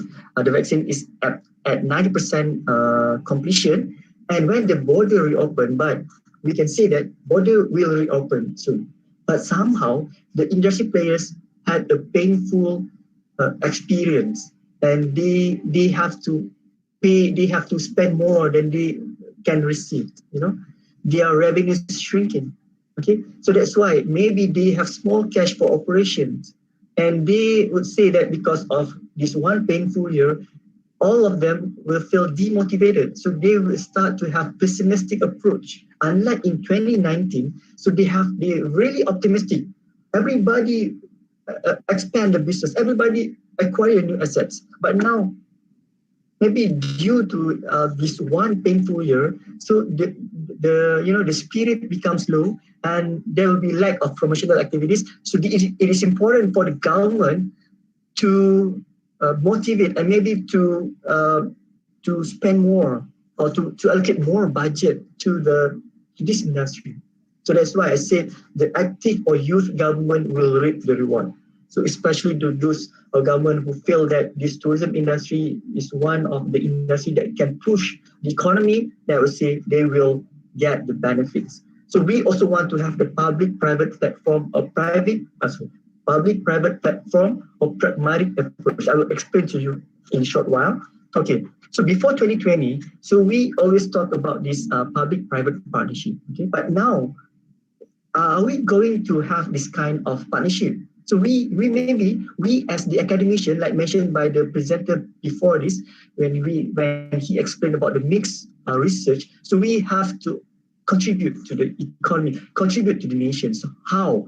So now, maybe from now onwards, so after this conference, so we can also have active roles in the economy or in the society. Like we have the public who will do the policymakers, the government, and the private industry practitioners, associations. So I would say the platform is also important. The technology providers must also come in hand. So they must also work together for us to create a new nation building process, and most importantly to all of us here, to be pragmatic. So the academician must be pragmatic. So we must, the role of academician or researcher to provide solution and solid findings to the current problem. So we have to come up with more thoughts, but we have to bring the industry players also with us, because we want to know what are the problems that faced by them. So research must also utilize various data analysis, not only by using the inferential statistic, or we say that quantitative or qualitative. So we have to use various ways, and we have to organize more workshop, webinars, or collaborative programs that involve stakeholders, and we need to adopt research method that can not only benefit the industry, but must be understood by them. That the most importantly, it will benefit the industry, because we don't want to have research that can only be published but cannot be used by the industry players. Because after this pandemic, it is important for us to also play our roles for the nation building process. Okay, I'd like to share with you one of my experience. I teach this subject. I am the the instructor for the strategic marketing for hospitality and tourism, and I would say that I'm lucky to have to become the instructor for 16 officers. Most of them were assistant director to head of department for the Tourism Malaysia. Tourism Malaysia is a destination marketing organization for the Ministry of Tourism, Arts and Culture. So that's why I said just now, we need to utilize every methods to benefit the industry players. So because they are the industry players, they are the one who will do the marketing or promotion in the future. So that's why in the class, I would say that my role here is to make them appreciate the papers. So we always revise papers, revise theories, all the prominent theories. We share the studies by our friends from Asian. So we make the studies as a case studies. So because maybe before this, they said, the officers, the directors say that they haven't came across the paper before, but now they see that it is important for them to also look into the papers that had been done by the academician. So it is important for us to always share this with the industry players or maybe the policymakers. And for the project paper, so we have to, I would say that, make this like destination using popular theories, and then to come up with a smart rural tourism that aim at millennials, because for them, maybe they just use the data that they gather before this. But we have to anticipate in the future that the millennials will be the one who will drive the tourism industry. And I also invite the guest lecturer from USA, India, Ghana, Indonesia for destination strategic marketing issue in other countries. So we have to share issues. Like today, we have people from Thailand, people from Brazil, Ukraine, from the Philippines and Malaysia. We share. So that's why we have to make it like our daily activities. So in the class, in the teaching, so in the lecture, we invite others. So I would say I call for collaboration for those who like to share, especially from Thailand and Brazil. If you want to share your tourism industry, if you have lead who can share about tourism industry in your country, please contact me, because we want to expose the learners. So these are all the adult learners. So it is important for us to change our way of teaching. Okay, and then organizing webinar, so invite the captain of industry from abroad to share the future of industry. Like I mentioned to you just now, so we in this unprecedented crisis, we have to be pragmatic, and we must have this partnership with people from any countries, from like anybody to become partners, especially from all over the world. Okay, I would like to congratulate Prof. Pankaj as well as the organizers, especially to the professors from UNIFAVEST and the Federal Academy of India, and my friends from Cambodia, from Thailand, for coming out with this. I remember during the first conference in August 2020, only 3 universities, only 3 institutions, but now you have expanded by leaps and bounds. You have like here, maybe you only list 9, but you have more than that, I think. So congratulations to all of you. And so, but the most important thing is, to my screen here, where are we heading to? So you know that we have students that lack the face-to-face interaction for 3 semesters, starting from March at the lockdown period until end of the year, maybe up to mid next year. So can we convince the stakeholders to assist us, because they graduated or maybe they studied during this lockdown? They have to undergo training, to undergo learning, fully open and distant learning. So they lack of certain skills like communication, teamwork, leadership, or various soft skills. So we have to help them, especially those who graduated. When this industry or when the market reopen, the market restart. So I would say that this group of people, this group of students, especially those graduated during this COVID-19 or those who learned during this COVID-19, they lack some skills, several skills. So that's why it is important for us to always work together with industry players. And can we help the industry players? One more thing, can we help the industry players by coming out with empirical evidence which can assist them in strategic planning or blueprint post-pandemic? Like, I think some of you have heard about this, the OODA loop, the observe, orient, decide, or act. So this one is one of the, I would say, old theories, and maybe some of you haven't heard about this. So they say that we have to be very careful, especially during the pandemic, when we have to we need to face our enemies. So this would be the strategies, the OODA loop. So maybe you can, maybe in the future, maybe after this, you can try to find information about this. So we have to wait, and we have to do very comprehensive or thorough research. It's not like simple research, then we present it to the industry players. So it's not good for them. So we have to be very careful. So we need to observe, orient, decide, and act. So meaning that it must be beneficial to all stakeholders in the industry or in the country. And for that, thank you. That's all from me. Back to you. Thanks for listening. Thank you.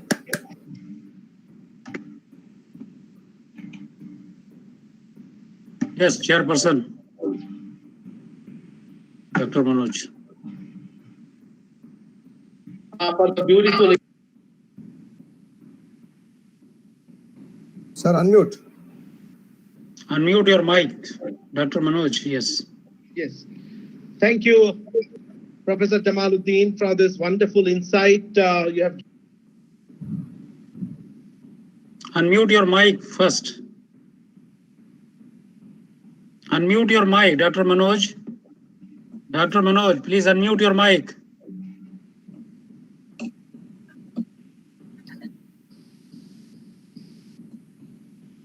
Unmute your mic first.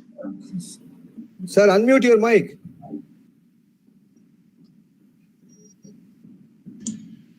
There is some other microphone is off. Please on your microphone. Your microphone is mute. Thank you. Still mute. Okay. Well, at this juncture, I want to thank Professor Jamaluddin for his wonderful insight. Now, this insight on tourism is not only pragmatic, but is also forward-looking, because it talks about the new agenda for the tourism in the future.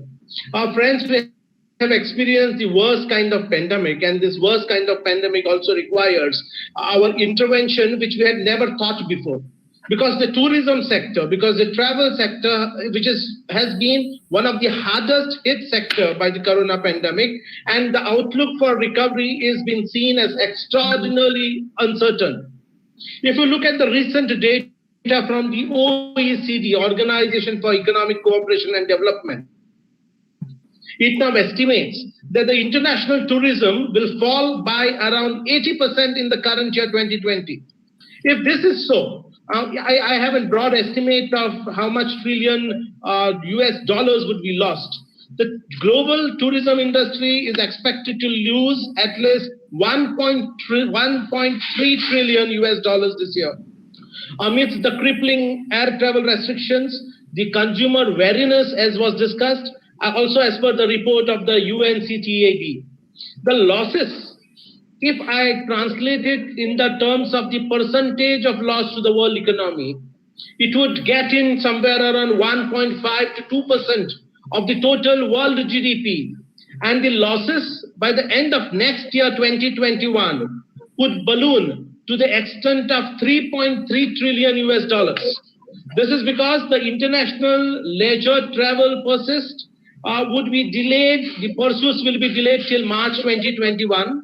And the harshest effects will be seen on the developing nations, on the island nations, and that is what the Geneva-based agency report tells us. Let me give you a few instances which countries would be the worst affected and which will have a worst hit. Look at a small country like Jamaica, the island nation, would lose very significantly, subject to an extent of 11% of its GDP. Similarly, this worst corona pandemic would reduce Thailand's GDP by 9%, and these are not my estimates. These are the estimates of the current month's November 2020 reports of the UNCTAD. If you look at the other hotspots in the world, whether it's Kenya, whether it's Egypt, whether it's Malaysia, it could lose more than 3 to 5% of the GDP, and that is what the report says. Now, if you translate these losses of GDP in terms of the losses of potential wages, in terms of sharp rise in unemployment in those countries, these wages and unemployment would drop to the extent of 12 to 15% for Thailand. For countries like Jamaica, it would be around, say, 10%. For a country like Croatia, it would be around 9%. For a country like Ukraine, for a country like Brazil, it would be around 10%. And these losses by that extent are very, very terrible. Now, if you look at the wealthier nations or the diversified economies like that of France, like that of Greece, like that of Italy, Portugal, Spain, and USA, they also stand to lose billions of dollars in the tourism revenue. Now, what is more affecting for a country like India and a state like Goa, which is an international tourist destination, is that our domestic tourism has just restarted. And but the basic problem is now this restart is certainly not going to help us to sustain the jobs, to sustain the businesses. And I feel that the real recovery will happen not with domestic tourism, but only when international tourists returns back to countries like India, states like Goa.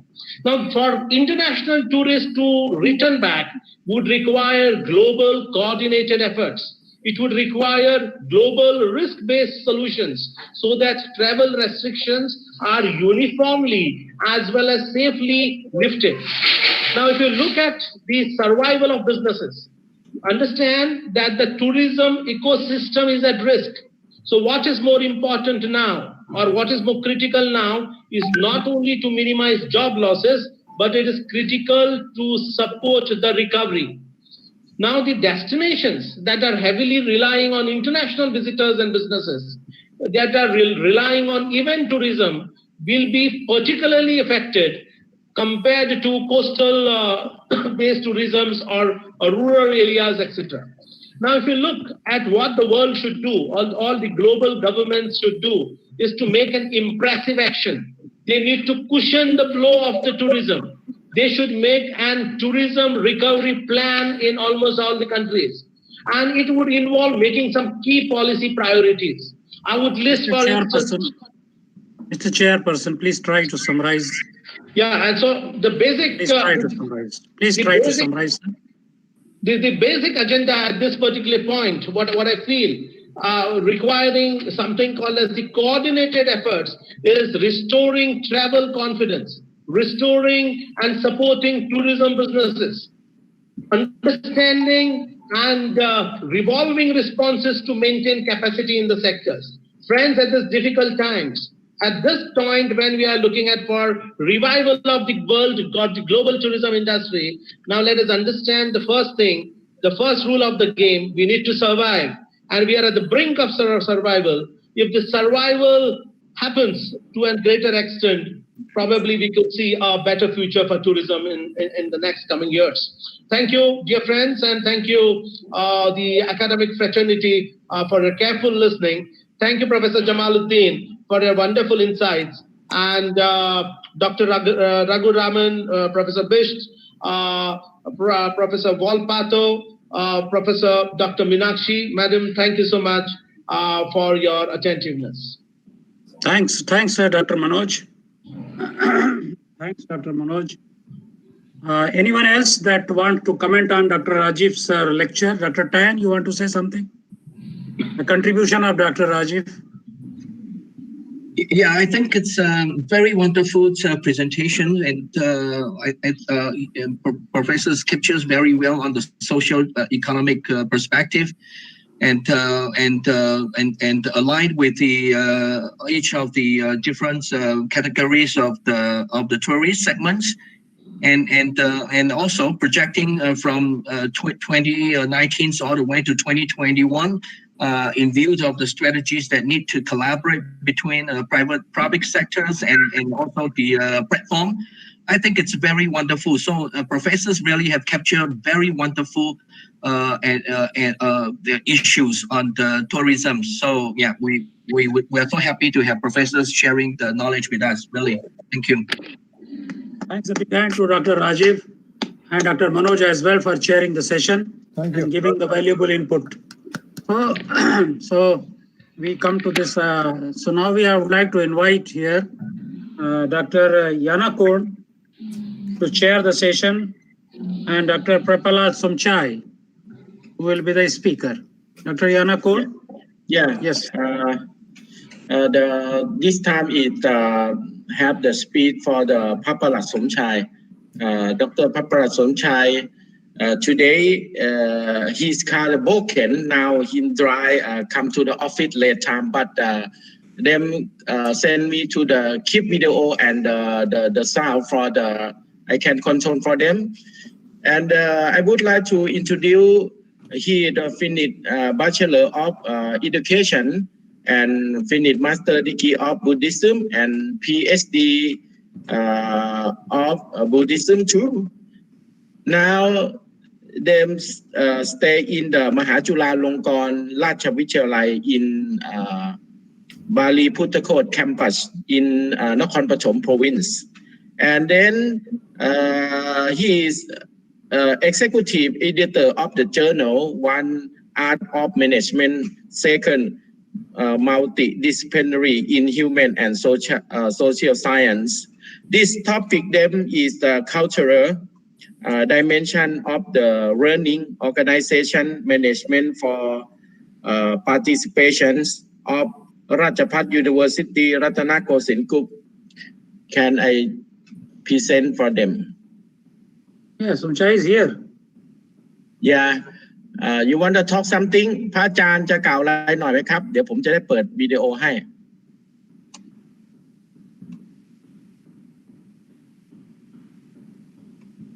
Okay, Dr. Yanakun. Yeah, I control. Hello. Yeah, I hear you. Yeah, because I'm sorry, because I am in accident, because I am stay at the car. I don't have the. I would like to shoot on Dr. Yanakon to send voice to script in the video conference. I very sorry so much for Papa and Professor and visitor today. I am sorry so much. Okay, Dr. Somchai. Okay. Dr. Tan, Dr. Yanakun, please. Yeah, I do whatever for you them. want to share. Yes, please. Yeah. I am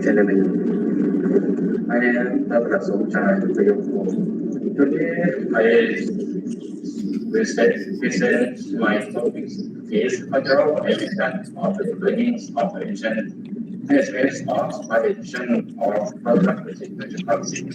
University Housing Group. Solution.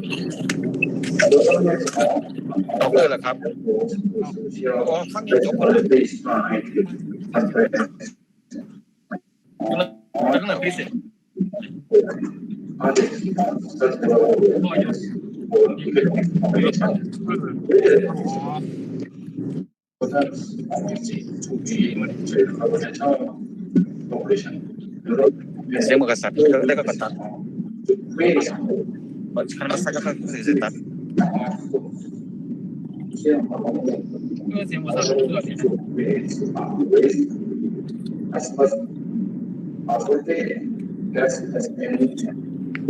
sumsum.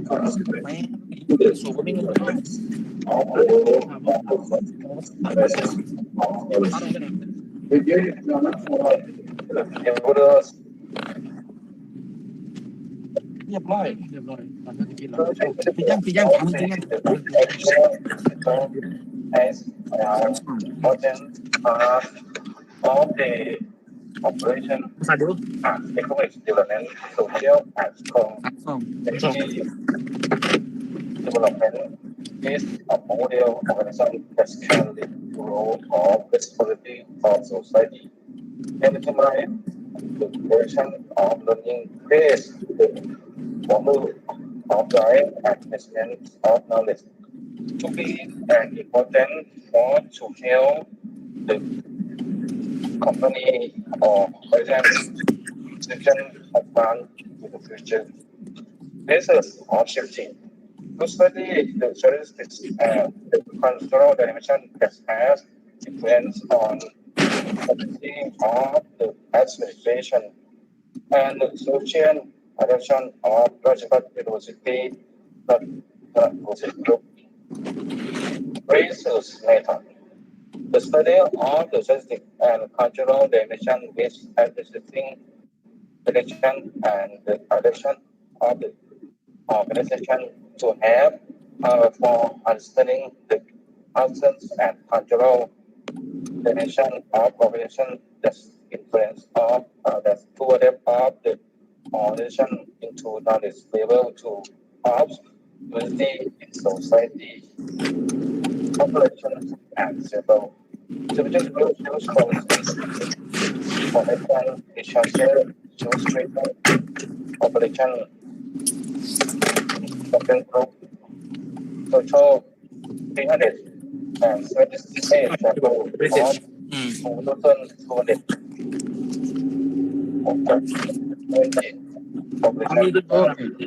population at 5% on Germany children.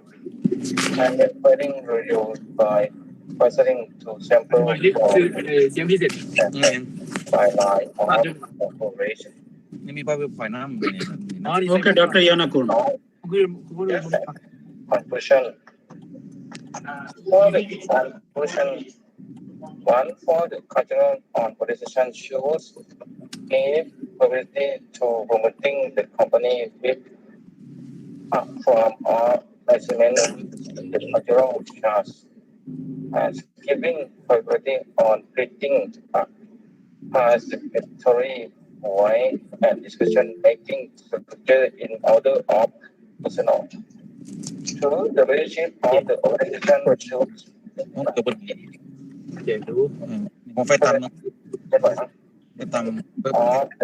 and send a clear signal of the by for the leadership of the create the overall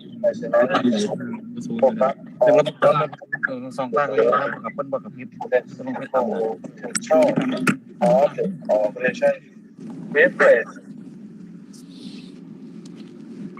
emphasis on developing the basic unity of the organization, sharing, learning, and creating Chinese value between the organization and the level of university management and adapting to organization culture to enhance innovation in management, to enhance personal to be free to create competitive thinking to guide those who are at the expense of evolution or university in order to do so.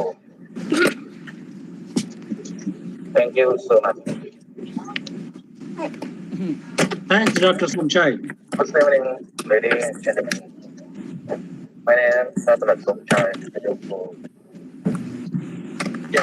Thanks. Okay, Dr. Yanakun, say a few words, and then we would like to move. Dr. Yanakun would like to say a few words about this. Yeah, it's done. Okay. So, Dr. Yanakun, should I invite another speaker, next speaker? Next speaker. Let me invite the next speaker. Professor Raghu Raman, the former faculty member of management, ICT Oman, will now be the chairperson of the next talk. And the next resource person is Dr. Olha Patsula. Dr. Olha Patsula is here. Yes, I'm here. Okay, please. Okay, that's good. Good evening to all. Good evening for everybody. Okay. First of all, ladies and gentlemen, Let me introduce you. Okay. Good evening to all. Dr. Olha Patsula. She's a PhD in economics, associate professor, assistant professor in accounting and finance department on Lviv State University of Internal Affairs, Ukraine. A very eminent professor, and it's not the first time, I think so. She has already given a lecture. Am I right, Professor? No, it's first time she's here. First time. We expect a lot from you. All our eminent speakers are there. I hope the session will be very great from your side. I may call upon Professor Olha Patsula to start the discussion. Please proceed. Okay, sir. Thanks. First of all, I'm glad to welcome you to such a scientific event, and I would like to express my gratitude for the opportunity to join this conference. I want to present to you my research on the subject forensics as a tool to combat corruption, application practice, and development prospect. Now I'm trying to share you my presentation. Just a second.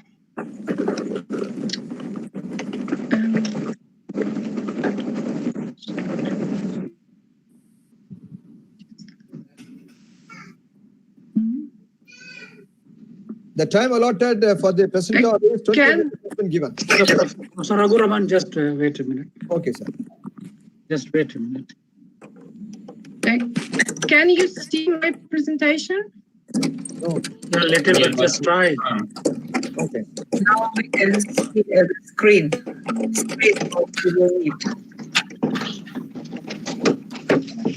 Just a second.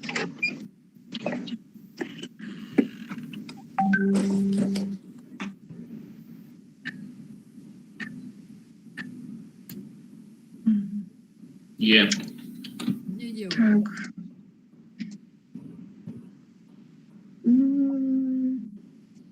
Оля, ти щось нажала і пропало знову. Можливо, ви її закрили. Треба ж відкривати з трея. Мені треба десь сюди. Тут стрілочка така є. Коли воно звернене, ми бачимо ваш екран, якщо ви послали екран. І коли воно звернене в трей, ми не бачимо. Або ведете презентацію, щось показує, але дивлячись від того, що ви вибрали. Можливо, вікно Google Meet. Зараз є презентація. Є презентація, так? От зараз є. Можна скинути на оці, менше не на весь екран, а на оці, щоб воно не пропадало. На весь екран нажати? І якщо ви десь його будете, щоб не згортати, то можете на ці квадратики, знаєте, щоб воно типу зменшилося. Ну тоді не буде пропадати. Ну зараз добре видно? Так, супер. Бажаю успіху. Дякую. Sorry for some technical problems. The development of the economy, the growth of the number of companies and their scale lead to an increase in threat and risk associated with their activities and operation. One of the biggest problems in this direction is the emergence of facts of corporate fraud in various forms. At the same time, according to the latest report of the International Organization of Fraud Investigators, report of the Nation 2020, corruption and bribery account for 43% of all types of fraud in enterprises. At the same time, according to the Ukrainian Crisis Center, 47 of companies survived consider corruption in business a very serious problem, and 25% rather serious. Research conducted by PricewaterhouseCoopers shows that 6 out of 10 organizations do not have a program to combat bribery and corruption risks. Almost half of all respondents do not conduct a risk assessment or do it formally. Half of all do not carry out the procedure of ensuring the reliability of their process and constant monitoring of stakeholders. Less than a seed test the effectiveness of the internal control system. Corruption in business can manifest itself in the following ways. Conflict of interest, such as purchasing scams, invoice kickbacks, bribery, illegal gratuities, and economic extortion. In general, corruption for business is quite harmful because it hinders the promotion and preservation of better human resources, worsens the moral environment in the team, leads to a decline in competitiveness, loss of customers and income, inhibits the development of the company, contribute to the loss of confidential information and intellectual property, theft of valuables, reduce the reputation of the business. As I say, corruption is one of the common occupational fraud. So how is occupational fraud initially detected? According to the report of the Nation 2020, more than 40% were uncovered by tips, 50% by internal audit, 12% by management review, 6% by other, 5% by accident, 4% by account reconciliation and external audit, 3% by document examination and monitoring, 2% by notified by law enforcement and IT controls, and only 1% by confession. The most common anti-fraud controls in Eastern Europe is, as you can see, external audit of financial statement, code of conduct, internal audit department, management certification of financial statement, management review, external audit of internal controls, hotline, independent audit committee, fraud training for employees, fraud training for managers, anti-fraud policy, employee support program, dedicated fraud department, formal fraud risk assessment, proactive data monitoring, surprise audit, job rotation, and reward for whistleblowers. Tools used to prevent corruption and bribery in Ukrainian companies are extremely rare. Thus, research conducted by experts of the analytic system you control shows that 47% of respondents do not have a special action plan to detect and prevent corruption in the company. 31% plan to create it, and only 22% use anti-corruption compliance. In this regard, the study of the practice of applying mechanisms to prevent corporate fraud in general and corruption scams in particular is extremely relevant. Among such mechanisms, in our opinion, it is worth studying the experience of forensics, In this business world, it is used to outline a set of measures to detect fraudulent scams in the company, both among employees and organized by top managers. Forensics is a kind of financial information investigation services that provide by professional forensic accounting firm which normally required by entity as a result of legal purposes. Forensic is an independent activity aimed at investigating, analyzing, resolving disputes related to financial, legal, and commercial issues with significant risks, and developing procedures aimed at detecting economic crimes and combating all types of financial fraud, initiated by the owners of the company or the board of directors. From the above definition, we conclude that the main purpose of this activity is to identify threat of fraud, collect evidence on the fact of the violence, and identify the perpetrators.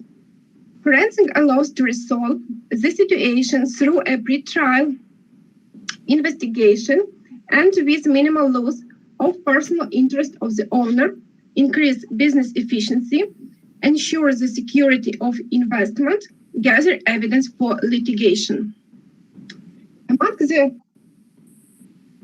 main difference between forensic audit and some other forms of controls are the lack of a clear verification algorithm focused on protecting and business from the inside, non-compliance with the presumption of information, use of any tools and information, construction of potential fraud scenarios, initiative process, and form of reporting forensics.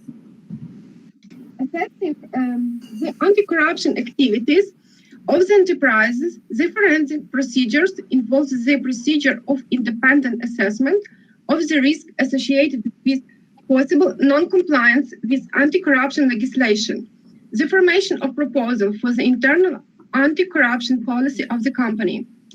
In the process, it analyzes the facts of bribery and corruption scams that have taken place in the company's activities in the past, identifies signs of possible scams to steal property, as well as through interviews assesses the level of susceptibility to fraud of its employees.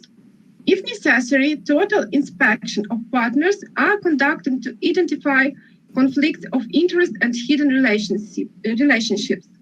To do this, use special methods of collecting information, which include various forms of comprehensive inspection of all departments of the enterprise. Forensic check, express diagnostic of business for fraud in the middle of the enterprise, open source intelligence, and human intelligence. So the most popular forensic procedures are inquiries, analytic procedure, recalculation and inspection, and observation. So about inquiries, it is important for forensic auditing procedure to obtain evidence. Sometimes a forensic auditor requires the officer or personnel who been investigated to be vacant temporarily. This will allow the auditor to have the employees who involved with the relevant transactions, which enable them to obtain more detailed information about the case. This procedure also has its own purpose.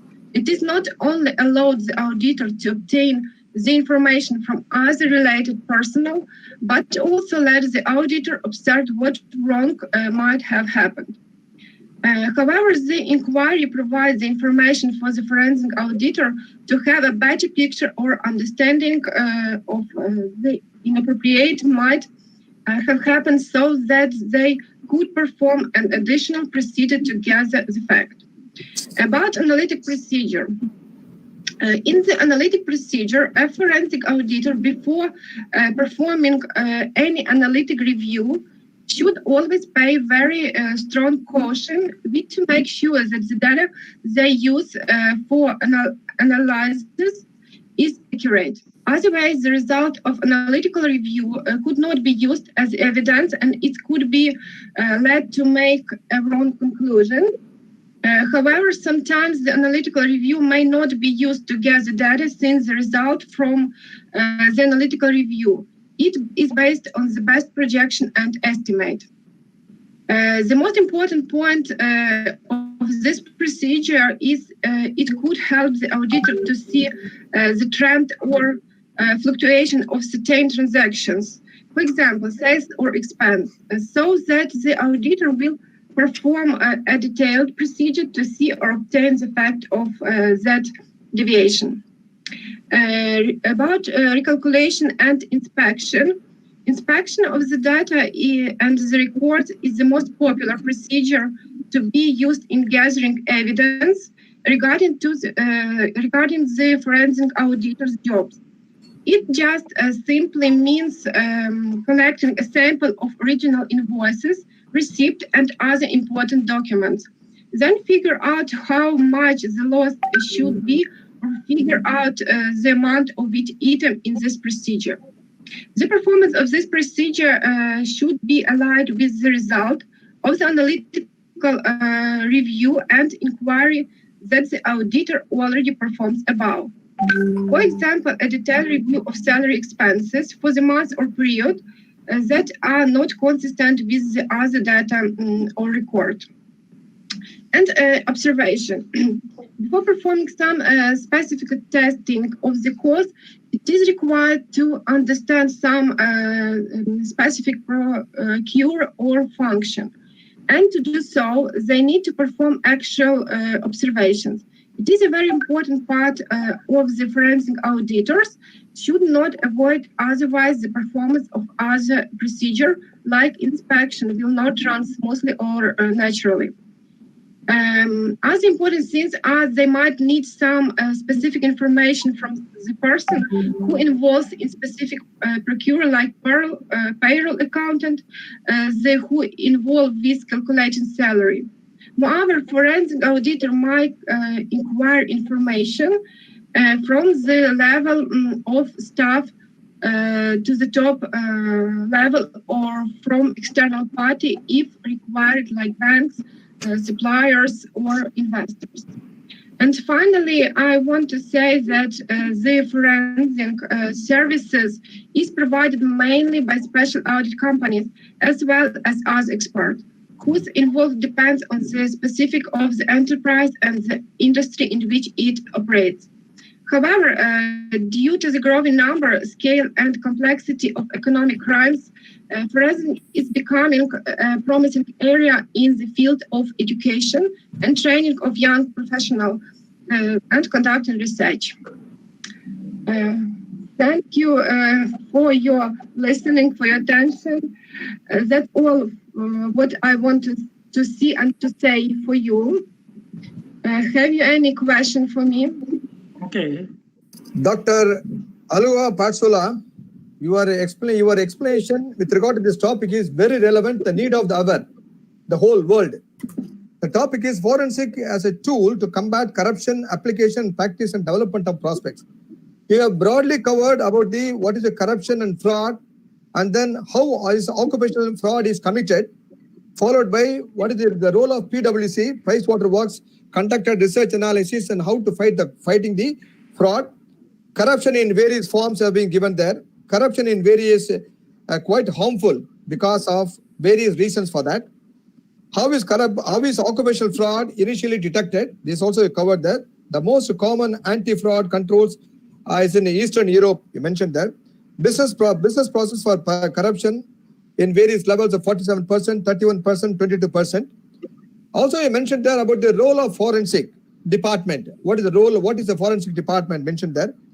The conceptual difference between the audit and also the forensic parts, and the procedure. What is the process involved? The procedure involved in the forensic, and the 4 levels are there: one, inquiry, analytical procedure, recalculation, inspection, and observation.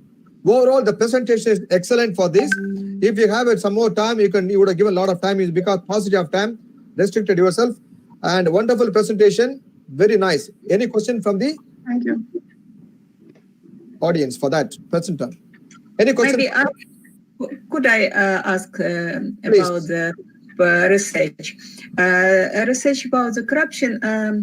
Do you think to research further, or do you think about the cost of all this control and audit and the losses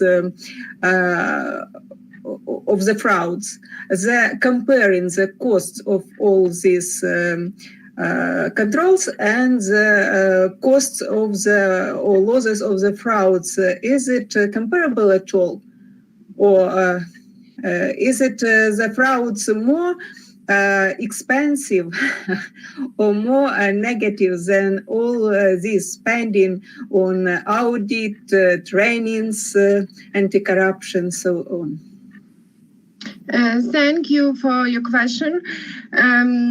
My English is not so good, but I'm trying to explain my position. As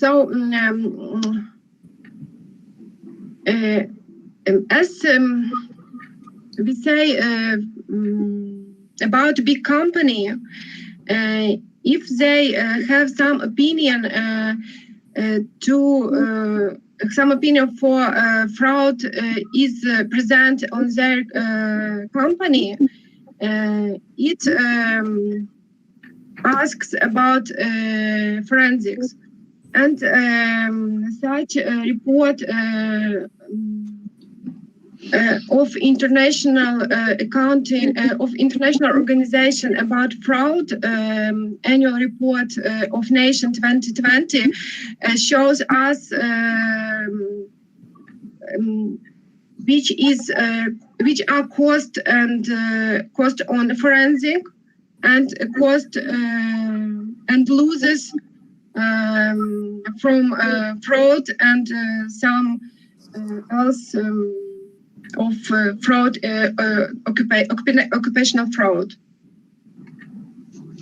Mm-hmm. So it's comparable, and it's all need to do all this control. Yes, I think, and not only I think that is very neat. And there is an international report with such results. Yeah. Yes. International report with such results. Thank you very much for your answer. The PwC, the Pricewaterhouse, is conducting the research on this, how to prevent the fraud. They are conducting the research on fighting the fraud, how to fight the fraud. Fraud is taking place all over the world in various companies, occupied companies, and also the various spheres in the life. So the Pricewaterhouse has been assigned to how to prevent the fraud, and also they are conducting the research on these things. So probably we'll be getting it soon on this area. Many organizations are doing the research on this. It takes some more time for this. Okay. Okay, Chairperson Dr. Raguraman, sir. Thank you, sir. And thanks to Dr. Ola Patsula for giving the presentation, and express my sincere thanks because your program was scheduled on Sunday, but due to some program that we have shifted your presentation to Saturday. Anyway, we are grateful to you for your kind cooperation. So now I would like to invite the next speaker, Dr. Natalia, and the chairperson is Dr. Tatiana Zyber. Yeah, it's me. I will start, and yes. I will start to introduce my colleague, and my colleague in specialty, Dr. Natalia Nakonechna, assistant professor of the Lviv State University of International Affairs. As I know, this university links with very respectful Ministry of International Affairs, and it's famous. It's very respectful university too, and it's modern and scientific colleagues from there. And Dr. Natalia will present the results of her research. Yes, I'm here. Welcome, please. Okay.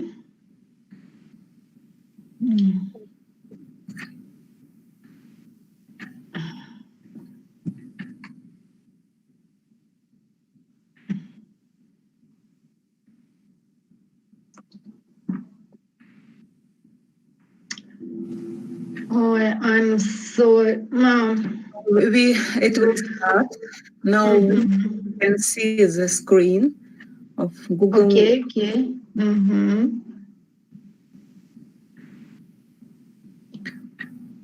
You should choose a window. You should choose window with the presentation, or choose the screen at all and open the presentation.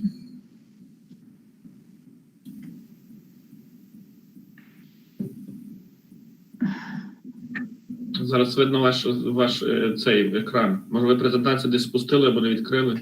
Google Meet, yeah. Презентацію, так, я презентацію спустила, а як мені... Розкрити стрею. Вона в мене відкрита. Попробувати. Але якщо ви вікно не презентації, а просто якесь вікно, то не вийде. Треба знову вибрати вікно презентації і надіслати саме презентацію. Але якщо екран... Ну, давайте я ще раз попробую. І куди я маю? Please, ви ведете презентацію, then choose screen, yeah, all the screen, and then we will see just your screen. And you can do all of Мені не виходить. Дивіться, натиснути. Щось не показує мені. Зупиніть попередню, напевно. Зупинила, так. Так, дивіться, почати презентацію. 3 варіанти. Давайте прямо екран, щоб не мучитись. На весь екран, так. Ну, давайте ще раз попробуємо. Екран, да. Так, от. дозволити. І надіслати ж. Ви його виберіть із цього білого віконця і надіслати натисніть. То весь екран. Потім віконце з так, щось пішло. Щось пішло. Якби так часом не пішло, я готова просто розповідати. Ну, якщо бачите, щось мені. Можете її розвернути на екран зараз. Вона не розвертається, чи у вас на екрані вона? Вона не розвертає. Закрити, спробуйте ще раз закрити презентацію. Я закрила. Зупинити. Тепер відкрийте презентацію на екран і ще раз поділіться нею. Так, попробуйте. Зараз. Буквально 2 секундочки. Якщо не піде, я... Please, just a second. We will solve the problem with the presentation, or maybe this speech will be without the presentation. We will check it now.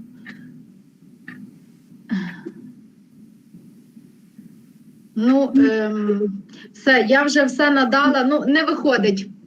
Ну, нічого страшного, давайте я почну зараз тоді. Зупиніть, just stop this. Окей. Зупинила, yes. Окей. I want to present legalization of the economic and contraction to corruption in the system of economic security.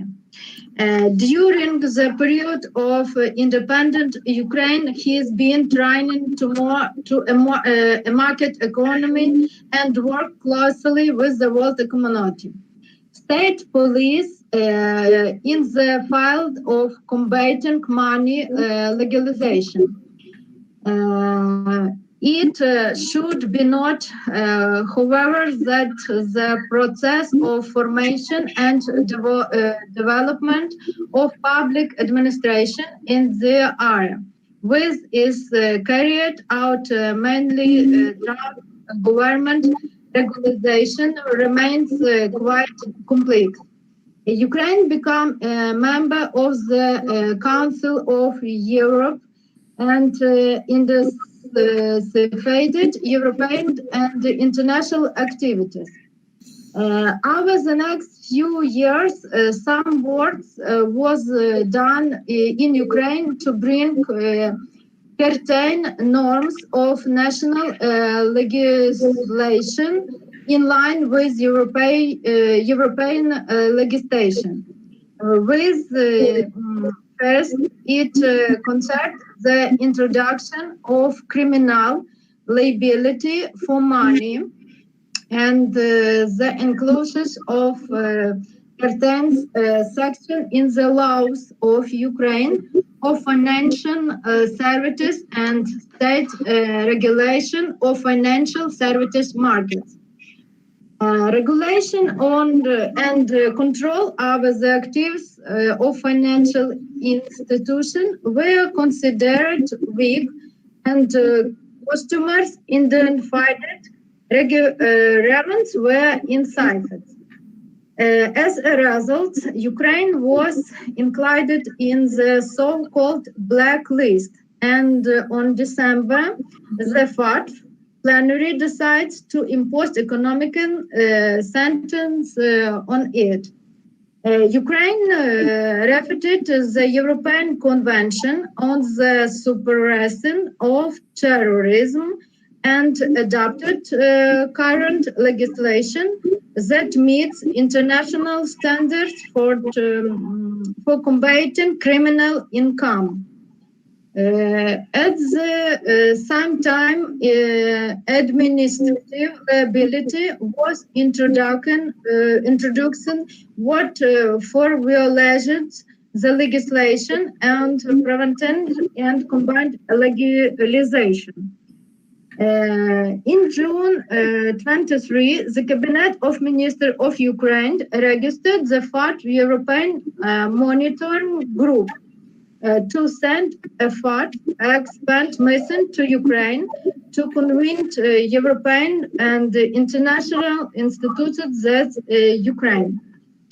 An important event was the adoption by the Verkhovna Rada of Ukraine on October 2014 of the law of Ukraine on preventing and countering of legalization of protests from crime or financing of terrorism and financing of proletarian of weapons of mass destruction.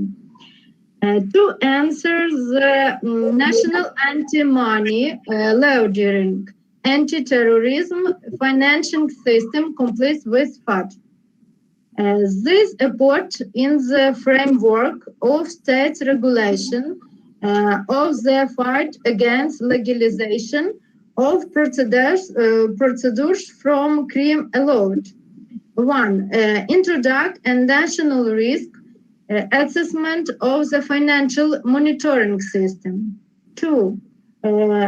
Identify measures of combat the proliferation of weapons of mass destruction. Adopt change in the approach of the definition of prejudice offense, including tax offense for prejudice offense. To amend the Criminal Product Code on Ukraine. Introduce financial monitoring of national public figures and officials of international organizations. This creating of an effective system for combating money laundering and terrorism financing at both national and international levels can significantly reduce the motivation to receive such processed and consequently reduce the number of illegal acts, identify and destroy source of dirty money and eliminate terrorism and criminal groups of necessary funding. In this regard, the fight against money laundering is becoming one of the most important tasks of individual states and the international community as a whole. Thank you. So presentation. Thank you. Sorry from both of us. Sorry, presentation, no. Word or a word.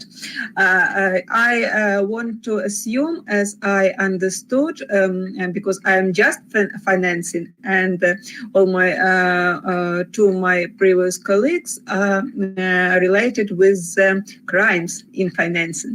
So this topic was about the hard and long work of Ukraine as a country for the fighting. For the fighting with the corruption and with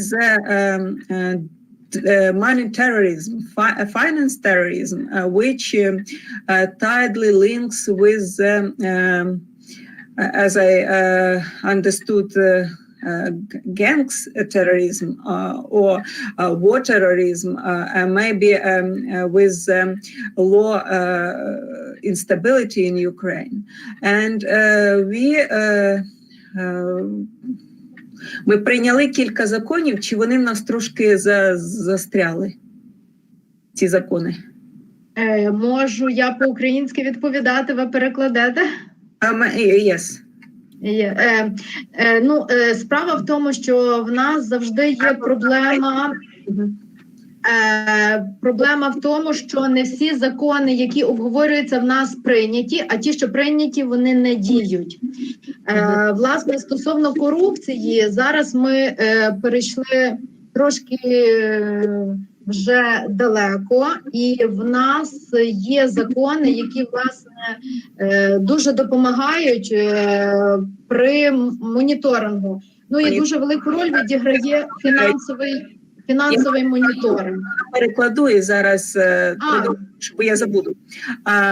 We had many of laws, the projects of laws, but some of them are just discussing but not act. And some of them will act recently, and these laws are quite efficient. So we now approved some laws which becomes the finance monitoring became able. And і от, власне, про моніторинг, що там, the finance monitoring will be the key of this fighting for the money laundering. Yeah. Thank you. Thank you. Thank you. Thank you too. It's Thank you. Thanks,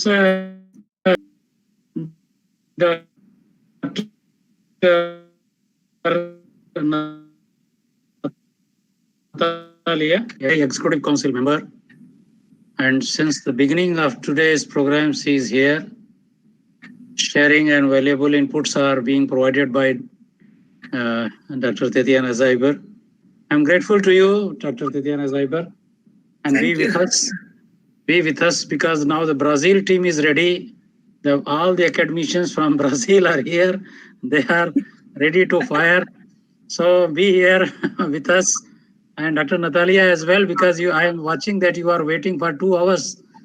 Last 2 hours you are waiting because we are lagging behind 1 hour. So be with us and listen the views and academic contribution from Brazil. So as per the schedule, the Simone Regina Dias was likely to speak, but I have been informed by the organizing secretary, Dr. Rejane, that Professor Arsoloni and Maria Thais Melo will come together and will share their academic work. And the chairperson will be, as usual, Professor B.S. Bisser, he is here. And Anna Angelica, please join as a chairperson. And Captain Professor Marceloni and Maria, please come forward and share your information that you want to share, please. Good morning, good evening, good afternoon. The professors Arceloni Neuza Volpato, Maria Thais Melo, and Simone Regina Dias will present to work under the title Quality of Life of Teachers from Santa Catarina, Brazil in the Isolation Period Caused by COVID-19. I am teaching remote education class. How I feel? Dr. Arceloni Neuza Volpato, graduate in letters, Portuguese and English languages and respective literatures. She obtained the title of Master year 2001 and Doctor 2004 in English from UFSC, Federal University of Santa Catarina. She studied at the Universidade of Lisbon as on a sandwich scholarship during his PhD from 1995 to 1997 for 3 semesters. She is a coordinator of the professional Masters in Transcultural Practices at UniFacVest and Internationalization at the institution. Dr. Maria Thais Melo, graduate in Social Work from the Federal University of Santa Catarina, year 1988. Graduate in Psychology, 2006 year. Psychology Training, 2007 year. Master in Psychology, 2000 and Interdisciplinary Doctorate in Production and Engineering by the Federal University of Santa Catarina, 2003 year. Postdoctorate in Engineering and Knowledge Management, UFSC, 2009 year. Dr. Simone Regina Dias, graduate in Social Communication at the Federal University of Santa Catarina, Bachelor in Administration and with Technology course in Human Resource Management, with a Master's 2000 year, and a doctorate in literary theory, 2005 year, from UFSC. She works as a professor in the Masters in Program in Transcultural Practices at UniFacVest. Welcome, please, dear doctors. Thank you, Alessandra. Thank you, Ana Angelica. I would like first say thanks, our gratitude to Dr. Pankaj Srivastava for the invitation to once more we start here promoting, including this event. Thematic is so important, and let's do the presentation. Yes. Professora Maria Thais, would you like to speak first? This is the book that register the research I will present for today. Let me share the...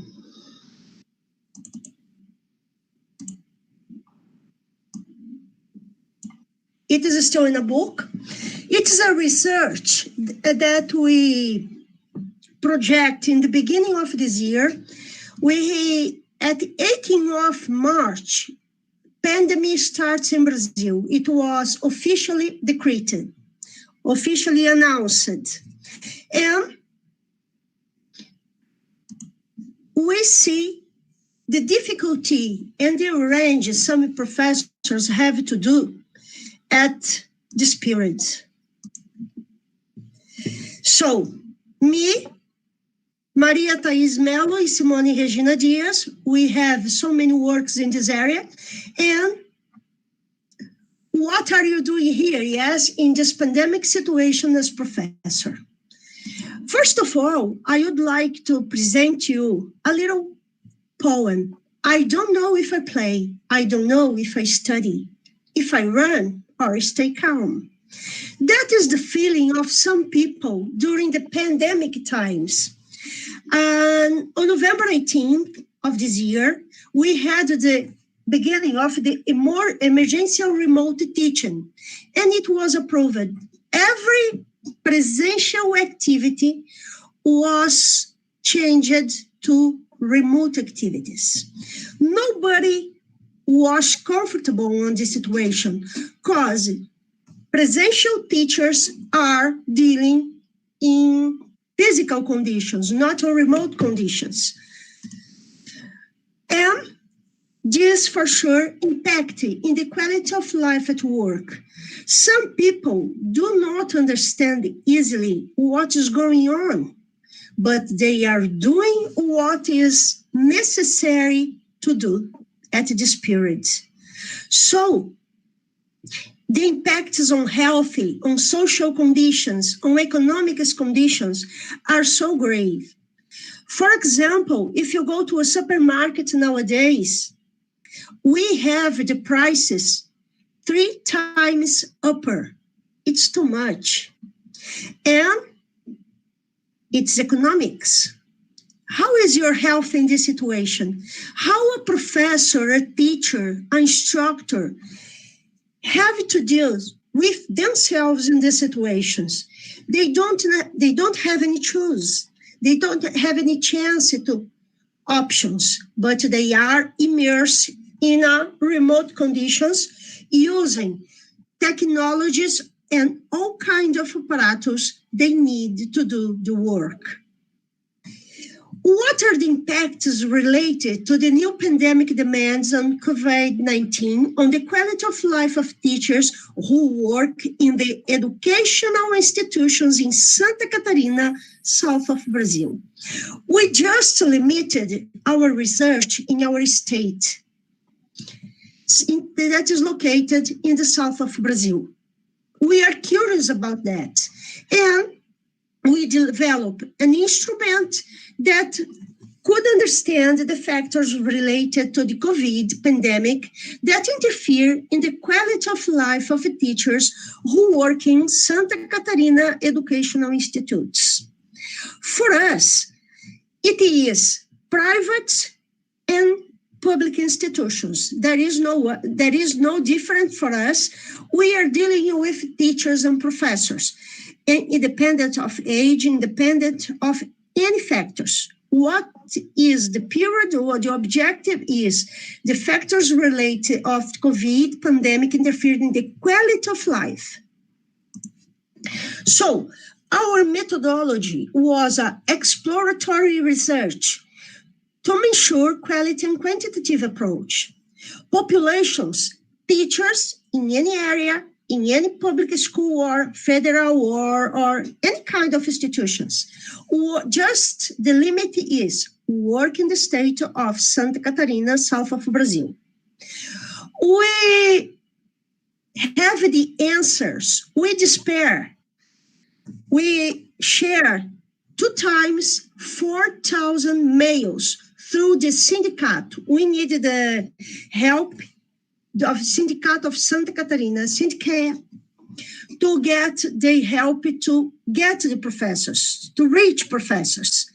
And for sure, it was not sufficient enough. So we arranging our social possibilities in our contacts, private contacts to do that. We can have 502 research subjects from professors. And it was organized in a Google Doc. The period of collection was July to September. The form was able to show us an inventory of stress symptoms for adults adapted from LEAP in 204. The results was guided by some variables. We have to get symptoms of stress in some data presented in the workplace. The workplace was moved to home, to every house, and factors that trigger stress symptoms. Instruments is able to measure asymptomatic, alert, resistance, and exhaustion. This is very hard result. If you are here, you have to worry. Not just a psychologist is able to help you, including you have to be out of your labor conditions. Let's check the data analysis for region. These 520 instruments answers we received, 42 is the littoral of Santa Catarina, 12% of north, 13% from south, Central West 16, Planalto Catarinense is 12%, and the region of Valley was 4%. So we have an extract of all the states, all regions.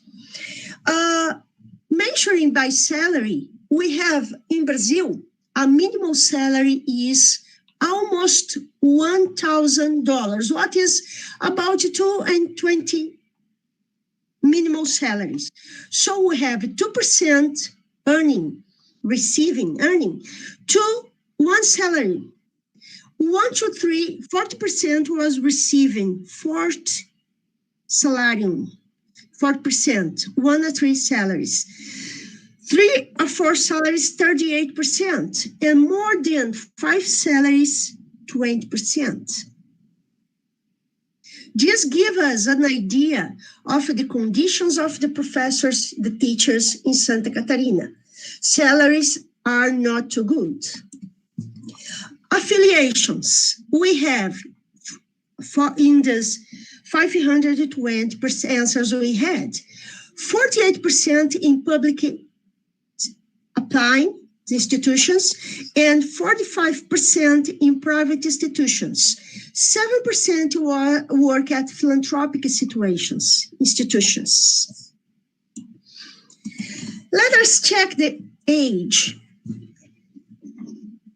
From 18 to 24 years old, we have 2% of teachers and professors. Maybe not professors here, because of the age.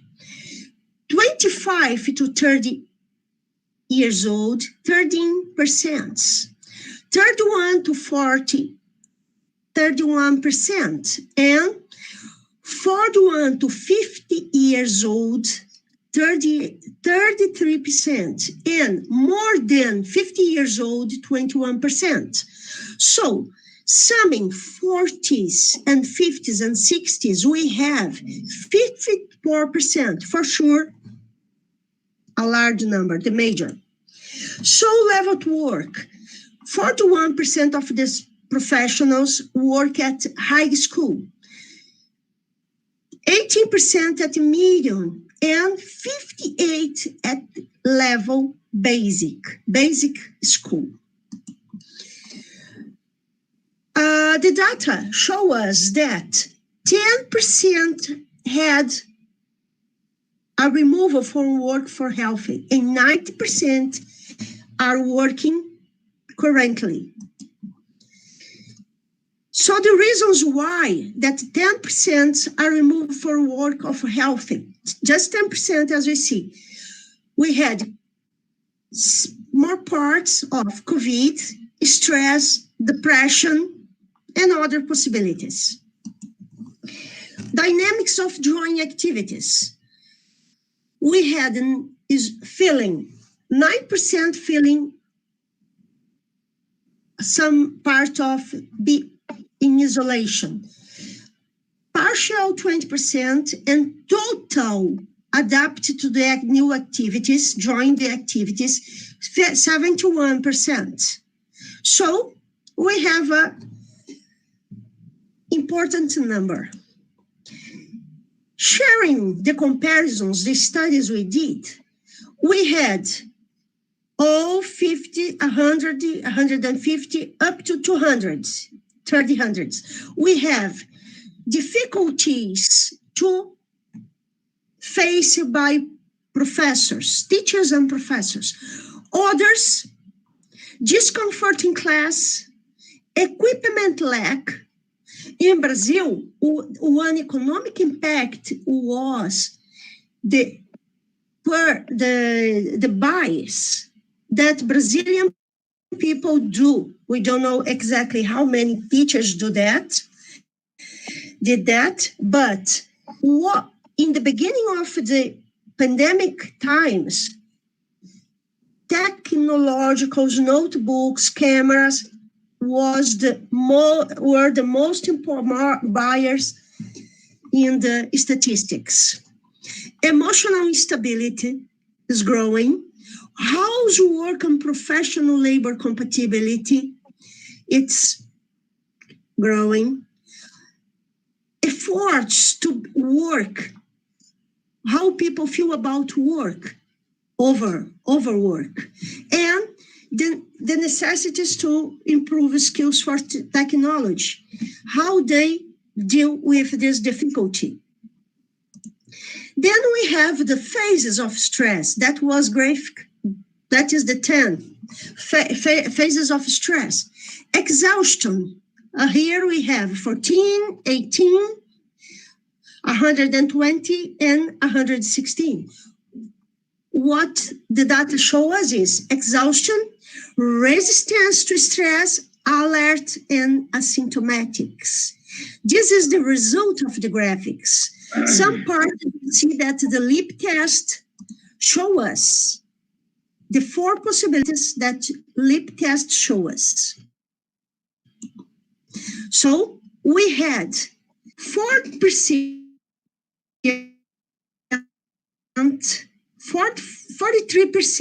asymptomatics, but we have 100% of this in exhaustion process. They are needing physicians, they need treatments. The symptoms of alert we have to face: cold hands, anxiety, odors, tension, tachycardias, diarrhea, emotive, stomach headache, variation of appetite. Then symptoms of resistance. Again, we have numbers: odors, emotional sensitivity, gastritis, hypertension, changing appetite, irritability, and memory lax. For the symptoms of exhaustion, we had odors, gastritis, tachycardia, willing to get away from rituals, just to disappear, daily anxiety, emotional activities, nightmares, hypertension, excessive tiredness, diarrhea, and insomnia. A little mess here, yeah, sorry. And how face students before in remote times. Teachers face 22% with difficulties in technologies. They were presential teachers and migrate to remote activities. Dispersion, 22%. Lack of equipment, 22%. Adaptability and wish to learn, 16%. And compromitment, 15%. This is the numbers for students according to the perceptions of teachers to students. And finally, we have the demands to professors. What are the complaints? Capacitação, what we need. Professors are in need of support, emotional support. They also need continuous capability, formation, developing the skills of the teachers to act in labor activities. And they need, for sure, technological instruments. And for sure, we have to learn how to work inside of our activities demands. So, the final considerations are more important to educational and economic possibilities. In economics, we know how is important the prices we are facing during the pandemic, not just for sure due directly to this research, but we are observing what has happened with in our shops, supermarkets, economies. And what we need public politicians for our governors, our public gestures, to improve what we need, what we have to do. We have equipments, we need capacitation, develops of skills, we need emotional supports, and we have to learn how to work inside our institutions. So, possibilities. And the other grave information is, if the professors, we have so high professors in crisis, how deal with that? The license, out of work, how public situations or in particular private institutions deal with these considerations. So, to close the presentations, we bring here another poem. Kitchen, I already know about it serious, but I never really took myself seriously.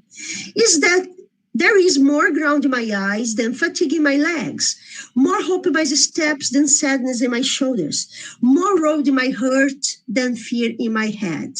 This is from Cora Carolina.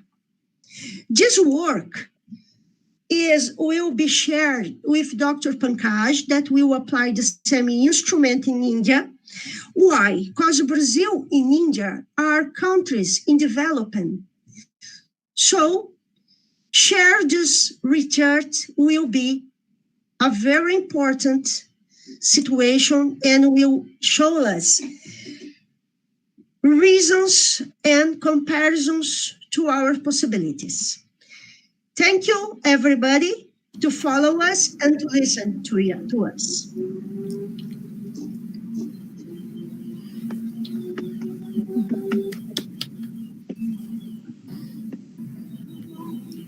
Yeah, Professor Bis, sir, you're as a chairperson, you are here. Please say a few words. The wonderful contribution given by Professor Arceloni and the Professor Simoni have given a wonderful contribution under the pandemic. Wonderful thing is that she is very systematic and detailed. So nothing much to say from my side, except very sincere appreciations for her presentation. Thank you. Yeah, Dr. Tan, you want to say something? Oh, Professor Maria Thais, would you like to talk? Sorry. Thank you for the eviction. This host was very important for the understand the mental health the teachers in the coronavirus pandemic. It's very important publication. Thank you. Thank you. Thank you, Dr. Maria. Dr. Alexander, you want to say something? Fellow colleagues from Ukraine? Dr. Alexander, would you like to say something? Okay, so Anna, a very fantastic detailed report post-COVID situation, especially for academician, contributed by the most dynamic, versatile Professor Arsoloni, and the team. I am grateful to you, Professor Arsoloni, for your wonderful contribution. So thanks the honorable speakers, thanks the chairperson, Bisser. So now I would like to, anybody want to say something, please come forward if you want to say a few words of appreciation for the work conducted by Professor Arsoloni and the team. Anyone, please come forward. Anyone? I would like to say, well, it's a pleasure to be here with you, and I would like to say that I really appreciate the presentation of Professor Arsoloni and the colleagues, and it was really a nice presentation and a very near and a very good work, because it is a study that is very important for the teachers. So to really understand what these new pandemics really have the reflect on the teachers, that is very important for the education in the general way of educational, and all the repercussions that it has on the students, on the teaching. And so it is very important. It was a very good presentation, very clear, and congratulations. And I hope the book will be published in English too, to really have a good spread of. It was a very interesting study that should be really spread the knowledge of it, and the conclusions, because are very interesting, and it's supposed to don't existing many works about the professors in the related of the pandemics of COVID. So congratulations once more. So, muito obrigada. Thank you, Professor Elizabeth. Thanks, Professor Elizabeth, for the nice comments. Thanks, Professor Elizabeth, for your wonderful comments, appreciating, because this work is ultimate post-pandemic situation. Especially regarding the teachers, a wonderful study has been carried out. No doubt about it. Can I also say something? Definitely say something, because this is wonderful work. We are welcome. Okay. You are welcome to say, It's a pleasure watching this presentation. And I also, because I work as a teacher on a public school, also in the same university as teacher Arsoloni, and I see the importance of this research that can lead even some public politics on the formation, on the education of teachers, and also on the understanding of the condition of works. I hope that this work will show people how things should be seen on the side of the teachers, that they can understand the reality of the work and think about the feelings and the health condition of teachers. So congratulations, it was a very nice work. It's a pleasure to watch it. Thank you. Thanks, dear colleague, for your statements, especially regarding the teachers and the work shared by Professor Arsoloni. I would like to proceed further. So the next speaker is the chairperson is Rajane Dutra, and the resource person is Angelita Adarina Di Conto. Yes. Please. Good morning, good afternoon, good evening for all. It's a pleasure to be here again. I would like to present you Angelita Adriani de Conto. She is graduated in accounting science, a specialist in accounting and public management, founding partner of Publica Group, which includes companies Publica Accessory and Contabilidade, Gama Contabilidade, and DG Accessory, Contabilidade and Gestão. Angelita is University Professor of Public Accounting Theory, also University Professor of Public Administration and Public Accounting. She is coordinator of the postgraduate course applied to the public sector. Angelita, the word is yours. You can start. A palavra é sua e você pode começar. Obrigada. Thank you.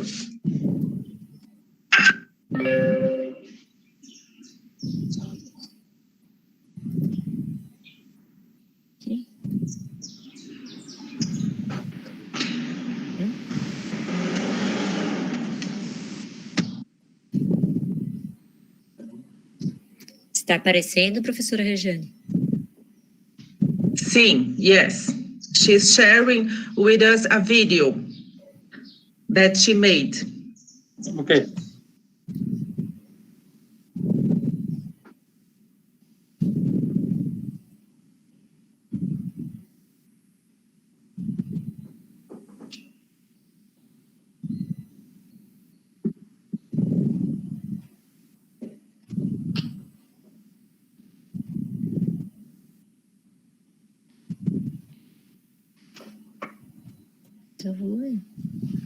Звук.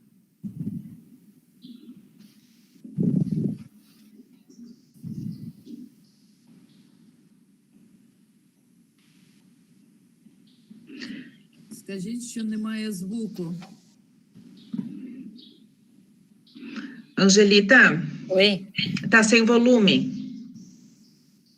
Não tá ouvindo nada? Não. Deixa eu vou aumentar. Isso. É que eu acho que tá no microfone, né? Eu preciso trocar. Tira o microfone. Tá, deixa eu testar aqui. Isso.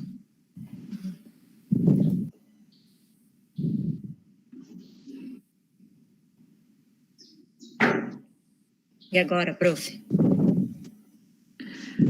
Tira tudo, fica só no computador.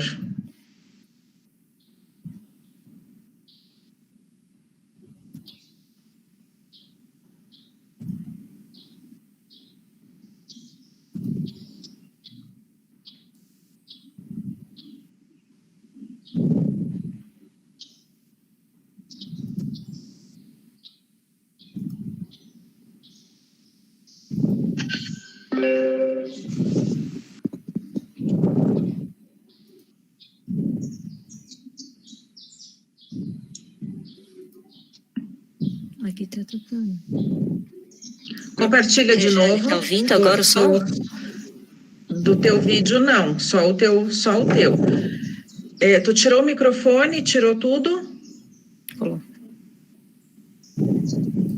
Dá um play.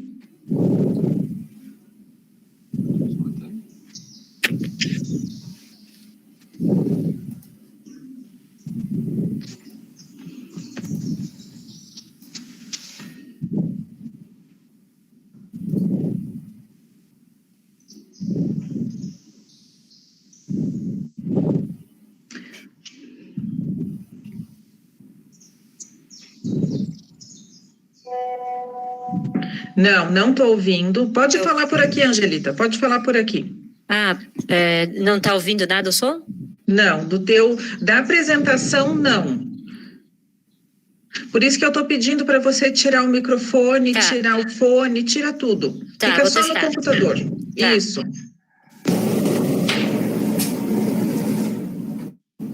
Dá play.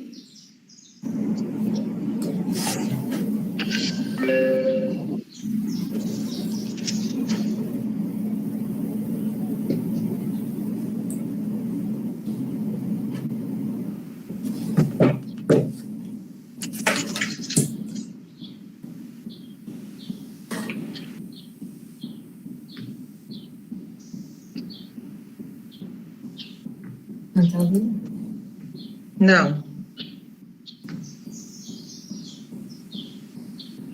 A gente não consegue ouvir. Sueli?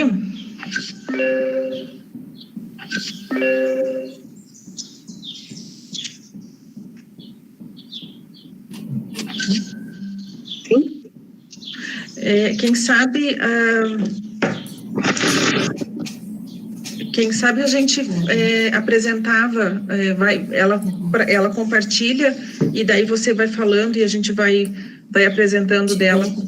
Sim, é que já tem a tradução do inglês no slide, né? Então, se ela usar o slide com a tradução, ela pode ir falando que a tradução está lá. Pode ser. Pode ser. Então, ela vai apresentando e já tem a tradução. Isso, e daí, Angelita, se você quiser fazer algum comentário, você fala em português e a gente traduz em inglês. Prof, entrei agora. Prof, Jânia, entrei agora. Tu consegue passar o vídeo por aí? Não. Se eu te passar o vídeo, tu não consegue pôr rodar ele aí? Não, olha aqui, ó. Vamos fazer o seguinte. Você vai apresentando ele em português. A tradução já tem em inglês. Ah, ótimo. Se você quiser fazer algum comentário, você pode fazer. E eu e a Sueli vamos traduzindo ao mesmo tempo, tá bom? Então eu vou colocar ele em tela. E aí você só me confere se ele está na tela e eu começo a apresentar. Ok. Daí antes de você começar, daí eu só falo aqui com o professor Pancasci, tá? Está aparecendo na tela agora? Está, só um pouquinho. Dr. Pancasci. Com licença, não é mais fácil alguém ler, então, a legenda? Vai apresentando, vai fazendo a apresentação e alguém vai lendo a legenda. Angelita, pode ler isso?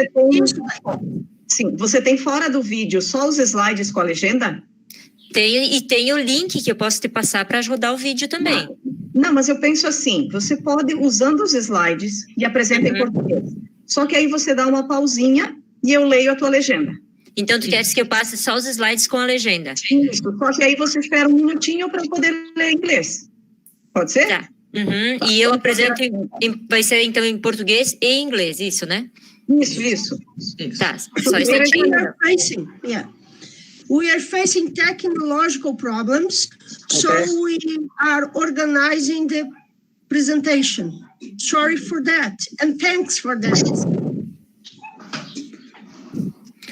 Yes, we can start. Nós podemos começar. Professora Rejane, os slides vão estar sem a legenda, tá? Eu só tenho a legenda no vídeo. Ah, tá, ok. Mas então vai passando o vídeo e vai parando, vai dando pausa no vídeo. Isso. Tá bom, então. Isso. Fechou. All right.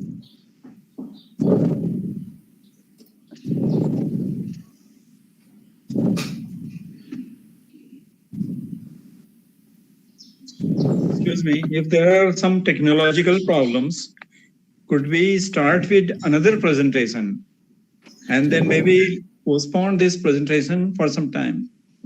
No, it will start now. It will start now. Okay, welcome. Welcome. Yeah. Vamos começar agora. We made an arrangement and it will give a better work. Yes. Okay.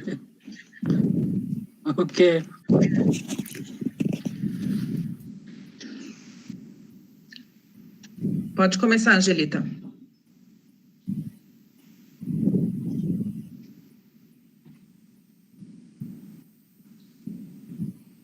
Ok.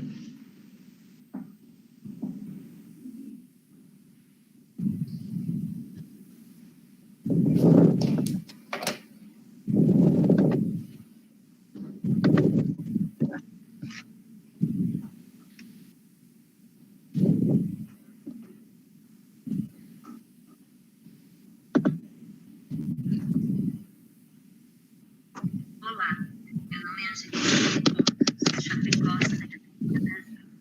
Gostaria de cumprimentar a todos. Por quê? Poder estar aqui hoje com vocês. Sou contadora de profissão e atuo há 14 anos. Isso. A minha palestra é o impacto econômico da crise do Covid-19 na gestão pública municipal de Santa Catarina, Brasil. Angelita, então eu vou falar em inglês. E a declaração da situação de pandemia da Organização Mundial de Saúde aconteceu em 11 de março de 2020. No Brasil, a Câmara de Deputados, em 18 de março, e o Senado Federal, em 20 de março, reconheceram a existência de calamidade pública. Em 17 de março deste ano, o governador do estado de Santa Catarina publicou o decreto número 515, no meio do qual declarou situação de emergência em todo o território catarinense, para fins de prevenção e de enfrentamento à Covid-19. A Assembleia Legislativa do Estado de Santa Catarina publicou o decreto número 18332, que declarou o estado de calamidade pública em Santa Catarina, com efeitos até 31 de dezembro de 2020. Durante a calamidade pública, o Poder Executivo do Estado de Santa Catarina editou diversos e inúmeros decretos e portarias, regulamentando ações sanitárias para a contenção dos riscos.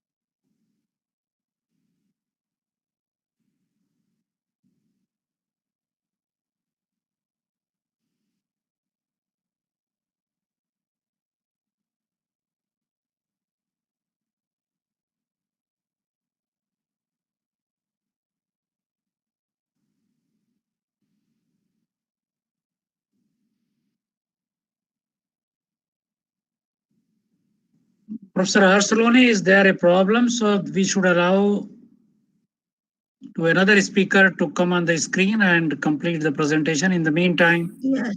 we resolve this technical issue. Yes, Angelita, please. Yeah. Angelita? Alô? She may resolve the issue. Seguinte, assim, ó, a ideia seria voltar ao início do vídeo, tá? E aí, tu faz a apresentação em português, breve, e a Sueli lê o inglês daí, porque nós não estamos ouvindo. Pode ser? Pode ser. Então eu vou tirar o som aqui. Isto. E aí vou apresentando em inglês e espero que ela apresente eu apresento em português e logo em seguida ela apresenta em inglês, isso? Uhum. Vamos tentar ser breves, então, e seguimos, certo? A Angelita apresenta em português e a Sueli lê a legenda em inglês. E vai parando o vídeo. Certo, só um instantinho, então. Pois não. De volta. Tá. Obrigada. Thank you, Dr. Pankaj. Obrigada e desculpa. Matheus, só vai parando. It happens. Tax is exactly like that. Olá. Estão me ouvindo, então? Yes. Olá, meu nome é Angelita Adriano de Conto, sou de Chapecó, Santa Catarina, Brasil. Gostaria de cumprimentar a todos e dizer que é muito gratificante para mim poder estar aqui com vocês hoje.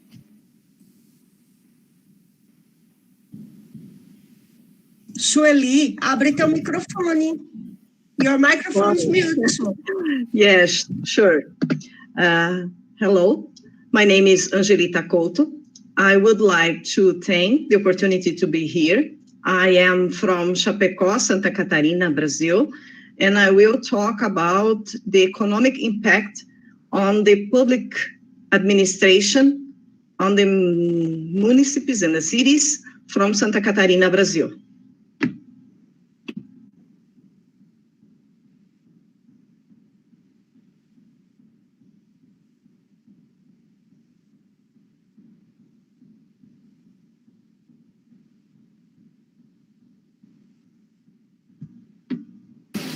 Sou contadora de profissão e atuo há 14 anos na assessoria pública municipal. O título da minha palestra é o impacto econômico da crise do Covid-19 na gestão pública municipal de Santa Catarina, Brasil. She is an accountant for 14 years, and she will talk about this economic crisis on municipalities in Santa Catarina, Brazil.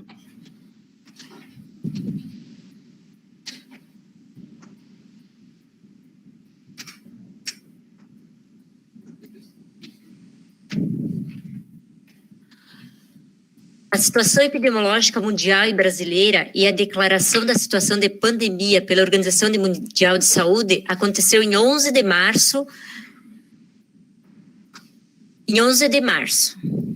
de 2020. We have the pandemic situation declared here on March 11th. No Brasil, a Câmara de Deputados, em 18 de março de 2020, e o Senado Federal, em 20 de março, reconheceram a existência de calamidade pública. And then on 20 March, the public authorities recognized the calamity of the situation and made a lot of declarations and laws closing most of activities in Brazil. Em 17 de março deste ano, o governador de Santa Catarina publicou o decreto número 515, por meio do qual declarou situação de emergência em todo o território catarinense, para fins de prevenção e enfrentamento à Covid-19. On March 18, the governor of our state declared emergency situation in our state. A Assembleia Legislativa do Estado de Santa Catarina publicou o decreto número 18332, que declarou estado de calamidade pública em Santa Catarina, com efeitos até 31 de dezembro de 2020. And also the deputies declared its emergency situation that is going to be on situation. So, yes, Rejane? Durante a calamidade pública, o Poder Executivo do Estado de Santa Catarina editou inúmeros decretos e portarias, regulamentando ações sanitárias para a contenção dos riscos de disseminação da doença, bem como relativo ao atendimento à população catarinense nos serviços de saúde pública. And during this time, the governors and the public organization declared a lot of documents that imposed situations for prevention on this disease for the citizen. Na esfera municipal, por interesse local de cada ente, editaram-se inúmeros atos normativos, frente à situação de emergência que extrapolava o limite do seu próprio município, atendendo exigências estaduais e federais e buscando alinhar as políticas públicas municipais à realidade da região e do seu povo. And so also on the cities, on the municipalities, the governors also used some documents, official documents, to try to regulate the activities, trying to adapting to the reality of each situation, trying to prevent people from the disease. Com a chegada da pandemia causada pela Covid-19 no Brasil, os governos de todas as esferas adotaram ações de prevenção para evitar a ocorrência de transmissão e óbitos por infecção humana pelo novo coronavírus, como aquisição de insumos, preparação de equipes, construção de hospitais, edição de inúmeros atos regulamentando as ações sanitárias que refletiram no isolamento social, na quarentena, no fechamento temporário de empresas, restrições de circulação, entre outros. E assim, os municípios, and so then municipalities organize the cities buying equipment, buying supplies for emergency situations, and also build hospitals and health centers that could attend the population. Angelita, se puder falar um pouquinho mais devagar, facilita, tá?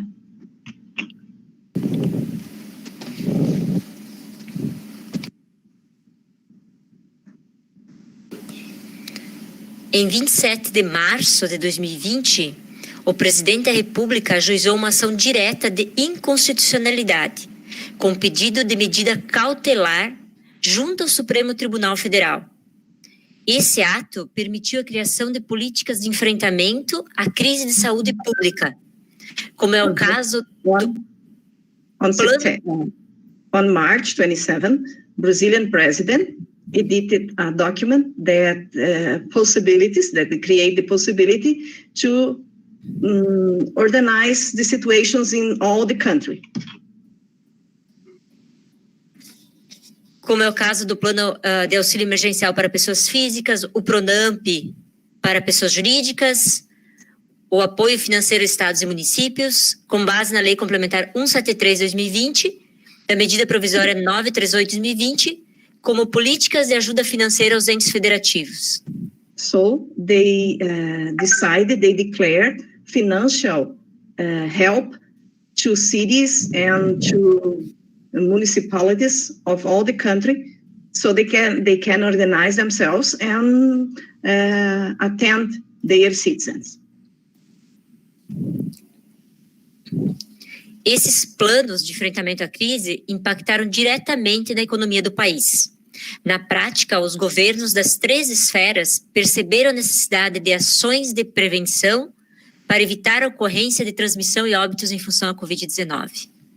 So then all this organizing and all this planning on how to go through this crisis made that the public organization in level of the country and the state and the municipalities could organize themselves. They realized they should organize themselves to attend the people. So there was created the conditions and there were created laws to do it, because it was clear that it has a very big impact on economics in the country.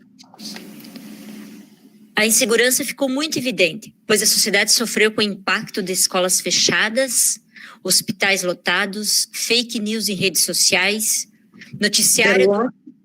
There was an insecurity because of the situation that was created. Schools were closed, hospitals were being built and also receiving patients from all the places. So all this affected the economy and the collection of public revenues on the municipalities. Sueli, eu passei no teu WhatsApp a tradução, os slides em Word com a tradução. Se facilitar, acho, para acompanhamento é melhor, né? Para mim. Se tu conseguir abrir ali, vai estar no final da 2ª página. Tá. Então, continua. Tá. Então, eu só vou repetir aí o início dessa última fala. A insegurança ficou muito evidente, pois a sociedade sofreu com o impacto de escolas fechadas, hospitais lotados, fake news em redes sociais, noticiário do aumento de inúmeros casos do coronavírus e sua disseminação global, crise política entre as esferas de governo e outros fatores que acabaram por dividir a opinião social sobre o que era realmente importante e necessário naquele momento.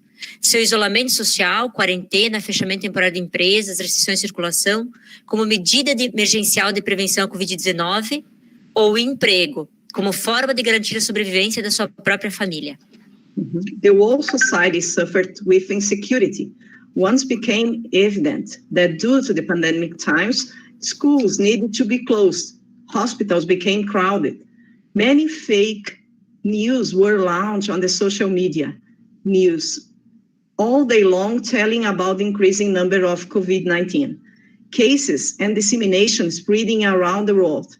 Besides of that, a political crisis was installed among the government spheres, dividing the social opinion about what really matters and what was really necessary at the moment.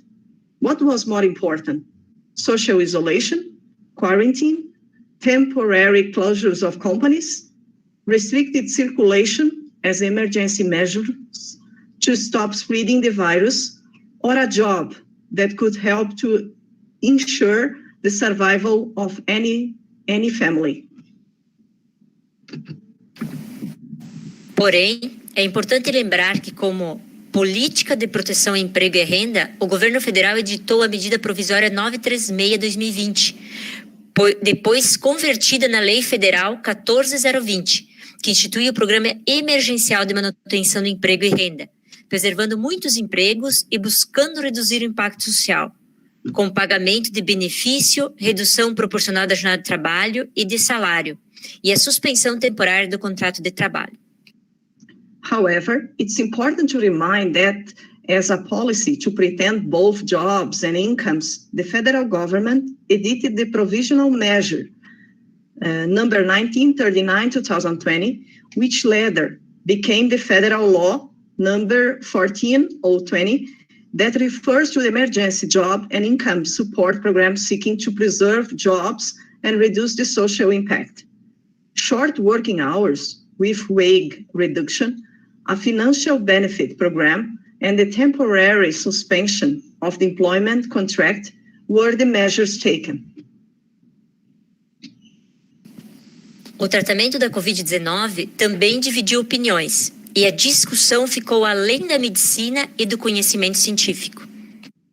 The treatment of COVID-19 also divided opinions, and the discussion went behind medicine and scientific knowledge.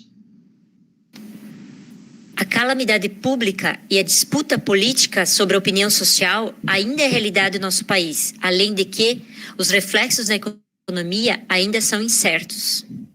The public calamity and the politics dispute about social opinions still is a reality in our country. Besides, the repercussion of the economy remains uncertain. O objetivo desse trabalho foi avaliar o impacto econômico da crise do Covid-19 na arrecadação dos municípios de Santa Catarina, Brasil, do período entre 1º de janeiro a 30 de setembro de 2020. The main goal of this work was to evaluate the economic crisis impact from COVID-19, considering the municipalities' collection in Santa Catarina State, Brazil, during the following period, January 1st to September 30, 2020. A amostra de receitas da pesquisa foi receitas da União, transferências obrigatórias, CID, combustíveis, FEX, FPM, Fundeb, UF, Ouro, TR, Lei Complementar 87/96 e os royalties. As receitas do Estado, transferências obrigatórias como ICMS, IPVA e IPI, e receitas próprias, IPTU, ITBI e ISS. The samples of the reviews taken on this research were the union income obligatory transferences, that are taxes that the municipalities receive from the federal government. They are FEX, FPM, Fundeb, Info-Ouro, ETR, LC 8796, and royalties. And also obligatory transferences like ICMS, IPVA, and IPI. And also IPTU, TBT, and ISS, that are taxes municipalities receive. Em relação às transferências obrigatórias recebidas da União, fez-se ainda a análise da mesma amostra de municípios com e sem os recursos do auxílio financeiro recebido da União, de origem da Lei Complementar 173 e Medida Provisória 938/2020. Related to obligatory transfers made by the Union and analysis of two samples with the same number of municipalities, each were taken, one that received resources from the government and the others that did not receive. These resources were completed and the supplementary law number 173/2020 and provisional measures number 1938/2020. A Lei Complementar 173 estabeleceu o Programa Federativo de Enfrentamento ao Coronavírus, SARS-CoV-19, exclusivamente no ano 2020 e alterou a Lei Complementar 101 de 4 de maio de 2000. Esse programa injetou valores consideráveis na forma de auxílio financeiro aos municípios com o objetivo da mitigação da crise. The complementary law number 173 established a federative program to battle the coronavirus SARS-CoV-2-19 exclusive into 2020 and changed the complementary law from May 4th, 2000, being this way able to inject considerable values on financial aid to the municipalities aiming to mitigate the crisis. Já a medida provisória 938/2020 disciplinou a prestação de apoio financeiro pela União aos entes federativos, que receberam recursos do Fundo de Participação dos Estados e do Fundo de Participação dos Municípios, com o objetivo de mitigar as dificuldades financeiras decorrentes do estado de calamidade e de emergência de saúde pública de importância internacional, coronavírus Covid-19. Meanwhile, the provision measures, number 938, regiment the provision of financial support by the Union to the federative entities that receive resources from the State Participation Fund and from the Municipality Participation Fund, with the objective of mitigating the financial difficulties derived by the calamity state and from the public health emergency of international importance due to the coronavirus. Em outras palavras, entre os meses de março a novembro de 2020, o governo federal garantiu aos municípios e aos estados a arrecadação de receita de FPM até o valor arrecadado pelos mesmos em 2019. In other words, between March and November 2020, the federal government assured to the municipalities and the states the same value as the ones collected in the year of 2019 at the same period at the Municipal Participation Fund. O estado de Santa Catarina possui 295 municípios, que são as subdivisões políticas do estado nesse trabalho. Considerou-se uma amostra de 45 desses municípios, classificados pelo critério de estimativa populacional, de acordo com o Instituto Brasileiro de Geografia e Estatística, IBGE, como os 15 menores, os 15 médios e os 15 maiores municípios. Santa Catarina State has 295 municipalities that are considered the political subdivisions of it. A sample containing 45 of these municipalities was taken in consideration and was classified using the following criteria: population estimate, that according to the Brazil Institute of Geography and Statistics, IBGE, are considered as the 15 smallest, the 15 in average, and the 15 biggest municipalities. Honorable Speaker, please. As we are exceeding from the time limit, please come to the main contribution of the work and just try to summarize it. Angelita, ele está dizendo que está acabando o nosso tempo para a gente resumir a ideia geral e passar para os... Talvez você quer ir para o último slide ou você quer fazer um comentário geral? Sim, deixa eu já achar aqui o último slide que tem um resumo. Eu já vou passar lá no último, no resumo, daí tu já podemos continuar de lá, então. Certo.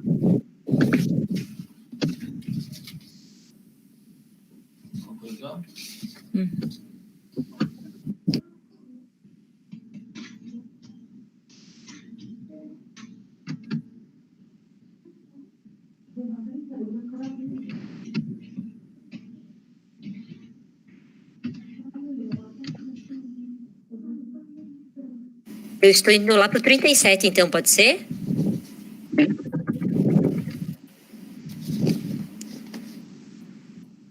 Sueli? Sim, pode. O slide 37, então, para te acompanhar. Ok, tá certo. Então, vou continuar. Os resultados encontrados nesse trabalho são preocupantes e merecem a atenção dos entes governamentais. Em se tratando principalmente dos pequenos municípios, sabe-se que a forma de planejar precisa ser adaptada com políticas de sustentabilidade. The findings in this work, and it shows worrying results, especially when referring to small municipalities where the sustainability policies need to be adapted in case they aim to succeed. Talvez o 38 eu acho também importante. Os municípios possuem exigências legais, como cumprimento de índices de aplicação em saúde e educação, limite de despesa com pessoal. The municipalities have legal demands to fulfill, including public health, education, and a limit with public employees' expenses. Fatores como o aumento de despesa e do endividamento, assim como a visível redução da capacidade de investimento por parte dos municípios, também são relevantes e que, se não acompanhados e controlados, poderão gerar problemas na evidenciação e na prestação de contas de cada município. Factors like increase of expense and debts, as well as the evident reduction of capability to invest by the municipalities are also relevant, and if not followed and controlled, can generate problems in the disclosure and in the installment of the accounts in each municipality. Outro aspecto importante é a dependência financeira que existe por parte dos municípios com relação às transferências vindas da União e dos estados. Another important aspect is the financial dependence in municipalities regarding to transfer made by the union and state. Em relação à economia, sabe-se que as estimativas futuras de tendência são incertas, porém relevantes, pois fornecem informações sobre a capacidade financeira de os municípios pôr em prática as políticas públicas propostas nos planos de governo para 2021 a 2024 e nas ações de prevenção para evitar a ocorrência de transmissão e óbitos por infecção humana do novo coronavírus. Future economic tendencies are uncertain, however relevant. Once they provide information about how municipalities are going to put it into practice. So the public policies plans that are going to be proposed from 2021 to 2024 are very important in the prevention of transmission and deaths due to human infection by the coronavirus. Tendo em vista esse cenário de significante impacto econômico na arrecadação e das exigências legais, o resultado é insegurança e incerteza de sustentabilidade econômica das contas públicas municipais, deixando claro a necessidade política de planejamento a longo prazo e de gestão de riscos, como alternativas de reequilíbrio das contas municipais, que devem ser mantidas pelos atuais e novos governos que assumem em 2021. In view of this current and significant economic and impacted scenario, all municipalities will face a field full of challenges and uncertainties when talking about municipal accounts and economic sustainability. It is very clear that there is a need for long-term policy planning and a risk management as alternatives to a rebalance of the municipalities' accounts that has to be kept in mind by the current and the future governments, especially the ones that are going to assume their chairs in 2021. E quando falamos em planejamento, pensar também na retomada das atividades econômicas de forma segura e, é claro, estratégias como iniciativas locais de recuperação e retomada do crescimento socioeconômico, programas de geração de emprego e redução de desigualdades, ou mesmo a preparação para uma nova situação de calamidade pública, precisa estar presente nos próximos anos.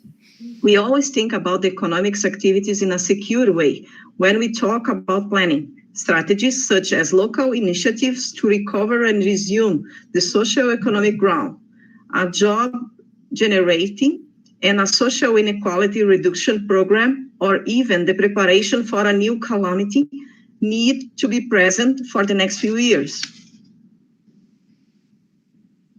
Mas para isso, outros pontos importantes devem ser observados, como a manutenção. Sueli, acho que eu vou lá para o slide 49, então, para em função do tempo, né?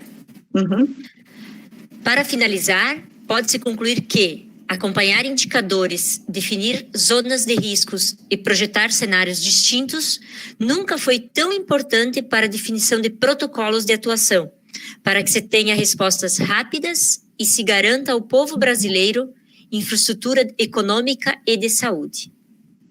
In conclusion, we can say that the monitoring indexes, drawing out of risk zones and projecting distinct scenarios was never as important as it is nowadays to define the right action protocols so that we can have a quick response and a sure means of delivering good public health and infrastructure to the Brazilian population.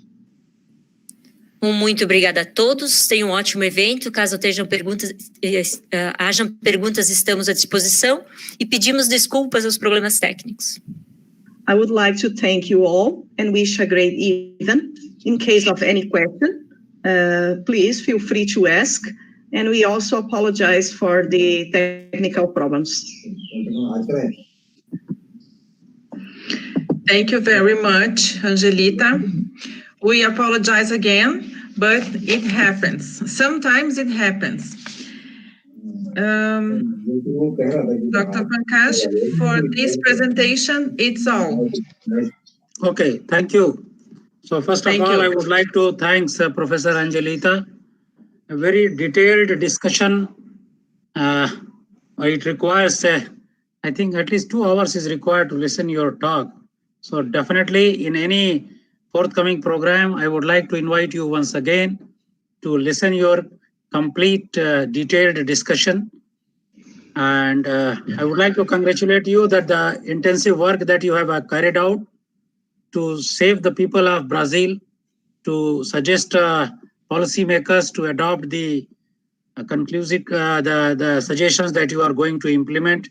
Definitely, it is a wonderful contribution on behalf of the Brazilian academic community. Yeah, Rejane, you want to say something?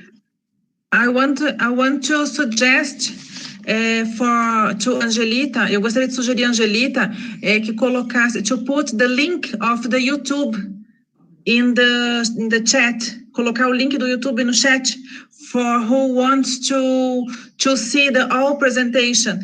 Her presentation is very, very good. Yeah. My suggestion is don't put the YouTube. Yeah. I would like to invite you, Professor Angelita, once again.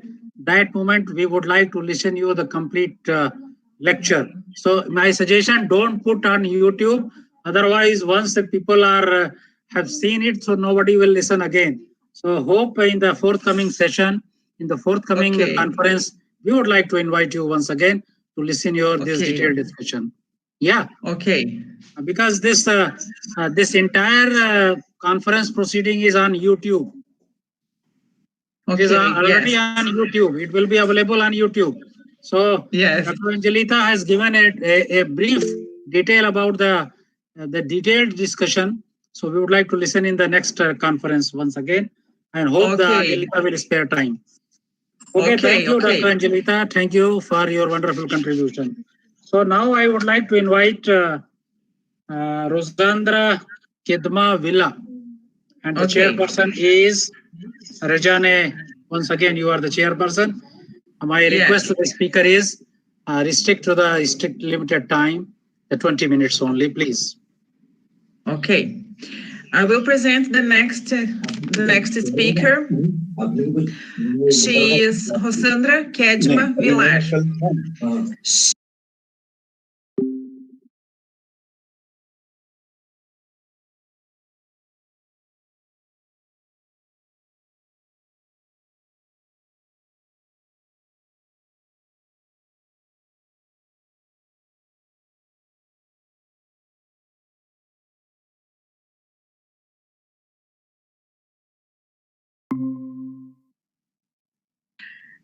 Professor Rosandra Kedma, the word is yours.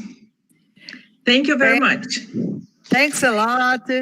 Hello, everybody. I feel honored to be invited to speak to this conference. I'd like to thank you, Professor Arceloni Volpato, one of the greatest names of education in Brazil, and thank all the members of the organization of this event, and all my gratitude to the audience too. Well, a lot of what I will say will be from the perspective of being a head of university at Unileia Health School, located at Brasilia, capital of Brazil. I will show you a 1-minute YouTube video before I start my speech.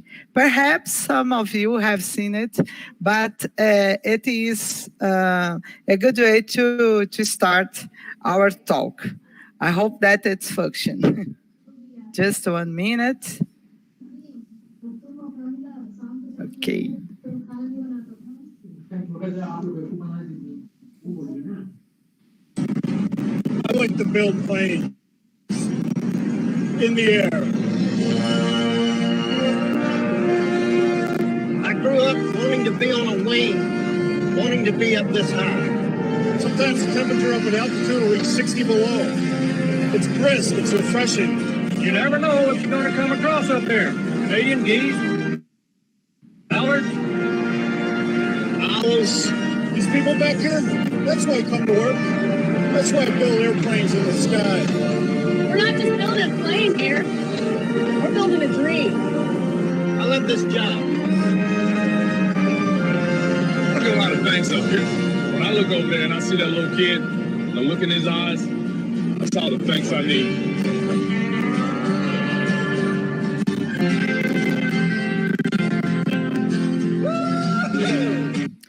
Well, it's just to begin our talk, and now I'm going to present my slides. And I don't know, but how do you feel? Do you feel like that? Because I feel like that right now. And I think that during this year, I think many of us feel that we are building a product or service that is being consumed as we develop it. It's the age of the pandemic, no? And the true impact of the COVID-19 pandemic will be felt beyond its immediate effects. And the longer-term implications may be more profound still.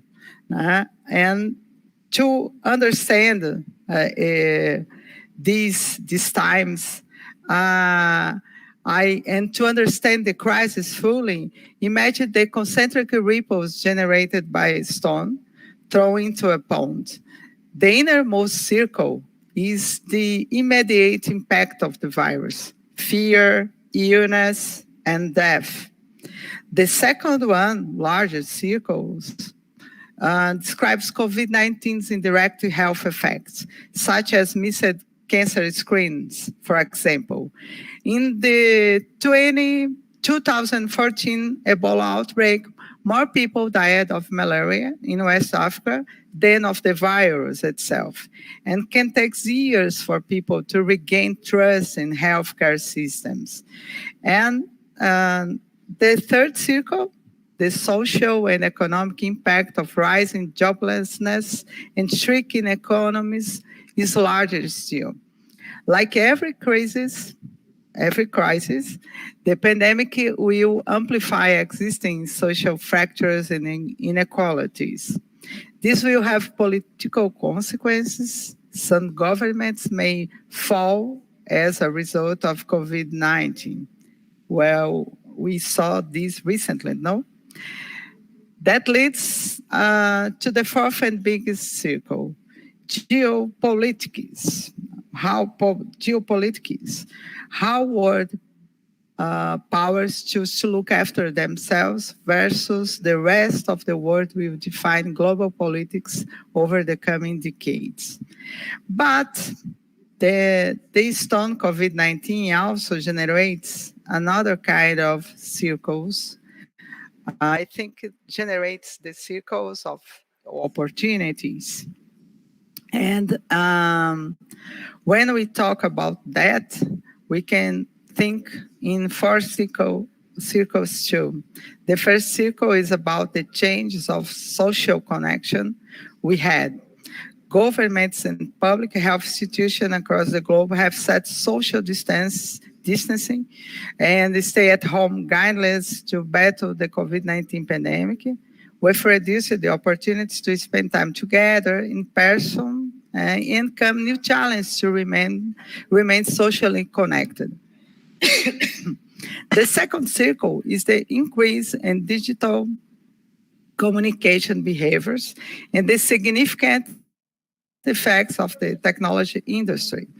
Before the pandemic, there was already a lot of discussion of the implications of technology for the future of work. The message was clear: the future of work is not predetermined.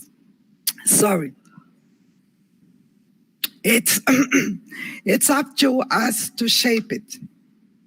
However, the future has arrived sooner than anticipated as many countries, companies, and work shifted to remote working in order to contain the transmission of COVID, dramatically changing how we work.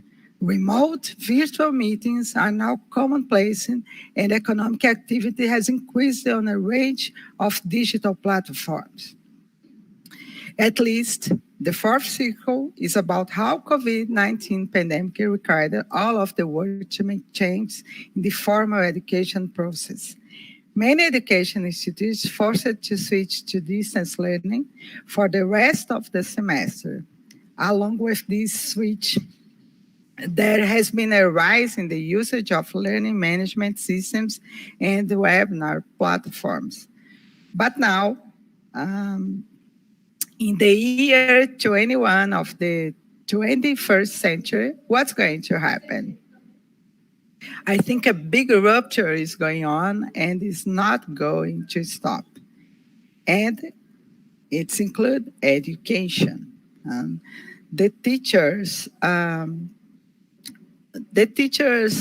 and managers who resisted in insertion of technology in the education process were forced to use digital research. As much as the implementation was an emergency without much planning, the experience was surprising. More than 50% of the teachers, including the most resistant, like the idea of not returning 100% in person in a coming future. The possibility of extending remote classes until the end of 2021 opens the exceptional window for modeling a truly hybrid education, fully adherent not only to the demands of the 21st century, but also to restriction of face-to-face caused by COVID-19. What matters now, how long should they, it's not how long should the student stay in the classroom with the teacher, but what he does inside.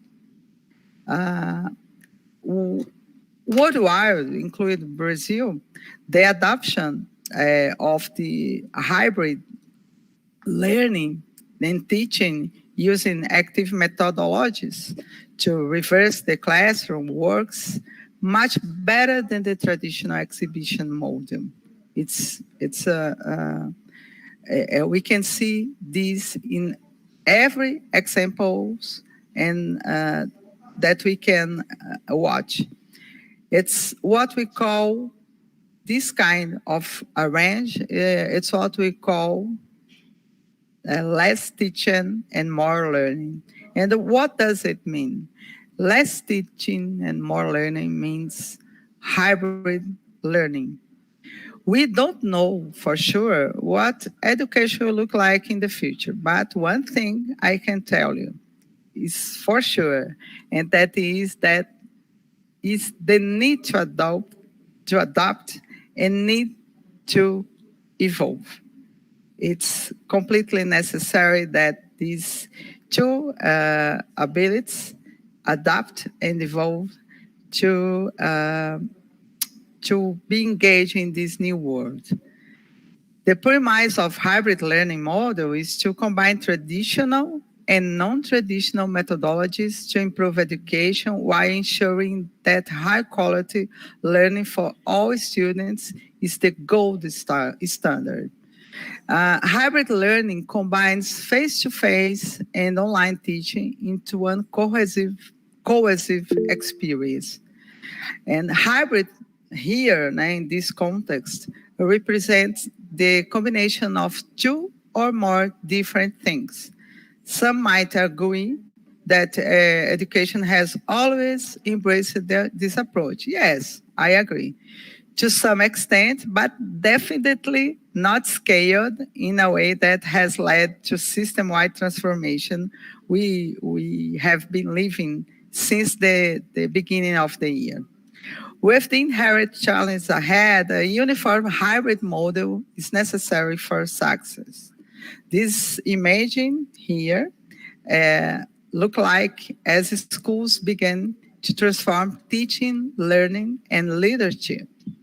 And analyzing these image, we have face-to-face. It's not a matter if, but when students return to school. The most powerful relationships for students through interactions with teachers, administrators, and peers. In most cases, its consensus is that high-quality instruction and effective pedagogy are facilitated best when educators are physically with their students. The key is to use the time better. And we have personalization. Personalized learning represents a movement from the what to the who, as a meaning to facilitate student ownership of the learning process. It consists of high agency strategies that focus on voice, choice, path, pace, and place, both with and without technology. Speaking in blended learning, one of the best strategies to personalize the experience for students is blended learning. Blended instruction is what the teacher does with technology. Blended learning is where students use tech to have control over path, place, and pace.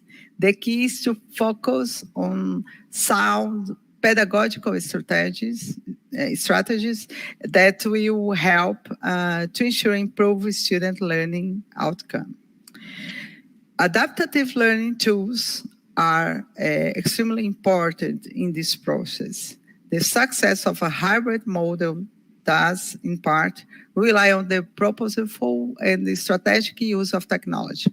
This can be instrumental and provided need or supplemental support to close achievement gaps, provide independent practice, and help learners move ahead if they had already mastered the content. Blended pathways are the best options for the seamless integration of adaptive learning tools. And I do think that next year we are continuing to live in this post-pandemic world, because I don't think that until the end of the year we have a completely solution for that. So social distance is still, I think it will be present, be necessary to all of us. And with new potential clusters of COVID-19 appearing, many schools across the globe will be mandated to implement social distance measures. A hybrid model accounts for this fact, and then its success relies on budgeting, existing space redesign, and professional learning support. And we must talk about the flexible schedules. The premise behind any hybrid learning model is altering the traditional school day schedule and calendar for that matter to make the best use of time and research. And the literature on this goes way back, and that just makes sense. Flexible scheduling partners address the concern for more appropriate learning environments for students and respond to the need not for school to be more organized, but to be more flexible and creative in their use of time. Flexible scheduling allows schools to optimize time, space, staff, and facilities, and to add variety to their curriculum offers and teaching strategies.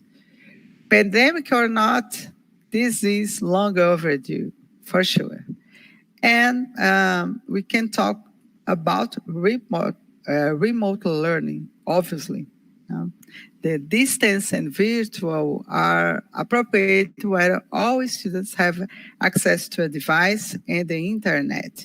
Remote, on the other hand, focus on both digital and non-digital pathways to keep realistic learning going. With social distancing and flexible schedules have a considerable role in any hybrid learning model.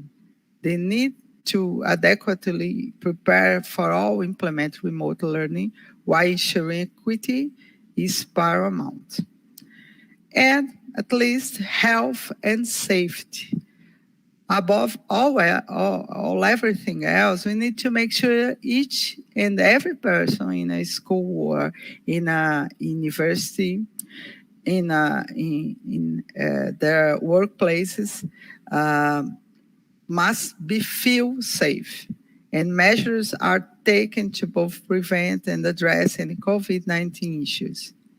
And the current scenario is ideal for inserting these elements, these educational elements into our educational model. For all this, it's essential that we create more evidence in the educational process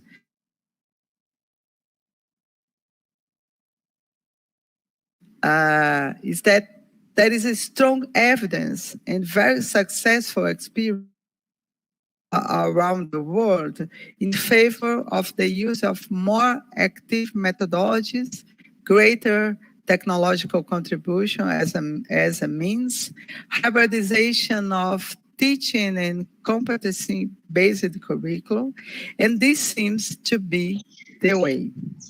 And in it, there is no way back. I do think so. This is what I wanted to share with you today. I'm glad to be here because I am the result of education. I was born into in a poor family in the poorest part of Brazil, and education has changed my life profoundly. So I believe so much in education and investments in education to change this world. And I want to say to you all, professors, great professionals, study more, always study. Thank you very much.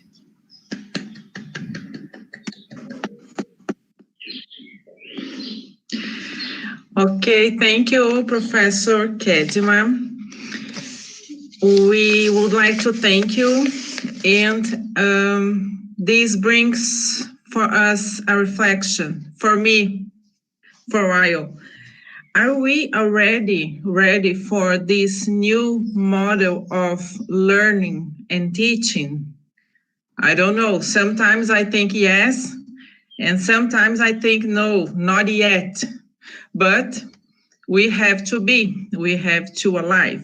We have to adaptate it. Nothing is going back. So a very well visualized approach she has presented. Wonderful, wonderful, Professor. Wonderful. Thank you. Thank you. Thank you all. And take care. Yes. What suggestion you have given, definitely. We should follow and we should live and we should dream and we should visualize that topic, whatever you have shared. So thanks. Professor Kedma Willer. So now I would like to invite our next resource person, none other than the most dynamic, worldwide visible, in each and every program, name is visible, in each and every academic event, none other than Dr. B3s. Dr. B3s is visible in each and every academic event, wherever it is. So, and the session is going to be chaired by Professor Arceloni. If he is here, that's fine. Otherwise, I would like to request Rezane to continue as a chairperson. Dr. B3s, go ahead and finish your talk in 20 minutes. 20 minutes is allotted for you, Dr. B3s. Okay, thank you. I would like to say good morning, good afternoon, and good evening for everybody. It's a pleasure to be a speaker in such a great event like this. First, I would like to thank the organizers, you, Dr. Pankaj, and the UNIFAC West for this participation. And I would like to thank all the other participants for such great presentations and great content here. Today I'm going to talk. Can you, is my PPT visible? Yes, visible. Continue. Thank you very much. So I'm going to start talking about sustainability of organizations during and post-pandemic. My paths today that I will follow to do this presentation will be pandemic and sustainability, the goals, sustainability tripod, economic, social, and environmental, what changed during these times, the sustainability post-pandemic. We're going to talk about competitiveness and new markets, and that will be my presentation, the steps that I will follow. Economic and environmental sustainability, corporate and sustainability and environmental responsibility.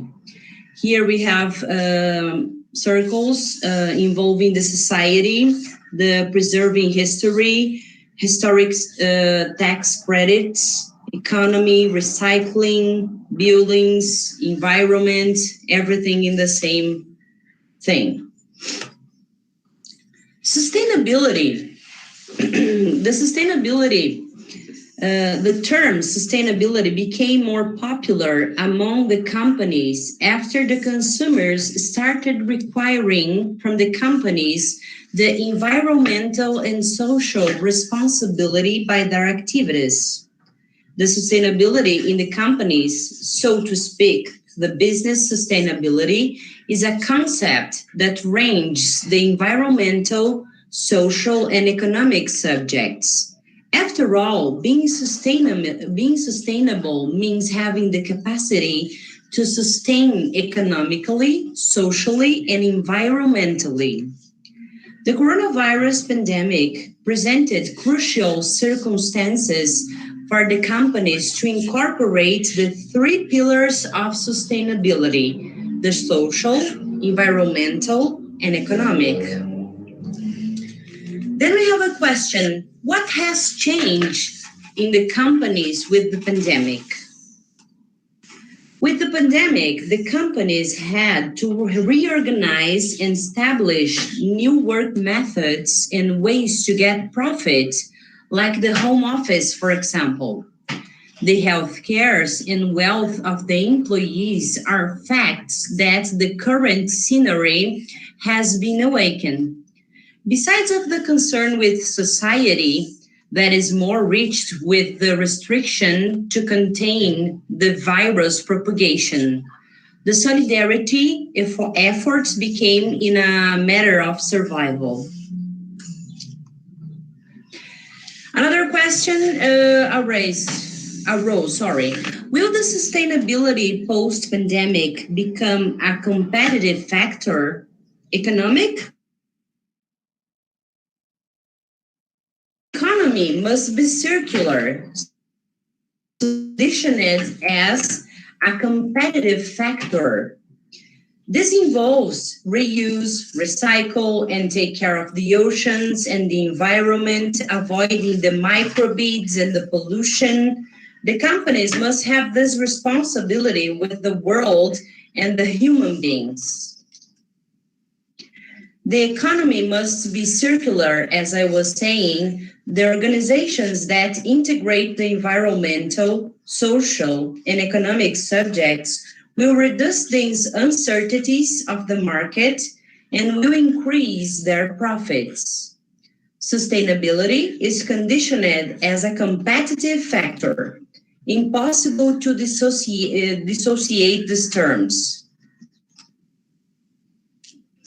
Now let's talk about competitiveness. Who remains in the market after all of this? What will be the companies and the people will be active again? The companies which always had a proper financial planning, the companies which knew how to take advantage of the crisis to create opportunities, innovated. They adopted different technological strategies. They invest in security of their employees and the society. The people who made a difference on the top of the crisis, who took advantage of the withdrawal to increase their technical and academic skills, Economic and sustainability, impact in the consumption, and it was discovered that it's not necessary to acquire many clothes and many shoes. It is not necessary in exacerbated consumption. The fear of losing the job is obligating many people to rethink the consumption. The impact in the food consumption is another thing that happened. People started to make their own food at home. There was a reduction of costs in restaurants and similars. People started enjoying making their own food at home. The pandemic made the population rethink. The world won't be the same. The people humanization has changed. The universal concern is equal for everybody, indifferent of the academic level, rich, poor, religion, and geographic region. The uncertainty is universal. The planet is not the same anymore. As the world is not the same anymore, neither the companies nor the people, we need to know if it is possible to survive the pandemic being profitable with creativity. The science is a desire for all, but at the same time, it's difficult to explain these to the population. Science requires much study and many tests. Many countries want to be the holders of the famous formula which will eliminate and cure the COVID. So, new activities were born, new job opportunities have come, like retail, logistical, education, services, technology. We could see the e-commerce emerging, the motorboy and Uber, teachers in the remote modality, health, the increasing of 50% and 100% in health attendance. Now let's discuss another topic. Is it possible to be profitable in the middle of the pandemic? 11 Brazilian companies innovated during the pandemic crisis of COVID-19. It will not be shown the names here, not because we don't want to have publicity, but they are construction companies, the union of 4 telecom companies, sites for standalone professionals, startup chefs club, chains of stores, online platforms, sporting good brand, cosmetics brand, the union of a technology company and the bank, logistics. First, I would like to talk about the construction company that innovated. Their strategy was preparing their digital channels in order to seek of buying of apartments, and the documentation process were made completely online. Even with the closing their selling stands and the delay of the prescribed for the first trimester, the campaign reported an increasing of 28% in their sellings compared to the last year. Now we will talk about the union of 4 telecom companies here. Among the actions adopted by the companies in the 100% digital attending, make available the virtual technical support, releasing of signature channels, internet bonus, and grant of franchising to access the official government apps and the sanitary authorities. Sites for standalone workers. The standalone workers are the most affected during the current scenario of social withdrawal. For 1.5 million of professionals registered in the app could continue their jobs in the quarantine, a startup intermediary of standalone services launched a platform that makes possible the hiring of a small assistance by video or phone calling. After selecting the desired service, the company connects the client to a professional to keep in touch in order to make the agreement between the parts through WhatsApp, including the payment. Startups Chefs Club. They made partnerships with food brands. The movement initially united more than 1,000 establishments of the food sector in the platform in a national scope. After the accession, were provided a total of 1,000 vouchers, which could benefit not just restaurants, but pubs, coffee shops, and candy shops. The help to the establishments is made by buying of a client a voucher with 50% off that will be used after the place be reopened. Stores chain. A survey made by the company of the 5 million retail trades existing in Brazil, only 1% act in the digital commerce. In this way, the new platform has the objective to allow that small retail traders which still don't have a digital presence can set in a simple manner their own virtual stores. Online platforms. A startup also put their staff available to give assistance to the companies and private institutions that need resources for live broadcasts, for correspondence courses, and the other tools which can contribute in the instruction of the classes. And a brand of sporting goods. Its ecosystem of digital apps were utilized as well as the chain of coaches, specialists of the company, in order to make the registers in the app fast. Only in China, the number of active weekly users in all the apps of the company increased 80%, generating an income of 10.1 billion in the end of the first trimester. And we have to talk about a cosmetics brand now. The pandemic required a big demand for online buying in this way. The achievement of the e-commerce planning needed to be agile. A digital consultant was an alternative necessary and profitable. Masculine clothes market. The artificial intelligence makes possible direct chats by SMS, WhatsApp, Facebook, or email. The online shopping passed from 20% when the stores were opened to 70% with all the services online.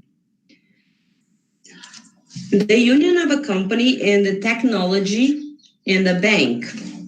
Both companies from different branches decided to get together to support entrepreneurs to digitally transform themselves. The goal here is generating and helping more than 2,000 physical commerces in the cosmetic and food area to set up their own virtual store. Logistics. The company, which is specialized in e-commerce delivery, is attending more than 1,000 towns. Concerned with the security and the contagion prevention among the employees and the clients, they developed an app that permits the confirmation of the goods receiving by voice command, making unnecessary the contact between the client and the person who delivers it. Now let's talk about 11 trends for the post-pandemic world strategies and strategies. The review of beliefs and values. Remember, less is more. Reconfiguration of commercial spaces. New business models for restaurants. Immersive cultural experiences. Remote work. Living close to work. Shop streaming, search for new knowledge, distance education, fintechs. Their essence is to help companies or consumers in their financial operations with the use of technology. Strategies induce the governments to review their development strategies, internalize strategic sectors. The world hegemony decay was once again evidenced by its difficulties in facing in the epidemic.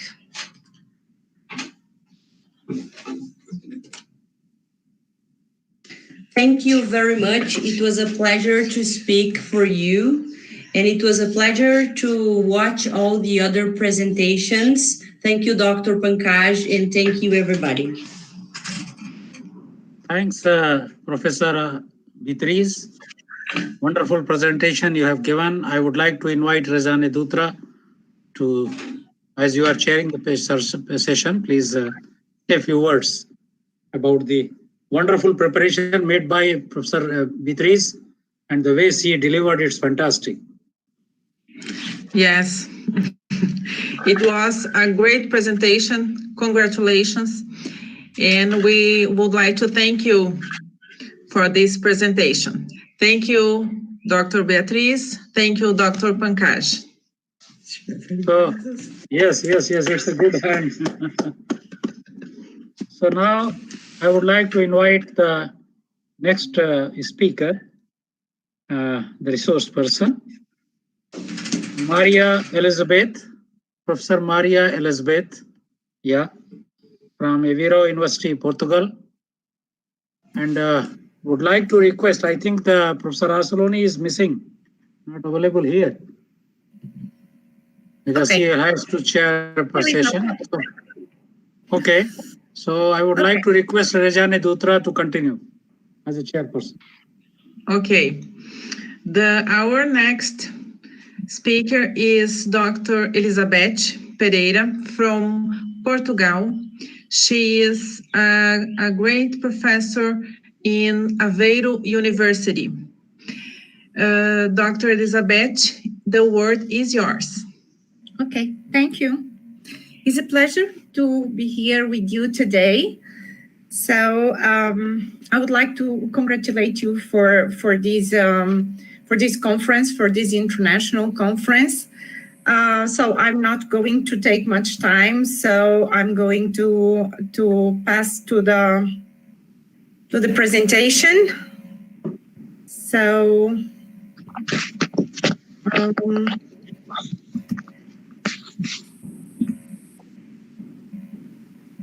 I hope so. You already see my presentation? Yeah, it is visible. Yeah. Yes. Okay. So it's in all the. Let me just. So pointing this.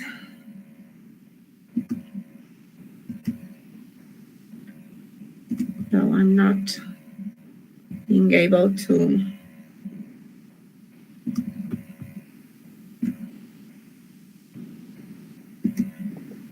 Just want to put this in the window. Yes, Okay. yes.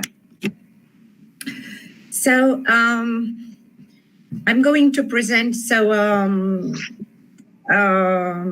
a topic about the global challenges and the overcoming from economic crisis. So what did we really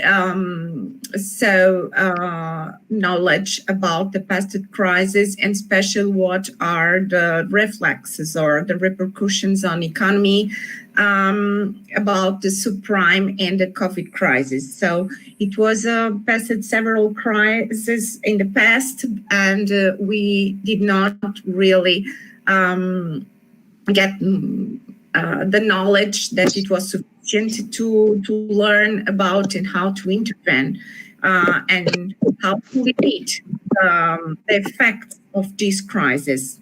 So this was the presentation of my brief CV. So first of all, we know that the macroeconomics dynamics is the result of the firm's behaviors, but that the crisis being so financial and economics, and many of them resulting from pandemic crisis, like is the COVID pandemics, and like it was the Spanish flu in the beginning of the 20th century. So this is important that we have, like Beatrice told on her presentation, that crises are going to provide a way to remind that people and companies and states have to be so innovative and have to put the creativity and innovation, especially the case of social innovation, so to be improved.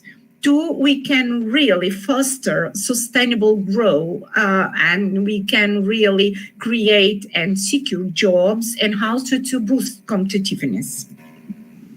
Of course, that these crises, the pandemic ones too, is according to what we call the economic cycles. So the economic cycles, as we look behind, so all the history on economics, we have it. We really can constatate that it was stylized facts on long waves that really made us to observe that it was some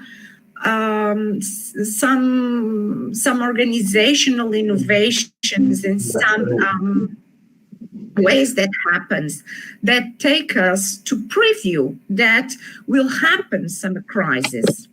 We have, for example, in the historical record based on Paris, that we have bubble prosperities that create recessions, and after that, based on the innovation created golden ages. So we can see from here that it was expected. Even from the 70s, it was expected that in the beginning of the 20th century will appear a new bubble. So that was the subprime crisis, and that really changed the paradigm that will take to a new golden age based essentially on the knowledge societies and on technology, as well as something that was also preview to happen according to the pandemic crisis. So when we talk about economic crisis, Schumpeter postulates that crises are seedbeds of innovation and entrepreneurship. Of course, that the crises are going to sustain the more able companies and people to survive above the other ones. So innovations are developing during crises and are going to stimulate the creative destruction of new technologies, of new ways of education, of a remake of the existing industries, and are going to give birth to entirely new ones. And these are related to industries and new ways of living. And of course, it's going to put in motion new rounds of economic growth. So it's going to be in a sustainable way, creating by another way. So we can say that is a connection between crisis, between innovation and economic growth. We know from the Kondratiev waves and from the business cycles that it's supposed to be some crisis during some periods of time. And as you see, the time of the cycle have been decreasing through the time. Why? Because the technology, because the globalization make it more quickly from the time is passing by. So is the case, for example, of the COVID pandemic. So it starts, the first case, it was in November of the last year, but it was so increasing, and then in December, this is why we have the COVID-19. That appeared on China, and after that, so we know that globalization made it global. So this takes that the cycles, according to the Kontrafiev waves, it's going to accelerate all the time. In 2004, so before the crisis of the subprime, it was preview to happen that it's going to happen a crisis. So many of the economists that are related to business cycles and to the provision, which was expecting that. And has the way in relation to the correlation that happens with the pandemic crisis of the beginning of the 19th century, the beginning of the 20th century, it was also previewed that in the first decades of the 21st century will happen a new crisis based on some pandemic's way, and it happens. So it's a correlation and it's some provisions that are related and are studied in these business cycles theory.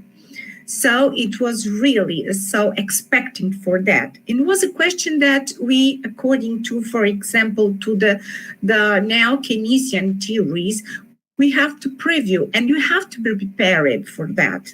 But this is the economic theory, and many of the societies, especially the governments, don't take care about the theories because sometimes it's like a black swan and it's not going to happen. It's like a theory. We say, and for many years before, or for 10 years before, I talk to my students about these theories. And sometimes I speak about the pandemic correlations with the 20th and the 19th centuries.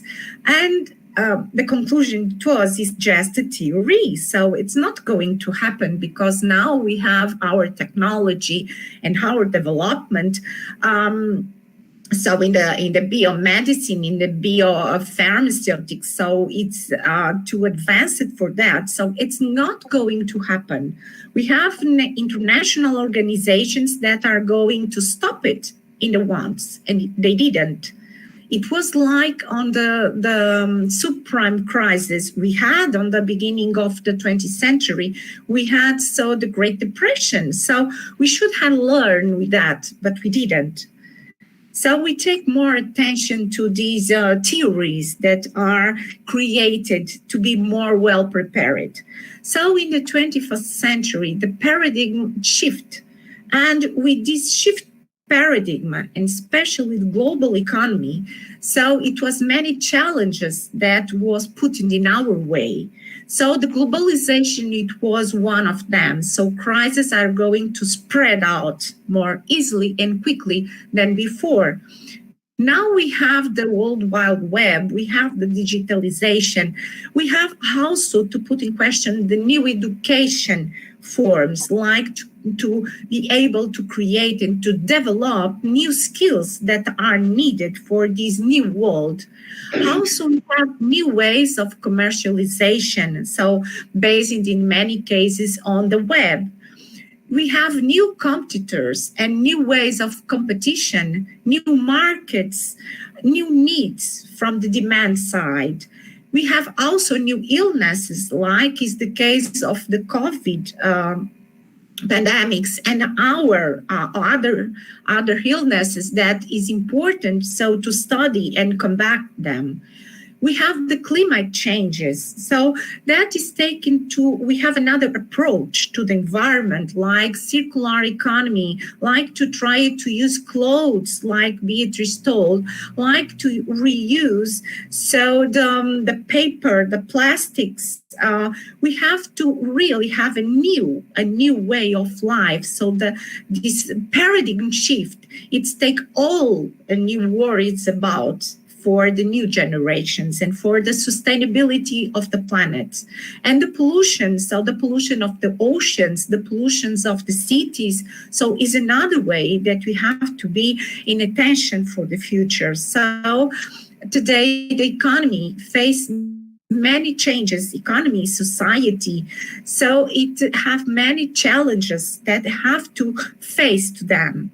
So we have also new ways of conversations. We have new ways to take into account in many technologies that we have to have skills and competences to lead with that as the way as the new generation has to be prepared for that. So some studies overview crisis in the historical perspective that you have to learn with the past to don't have or to don't commit the same error. So in the future, and especially in the present. So there are differences among crises that we have to take in account. There are specific mechanisms of shocks triggering a crisis that could be a financial, that could be happen in the United States, for example, in the sub-crisis, in the subprime crisis, like the way in the case of the pandemic of COVID. So we have really to take into account what is the mechanism of the shock. Then we have similarities across countries and historical episodes that make some reflection about. And for other authors, crises, booms, and boosts are an inherent part of the capitalist system because we have globalization and it happens that are strictly related with the business cycles. So when we see about crisis, we see that the crisis that we started from the Great Depressions, that it could be reflected on the case of the Spanish flu. And we see that for many years we have crises. Some of the crises, it was more extended than in others. So the duration in months is here, measuring months. So it takes so more times than the others. And it was real the implementation and the intervention of public authorities in the economy or in the society. In the case of the recent crisis, so in the case of Europe, we not recovery for complete from the crisis of subprime. So that begins in the December of 2007. So we don't really recover from that. And now we are facing another crisis that also started in December. So much of this that we can really see on these, most of the crises really started after October in one of the years. So it's something that we can really rely on and be with attention to what is happening on the last months of the year, especially in the case of financial terms, in the case of economic, what happens on the economy, on the political system of countries, and about epidemics. When you take into account some cases of previous crises, we see the Great Depression. So it was the biggest crisis. So in many of the ways, with reflections from the first Great War. So we see that the causes was really so economics. We have speculative bubbles. We have the construction boom after the 1920s, we have the banking panic, we have the Fed restriction monetary policy, low interest rates, inadequate regulation of the financial sector, and also on society because it was really unemployment rates. So I'm not going to extend on this because we don't have many time for that. But the response was so the regulatory acts and the intervention of public institutions and of the government. So we see here pictures of about the Great Depression, that it was a huge crisis for people. In the Finland, we have also in the 90s a crisis from external shocks, in this case from the collapse of trade of the former URSSR. So the domestic bank crisis and the consequences, it was really based on the decrease of the GDP, on the increase of unemployment rate, and of course in the collapse in consumption and investment spending. So the response was really taken by the government, who decided to take some measures to support and also to base it on innovation. So innovation special from industry, so in technology and industry. Then we have the crisis in the 90s in Korea. And this, it was based on the financial crisis, and the consequences, which was really based on macroeconomic variables and on on consequences to families and to the business system. And once more, the great response comes from government, allied to the case of companies. So because it was a financial crisis. Then we have the subprime crisis, and in this case, so we have the speculative housing bubble, that it was spread to that, to credit excesses and to take us to the bankruptcy of the Lehman Brothers. And so the effect of the contagious to other economies based on the globalization, because the financial system are interrelated, and we have the globalization, we have many financial mobility between all the countries. So it takes to consequences once more important for the economy, for the financial system, so for the companies with many banking failings and industry failings, and with employment and with social problems. So the response, it was once more taken for the several states on the world by the government and institutional by the international institutions, like the case of Troika, for example, in the case of Portugal.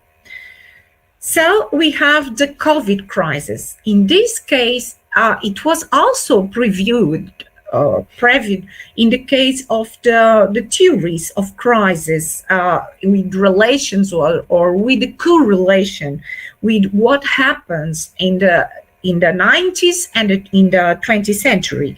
So it was a pandemic crisis that related with globalization. So it's not only the mobility of capitals, but also the mobility of persons and of communities. So we have really globalization based on mobility of persons, mobility of goods, and mobility of capitals. And so it takes that we belong to a world, and we are all together in the planet. So it was a consequences in economics, of course, like the previous crisis, but on social also. So it was really a huge increase in employment, bankruptcy of many companies, and it was a decrease in employment, and of course, a huge increase of national debts, and the decrease of GDP, and the decrease in the welfare of populations.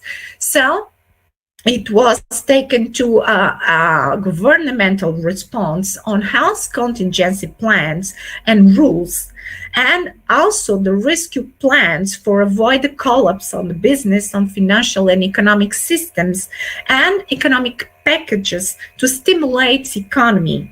that are so the case that is done for European Commission that adopted the pandemic crisis support based on its enhancing conditions of credit lines and on the so-called now the bazooka that is going to help companies in all the member states of the European Union. And this takes two for representing support of 540 billion euros. So in April, that it was reinforced. So now, so in October, to facing this crisis with the new platforms, with to improve digital ways, and of course to make the new paradigm. So we have new ways of work, new ways of education, new ways of relation with peoples, and all of these with consequences for companies, with the new ways to operate in the markets, with the new ways of the education system that are, so many of them are blended with the blended system, but also the online is important for continuing the education system. So we required here a new paradigm with new ways of labor market, new ways of teaching, new ways of dealing with institutions, because now we are not going to the bank, we put online, we are not going directly to our public institutions like financial office or whatever. We have to put, or to the health centers. We we have to do it online. And about the doctoral consultations, many of them in the public way, we have a tele consulting with the doctor. So we are not more face-to-face. That is something that we have to learn, to be some distance and to connect it with the computer and not connected with the person directly. So it's in this way are a really sociological way and psychological way to deal with that. In this slide, we have here a table with many cases of financial crisis. And we say that in the last one, we have the black swan. The black swan, it's something, it's preview, but we have a little probability to happen. And we have that the pandemic crisis of COVID, it's the black swan of 2020. So it's something that it was preview to happen with a low rate, but it happens indeed.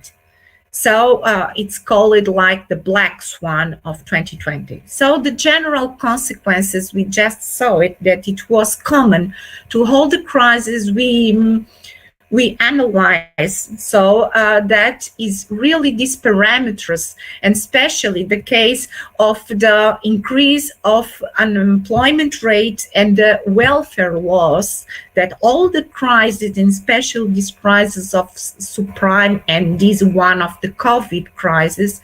So we have economic impacts, but more than that, we have social impacts with psychological problems, with increase of poverty, and with the new paradigm of the relations and the communications with people. That is very, very important, because many of the societies, for example, I remember in the case of the Chinese way of culture or of doing business, and like also the Arabian case. So it's many based on the personal relations to the business, or we can deal, for example, in international relations, even in the high education institutions, many of the agreements that we do, we have to be in person, because it's a way to be in the culture of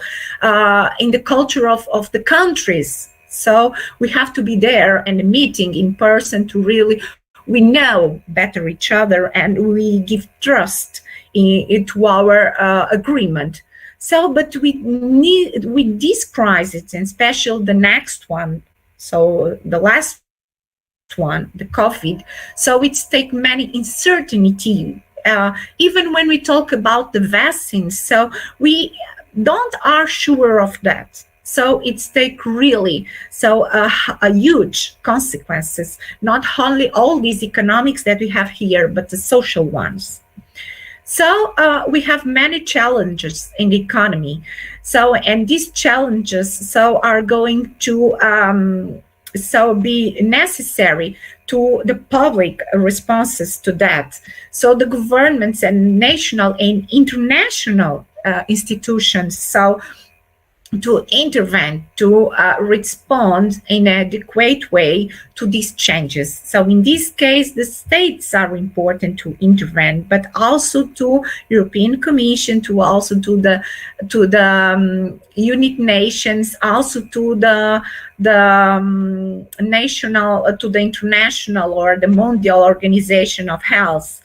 So this is important. Of course, that in the case of the states, and according to the new Schumpeterian corridor, it's important to be some action based on 3 pillars, and also based in a all environmental, based on innovation. So in industry dynamics, we have to, in this COVID crisis, to be based on health and on biopharmaceutical. So to have a way to control the pandemics and to find adequate and efficient vaccine. So the technology, the ECT, and the digital platforms to be efficient in our communications, in our education system, in our business systems too. So it's very important. So the industry dynamics based on innovation. Like the financial markets have to be dynamics too, because they have to support all the system and the public sector.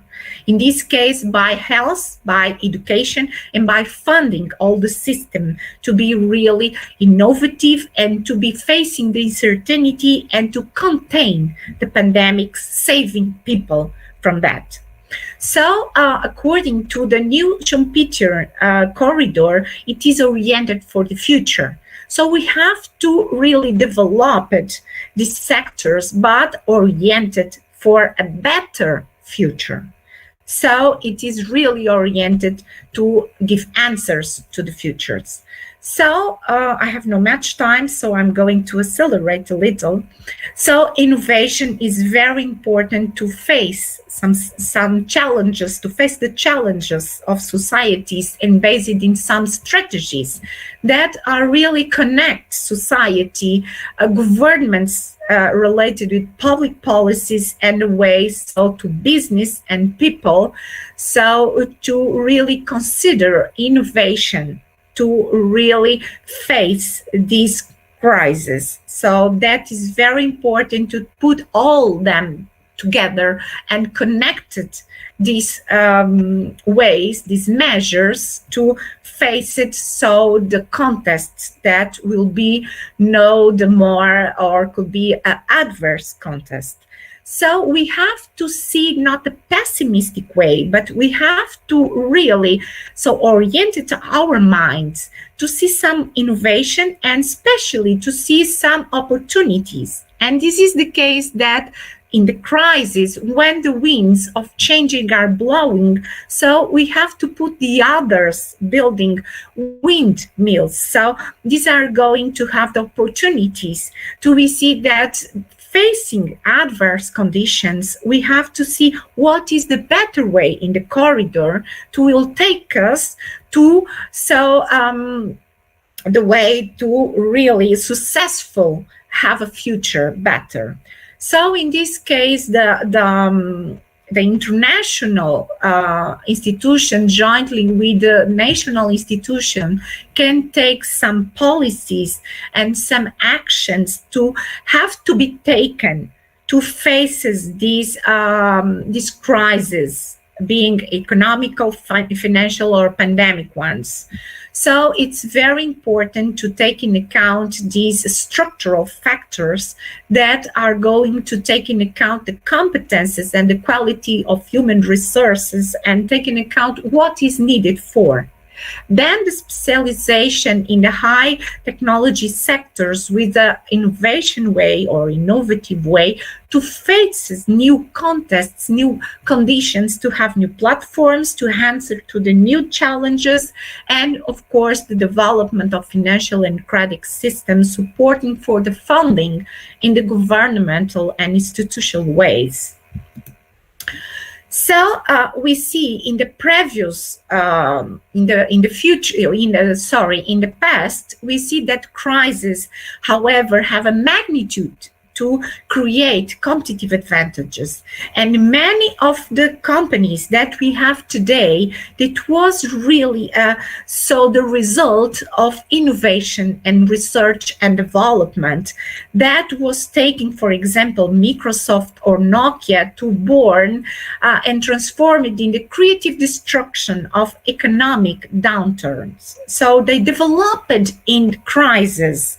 And so like we have now the Zoom and the Teams and the Google that continues to innovation. Now we have been a session on the Teams that is based on Google Teams. So several of the firms are going to lead technology because they are needed. There are one answer to these challenges. So to really answer to these challenges, they need to really do research and development, so R&D expenditures, to really can answer to this new economy, so needs and challenges of societies of today, of the 2020 and 21. So the future is based on governments and companies and society too, because society too we see on the case of circular economy, of the case of recycling, of the case of ACT on society, for example, on the pandemic way to use the mask, to be confined, like for example in Portugal, we are now confined until of 1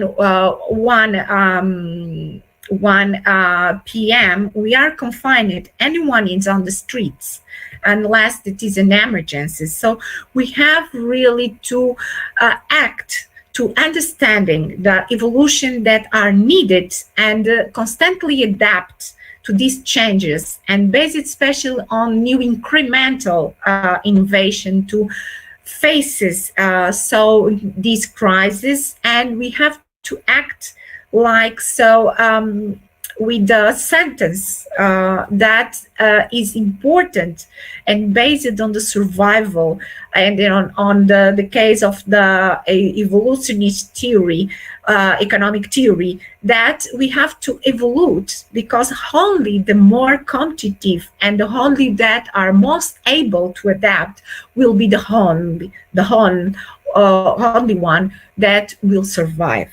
So we have to take this sentence in mind that is applied to species, that are applied to people, then that are applied to companies. So we have to adapt, be innovative, and especially to understand very well what are the true way for the future to be successful and survive.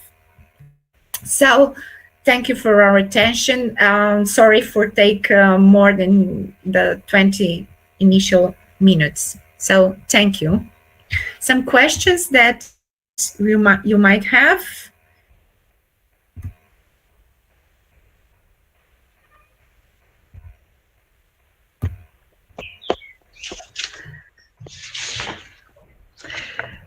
Thank you, Dr. Elizabeth. Thank you for your brilliant presentation. I think sometimes theory is very, very far from us. And it's difficult for some people to think about it and think about the different models, different paradigms, and we have to consider to learn more and learn new skills, and because the future is now. The future is not so far. The future is now. That's what I think. Dr. Pankaj, Yeah. for us, it's all. Okay. Thank you. So, Thank you. anyone wants to comment? Because a very, very elaborated presentation regarding the 2020 situation with a suggestion and with a background as well, that what happened in the past few years since 1800 up to 1990, the very well projected values are there, that every time the problem starts from December or October. Yes. Very well designed and giving a clear cut projection that every century will has to face this kind of problem, and we will have to be alert, and these problems will provide a platform for the development of the new technologies like the emergence of Microsoft, Google, and other things that you have Yes. projected. So in this era, especially the pandemic domain, it means the possibilities are the emerging, the new technology. The first mode that the teaching community has adopted, the online mode teaching that we have started, as you have quoted in the lecture, that Professor Arceloni quoted the lecture that April 18th, 2020, the instructions were issued that start the teaching online. Here in India, we started the teaching online from April 9th. So this is the one aspect, and the similar procedures have been adopted in other departments as well, that nobody is visiting offices, all the meetings are being conducted online.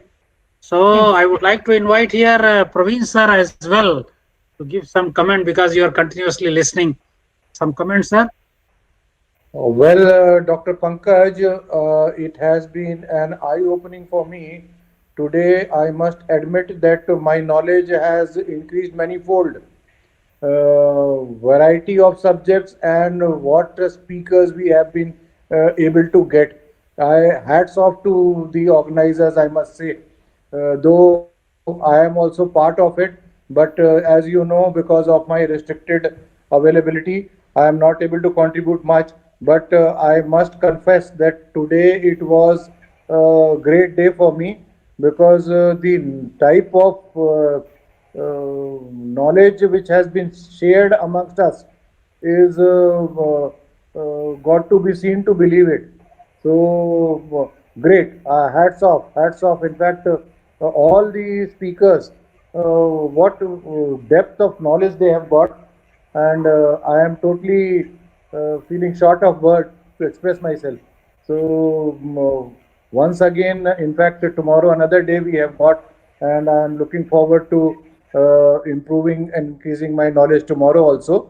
But today, job well done, and heartiest congratulations to each and every speaker. I did not got opportunity to speak to everyone, but in the end, I must say that each and every speaker deserves a standing ovation from my side. Thank you very much. Thanks, Professor Elizabeth. A wonderful contribution, eye opener. I would like just to say one thing. For me, it's a pleasure because you are in Goa, right? Yeah, we all are in Goa. And Goa has many good relations with Portugal. We have many of our researchers in the University of Aveiro that was doing some research in Goa, because Goa, it was many people in Goa speak Portuguese, right? Yeah, yes. We have Professor Zélia that it was, I don't know if you know her, she was in Goa for 2 years to make her master thesis with the University of Goa. So, and I like to say that it's a pleasure for me, but because all the photos I saw from Goa, it was really amazing. Okay. And I would like very much to visit Goa because of the good relations that Portugal has with Goa, and all the pictures I saw, that it was amazing for me. So it's a pleasure to be online with one university, so that I've been here for some time, and a place that from our historical point of view. So every the descriptions were wonderful from Goa, and I suppose we had good relations with Goa too. So Yes. it's very, very kind for me, and it's a pleasure. So I forgot to say that at the beginning, but for me it's a great pleasure as a Portuguese one. So be in connection with the University of Goa, and Sure. I wish you many success and everything good. Professor, hopefully, if the situation next year becomes normal, Yes, I hope so too. definitely we would like to invite you in the month of November at Goa to revisit. You may plan you can keep November time ready, available for you to come to Goa next year. Yeah, yeah, we will. That's why I'm informing Professor Elizabeth. Spare time. We hope so that everything will be normal by the November 2021, and you will be at Goa with all of us to again spread the knowledge of academic domain as per the theme, but we will decide. Right. Okay, I So, would love to. And you are invited to come to Portugal and to the University of Aveiro, where we have some studies about Goa, tourism and development of social relations and historical relations between Portugal and Goa. So, and the community of Portuguese and Goans people that are there. So it will be a pleasure also to receive you here at the University of Aveiro. So. Okay, sure, Professor. Thank you. Thank you. Okay, so now I think the Rezane, the Professor Roberto is here. All right. Dr. Pankaj, unfortunately, Professor Roberto is not here because he had a personal problem in this weekend. But Professor Sueli will do his presentation, all right? Okay. Professor Soli. So, the chairperson as you are, because you will introduce and ask Professor Soli that the 15 minutes we require 15 minutes only, because the two more persons from Thailand are waiting for the presentation, and in Thailand it is 11th past 30 at Thailand. They are still waiting. Really? Yeah. Okay, I will present the Professor Roberto, and Professor Sueli do the presentation quickly, all right? Yeah, quickly, yes. Okay, quickly.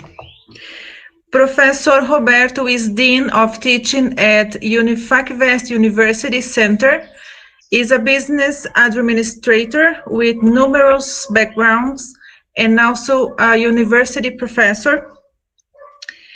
And as I said, he had a personal problem in this weekend, and it's not possible to hear his presentation, but Professor Sueli will do it. Thank you.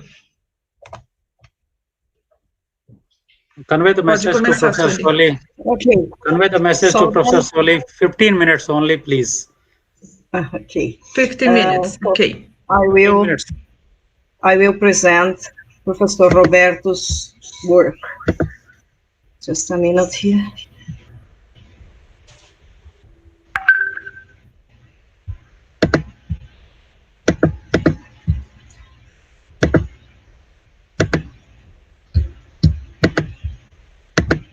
Can you see my picture?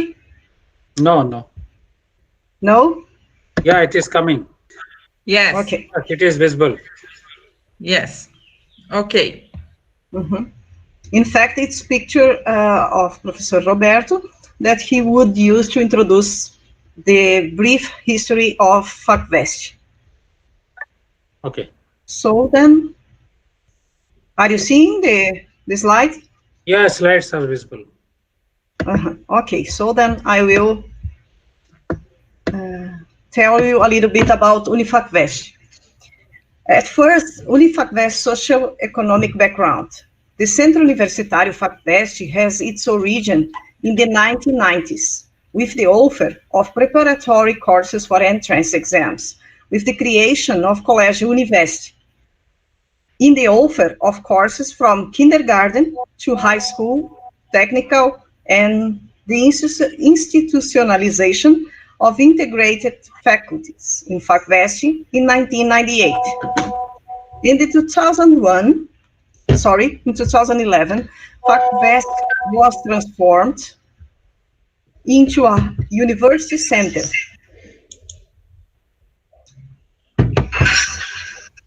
giving it a new educational status. Today, Unifacvest has 58 undergraduate and graduate courses on site and a distance offered in 864 support centers, distributed in 25 Brazilian states, with more than 50,000 students enrolled, with the goal of expanding educational work to other countries.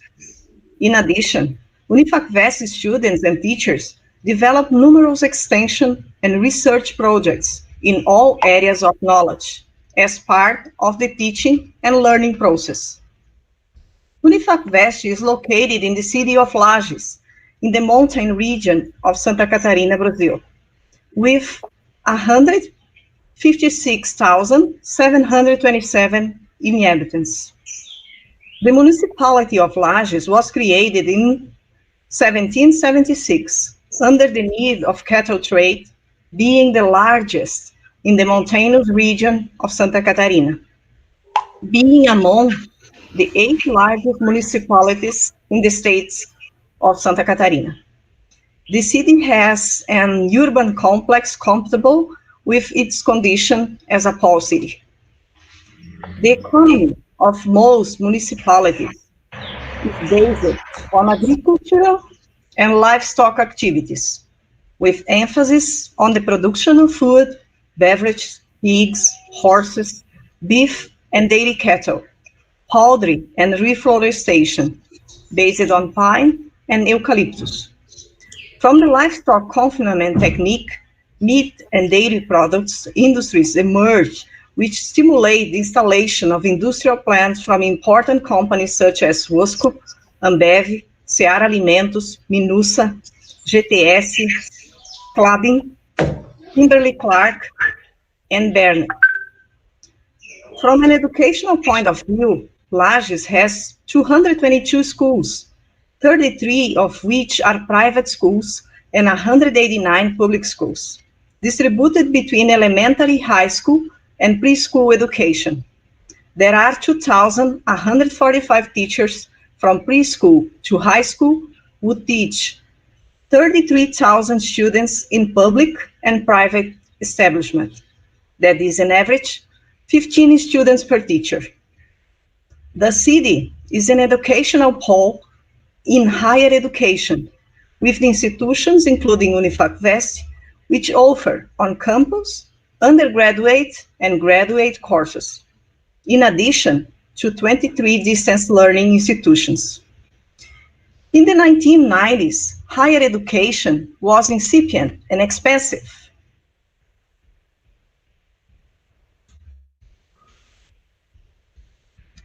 Increasing the precariousness of basic education and the lack of professional qualifications, affecting the region development, employment, and income. With the success of the pre-university entrance courses at the Colégio Univest, the Unifacvest leaders decided to invest in higher education. In 1998, as an alternative for the Legions to enter higher education and settle in the region, stopping the migratory process. As a result of the lack of professional qualification and the countless possibilities that the Lages context offered, Unifacvest created undergraduate, graduate, and extensions and research activities, stimulating sustainability regional development. Unifacvest profile geared towards the preparation of the workforce to meet the demands of the world of work and society, as well as the training of human person in conditions to exercise their role as citizen. In this way, UniFacVest has been enabling young people and adults to achieve higher education and a place in the labor market, providing quality services to society, adding value to products and services, and contributing decisively to the sustainable development of the region. UniFacVest's mission is to educate and disseminate universal knowledge, contributing to human development, committing itself to democracy, citizenship, and training the students for life. UniFacVest and the coronavirus pandemic. During the coronavirus pandemic, starting in March 2020, UniFacVest remotely adhered to social isolation and remote classes in such a way as to preserve our students and teachers, as well as maintain the schedule of academic activities. On that occasion, UniFacVest established a biosafety protocol in relation to classroom classes, laboratories, and practical activities. The library supervised curricular internship and the end of coursework, defenses, but also the relation to the service provided by academics, secretariat, and support sectors. This biosafety protocol, still in force, aims to guide and recommend the best practice and care for face-to-face visits by teachers, academics, technical staff, administrative staff, and the community in general to the Harper's campus in the health unit, the Casa da Cidadania, to Clínica Veterinária, and Fazenda Escola UniFacVest, as well as disciplining the realization of virtual, synchronous, and asynchronous classes in substitution of classroom classes, until the end of the state of this emergency. According to the biosafety protocol, the main measures adopted were as follows. Number 1, adopt a home regime for students and teachers who test positive or that are at risk. Number 2, entry to the units will be preceded by a mandatory screening of PPE checks, especially masks, and 70% gel alcohol. Quick interview on any symptoms that indicate the presence of coronavirus. Body temperature measurement and oximeter testing. On number 3, replace of the face-to-face classes with virtual, synchronous and asynchronous classes through the academic system platform. Adopt the substitution of face-to-face practical activities related to assessment, curricular internship, TCC, with not face-to-face or virtual presence activities, considering the mediation model of digital information and communication technologies appropriated to the necessary infrastructure and interaction. On number 5, supervise internships and professional practices to the exact extent of information and communication technologies available. Organize a teacher training process for teleworking using of ICT in synchronous and asynchronous classes through Google Meet or other diversified tools. Number 7, use long-range social media, WhatsApp, Facebook, Instagram, to simulate and guide students and projects in addition to communication with students and teachers. Number 8, provide opportunities for the inclusion of all the students in academic activities, providing the university structure to the necessary logistic in a safe and protected manner. On number 9, the available of didactic material in PDF of the class must be made by the teacher in advance, according to his weekly schedule, so that they are accessible to students in the regular schedule of synchronous classes. It will be included of the CPA to apply surveys to monitor the academic performance of students and teachers, periodically providing the reactor with the evaluation report. These were the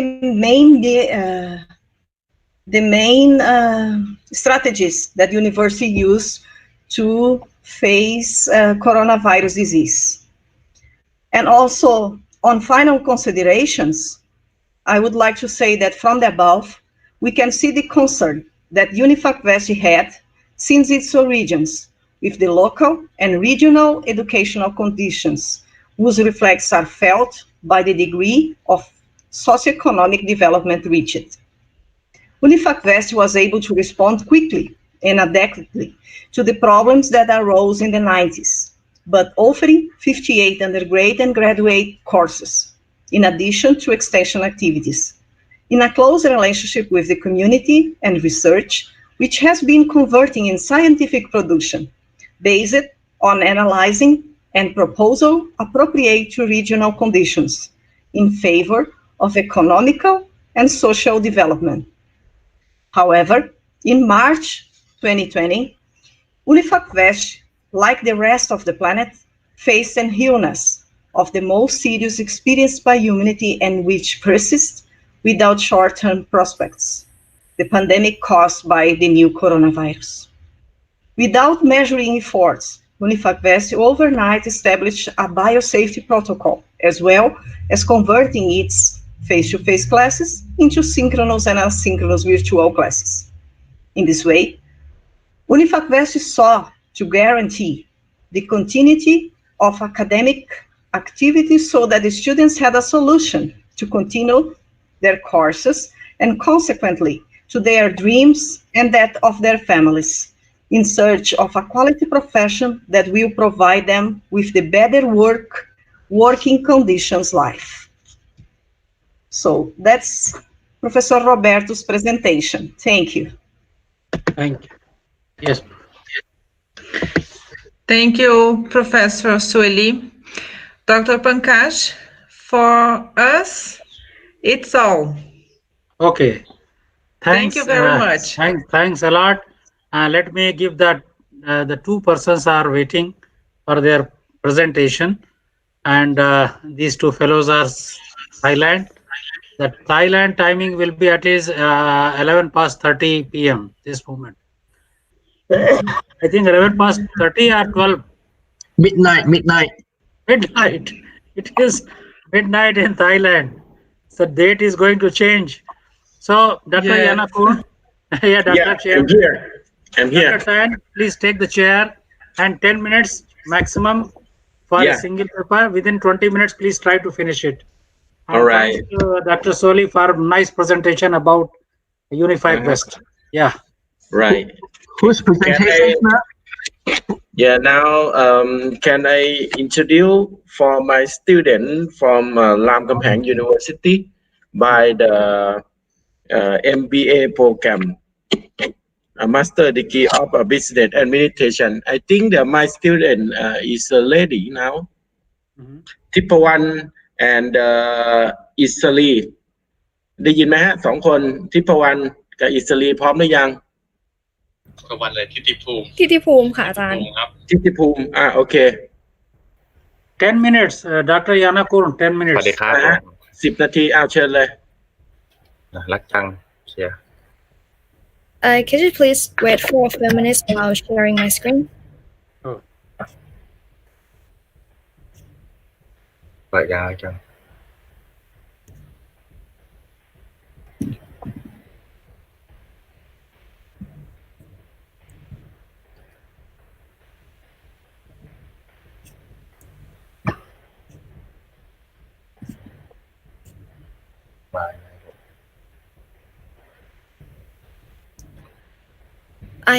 I cannot share the presentation. You click the present now. You open your PPT slide first on the screen, and then click the present now. Automatically, the screen will be visible. Okay. Open the PPT first on the window, and then come to this Google Meet, and click present now, this PPT will be directly come on the screen. I gotta select your entire screen, right? Right, Yeah. right. Yeah, you can select the Yeah. entire screen. Okay.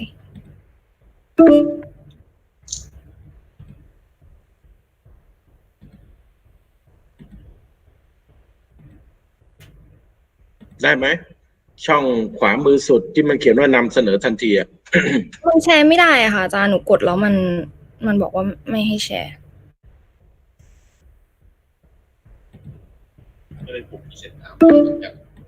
ของเบคแชร์ได้ปะ รู้อ่ะ So I will let Titipum try to share the screen.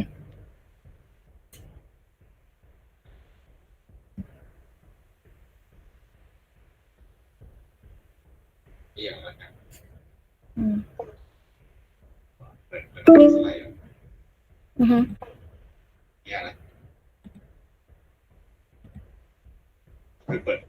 แชร์ได้ไหม เปิดได้ปะ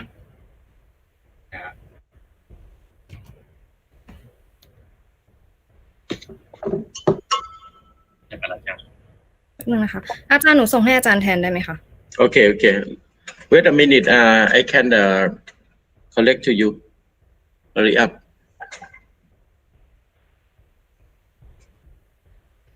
okay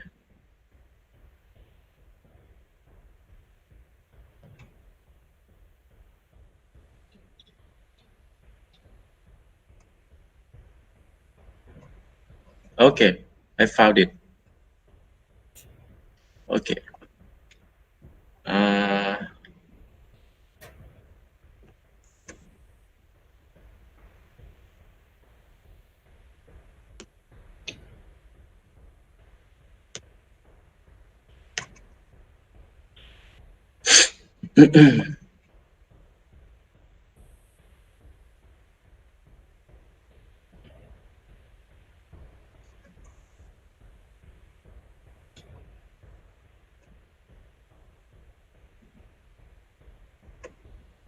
I think Dr. Yanakor, in the meantime, you may invite the second one.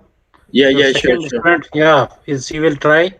My suggestion is please open your PPT first and then come to the Google Meet platform and then click the present now. You will get it directly. The screen will be there.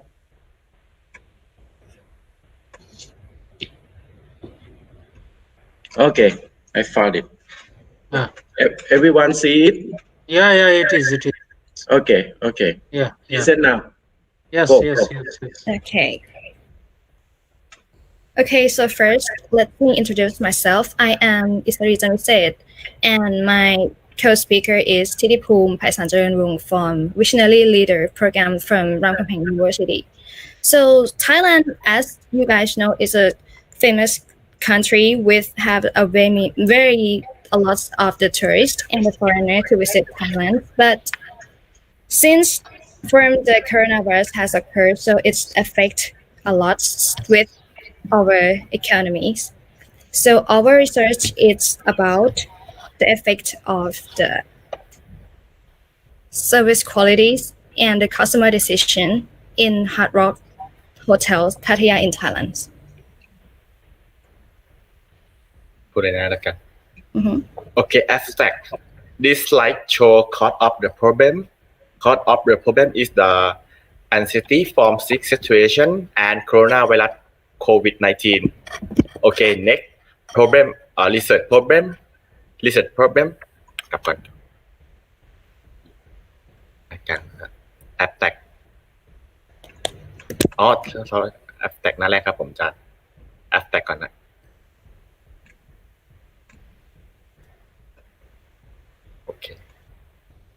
Okay. The problem of this topic is the service quality and customer decision, and effect is the economic down, as Thailand is a tourist country and lockdown situation and social distancing. The problem for the solving is the manage of service quality, and solution is determine the quality of service that affect satisfaction. Okay, next slide ครับ Okay, this slide show the summary of number of foreign tourists 2016 to 2019. The blue slide show the number of foreign that tourists in the Thailand, and green slide show the revenue for the tourist of Thailand. Okay, next slide,ครับ. Okay, for the objective, first, to study the service quality of Hard Rock Hotel Pattaya in the context of the coronavirus outbreak. Second, to study the decision to stay at Hard Rock Hotel Pattaya in the context of the COVID-19 outbreak. Third, to find the relationship between service quality, the decision of stay at Hard Rock Hotel Pattaya in the context of the COVID-19 outbreak.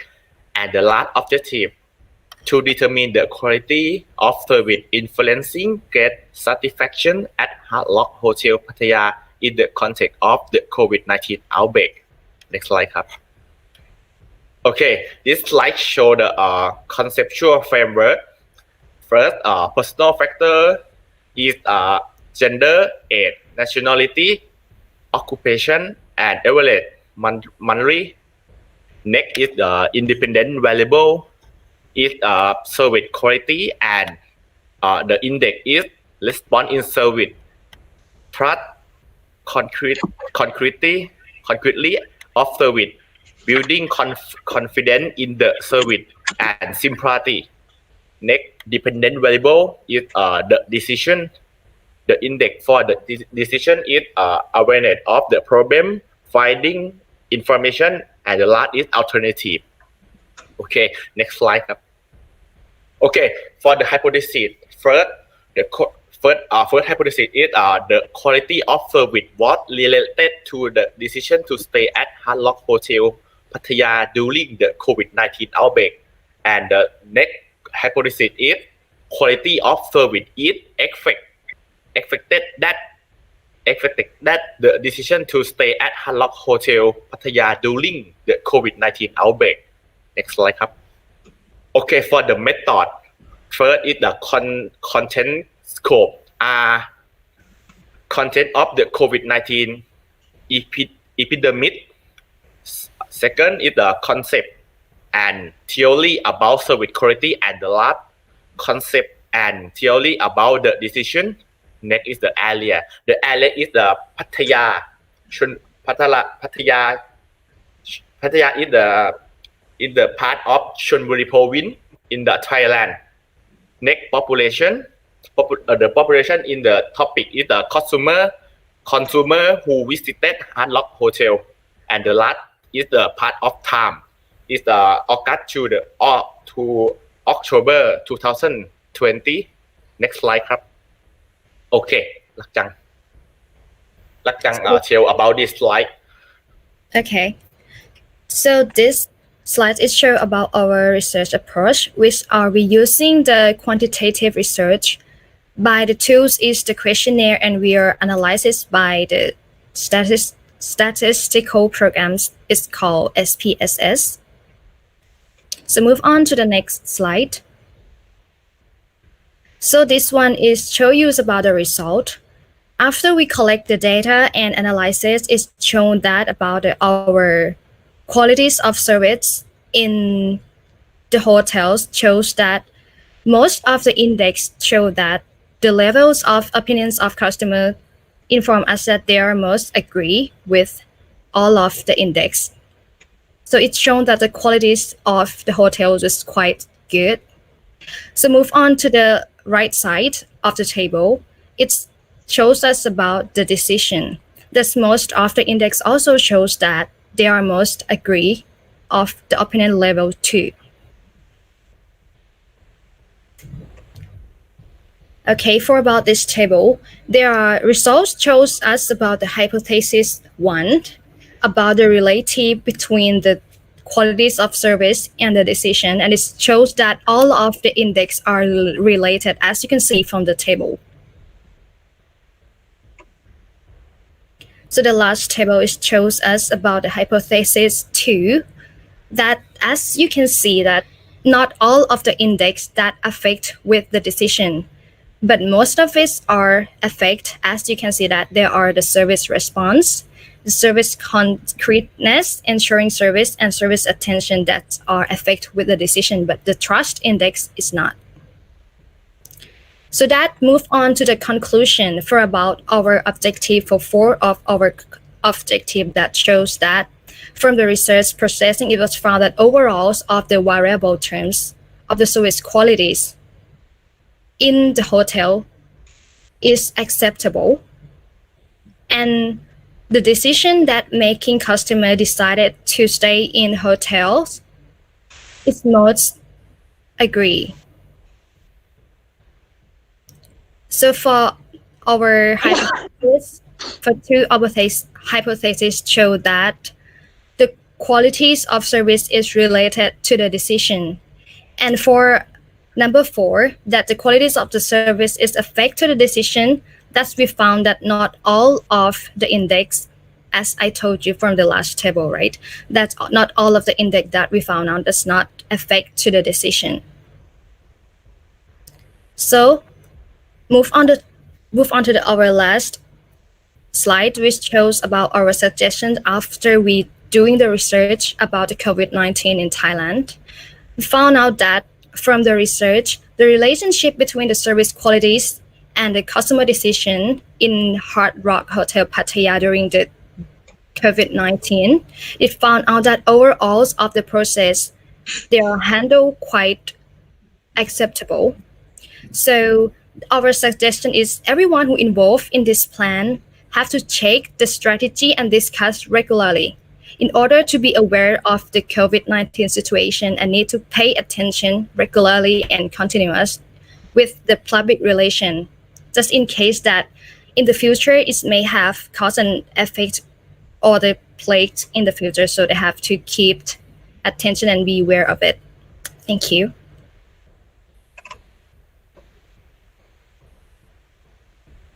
Yeah.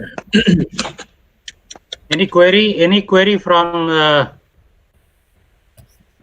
any query regarding the presentation of the young student concerned with the hotel stay and the COVID impact? Yeah, now it's done. Okay, thank you. Second, Yeah. Anyone, second one is the final. Dr. Yanago? Yeah, I have one more. Please. Professor Tan, you want to talk about this first presentation with my student from Lam Kam Hang University? Yeah, please. Where is the student? Who? You're talking me? No, you are not a student, Dr. Tan. Dr. Tan, it is midnight. Share a little bit from the topic, the relationship between service quality and customer decision to stay of the Hard Rock Hotel Pattaya during the outbreak on the COVID-19 virus. I think as good job. The most important thing is that we have to make sure that we get the independence variables and dependence variables correctly. And for example, when we talk about the service quality, and then we have the trust factors in the service quality. Again, trust is not a factor of the service quality, and definitely that would cause some issues. So it's very good job. Very good job for the students. But we have to just be careful in terms of the construct, in terms of the definitions and things like that. So yeah. But anyway, don't worry. I think it's a good job. Well done. That's just a little bit of minor situations that you can adjust slowly, and you can talk to me later. Yeah. Okay. Yeah. Thank you. Yes. Yeah. The last one is my student from Ratchapark Institute, the program Master of Art in Art of Management. Lopachaiอยู่ไหม Lopachai. Where is Lopachai? Please. I see them. ลบประชัย say hi หน่อยกับ participate with the academic conference ลบประชัย okay, don't worry, I present with them. Okay, you present. Right, okay. Or you present quickly. Sure. Lopachai is disappeared. Lopachai disappeared. Dr. Yanakon, please you present because you are the supervisor. Hold on.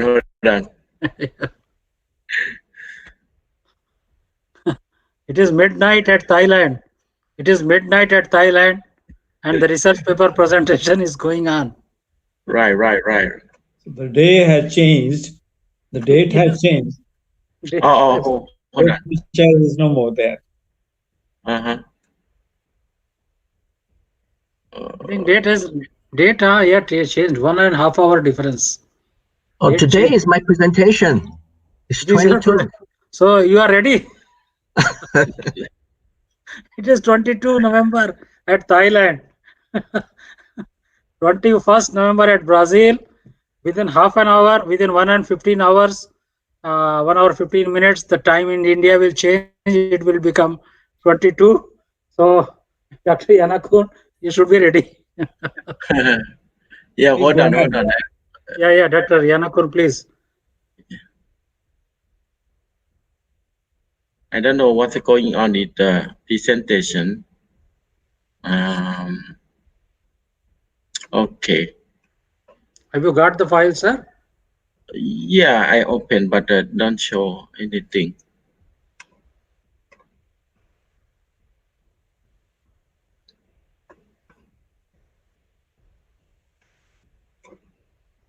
Okay, I found it. Okay. Okay, did everybody see in my presentation? Yes. Okay, the topic, the human resource management model of the positions, specialist in the identification of the representative council member, did the author, Lopachai Thalatit. He is Master Degree of Art of Management, Ratchapak Institute, and me, Associate Professor Dr. Yanakon Thopayun, and Associate Professor Dr. Chakapong Piameta. I would like to talk about this introduction. Now we still in the Constitution 2017. This in effect until now.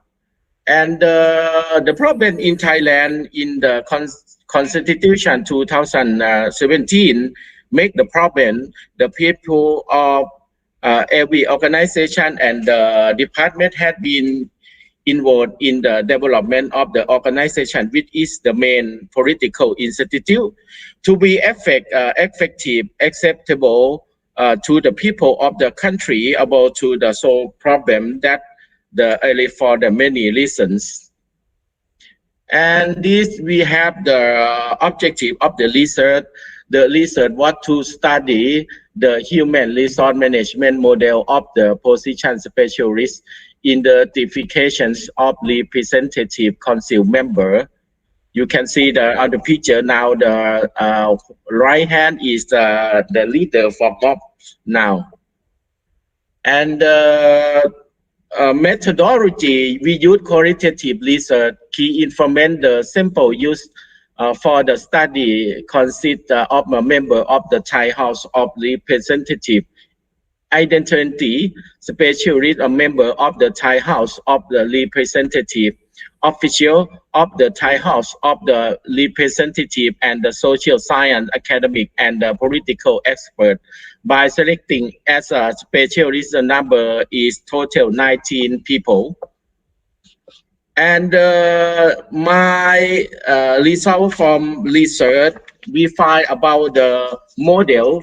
You can see on the presentation, we find have the model for the make the model. This number one should have the competency, and the second benefit and the compensation, and third warranty work for the public, and 4 evaluation, and 5 selection committee agency connect to the achievements. Okay, and discussion we talk about this human resource management model of the position specialist in identification of the representative council member.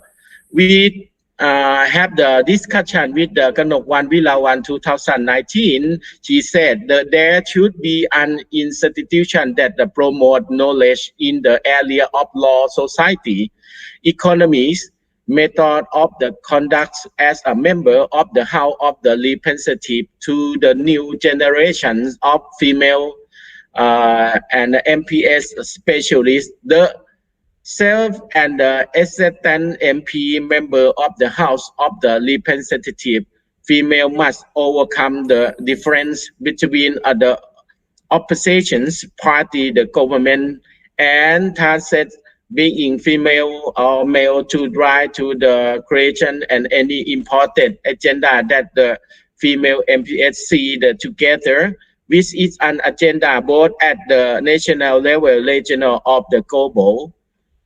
Thank you. Very fast. Okay.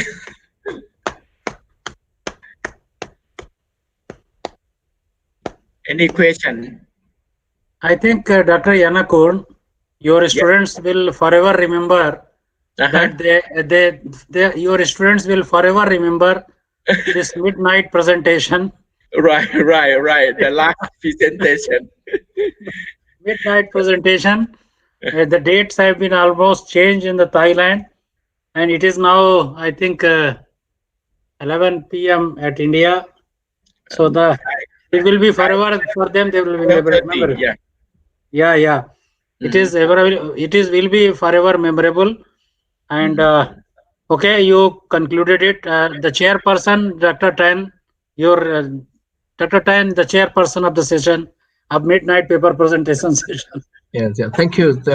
All the very good presentation. I think the HR, human resource management, are very important, and the specialty positions in the representative houses are also very important because they're supposed to help the House of Representations to to resolve certain things or to propose certain things or suggest certain things. It would be good if we can link those human resources to be more knowledge oriented in the sense because you talk about the special positions because the management's human resource management model that the elements that you shows are very much functional in the sense like evaluations or the things like that. Competencies maybe is more related to the human resource, the knowledge. So yeah, I think it's good. It would be better if we can link it into a little bit of the position. I mean the goal oriented and things like that. That would demonstrate the relationship between human resources and certain dependence variables such as goals or whatever. So there is a clear-cut relationship so that we can do a lot of continuous modifications to fine-tune what happened, things like that. Yeah. So I think it's a very good thing. We're so happy to have Professors Yanakons, doing a very good job and sharing the knowledge with us, and it's very good sharing and really beneficial. Yeah. Thanks, Mr. Chairperson. Now, yeah. Thank you. Thanks, the Chairperson. Thanks, the Chairperson. I would like to quote here that today we started the program at 2 p.m. Means we joined the session at 2 p.m. and it is coming to an end at 11 p.m. So it is, I think, you can imagine that is 9 hours, 9 hours continuous discussion, academic deliberations. Courtesy goes to Professor Zanada as well and all the fellow colleagues. So I would like to ask Praveen sir to say a few words, and then I will request my Honorable President. Dr. Pankaj, as I said, today's presentations all were above par, and with the standard of presentation given by all the speakers, is going to get great recognition in the whole world. And from my side, heartiest congratulations to all the speakers. And it was great knowledge, gaining experience as far as all the audience who are available is concerned. And we look forward to joining all of us tomorrow to further increase our knowledge. Thank you. Thanks, sir. Thanks, sir. Rajane, would you like to say a few words? Yes, I will be quickly. I would like to thank you for the invitation, and I would like to thank you for all the speakers, and especially for our speakers. And I would like to see you tomorrow again. Oh, sure. Thank you. Yeah, Anna, you want to say something? Is it quickly? Very good. Okay. Congratulations to speakers. Very good. Thanks. Thanks. Professor Zenada, would you like to say a few words? Thank you. Okay. So, Honorable President, sir, concluding remarks, as soon as possible you will finish. We would like to conclude today's session. Yeah, it is, in fact, great learning whole day. And 9 hours almost gone. Yeah. And it was, I mean, I could not believe that for 9 hours I have been sitting over here and on myself. So I have the capacity to sit down for 9 hours. Younger people are, of course, there, those who delivered. But it was wonderful session in totality, lot of learning value and excellent presentations. I must appreciate each and every speaker that they brought out the maximum out of their studies, their knowledge, their experiences, and they shared with us. Wonderful presentations, particularly with respect to the situations which the countries have been, economies have been facing these days. And definitely these will be learning experiences for us in order to be ready for future kind of shocks that will be coming through.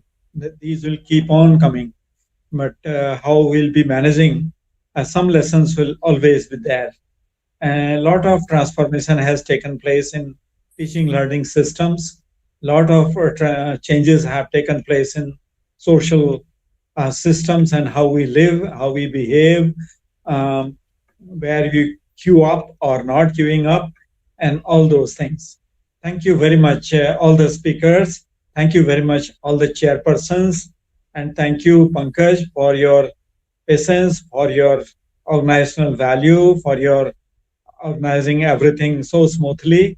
Thanks to Dr. Tan also, and to our friends from all the countries, all 7-8 countries, those who have participated. Immense value, learning value for us. Thank you. Good night. Thank you, sir. Thank you. And thanks to each and everyone. And meeting tomorrow, because Dr. Tan's time is ready. Dr. Tan's date is November 22. So we all will meet tomorrow at 1 o'clock. We're waiting you, okay, Professor Tan? Yeah. Dr. Thank you. Thanks. Good night. Good night, sir. Good night. Good night, each and everyone. Thank you. Please, bye-bye. Bye-bye. So should I close the meeting, sir? Yeah. Bye-bye, Dr. Pankaj. Bye-bye. Bye-bye, Professor Elizabeth. Bye-bye. So, bye-bye, Professor Maria. Each and everyone, particularly from Ukraine. So bye-bye. So I am going to close the meeting. Okay? Meeting tomorrow. Thank you.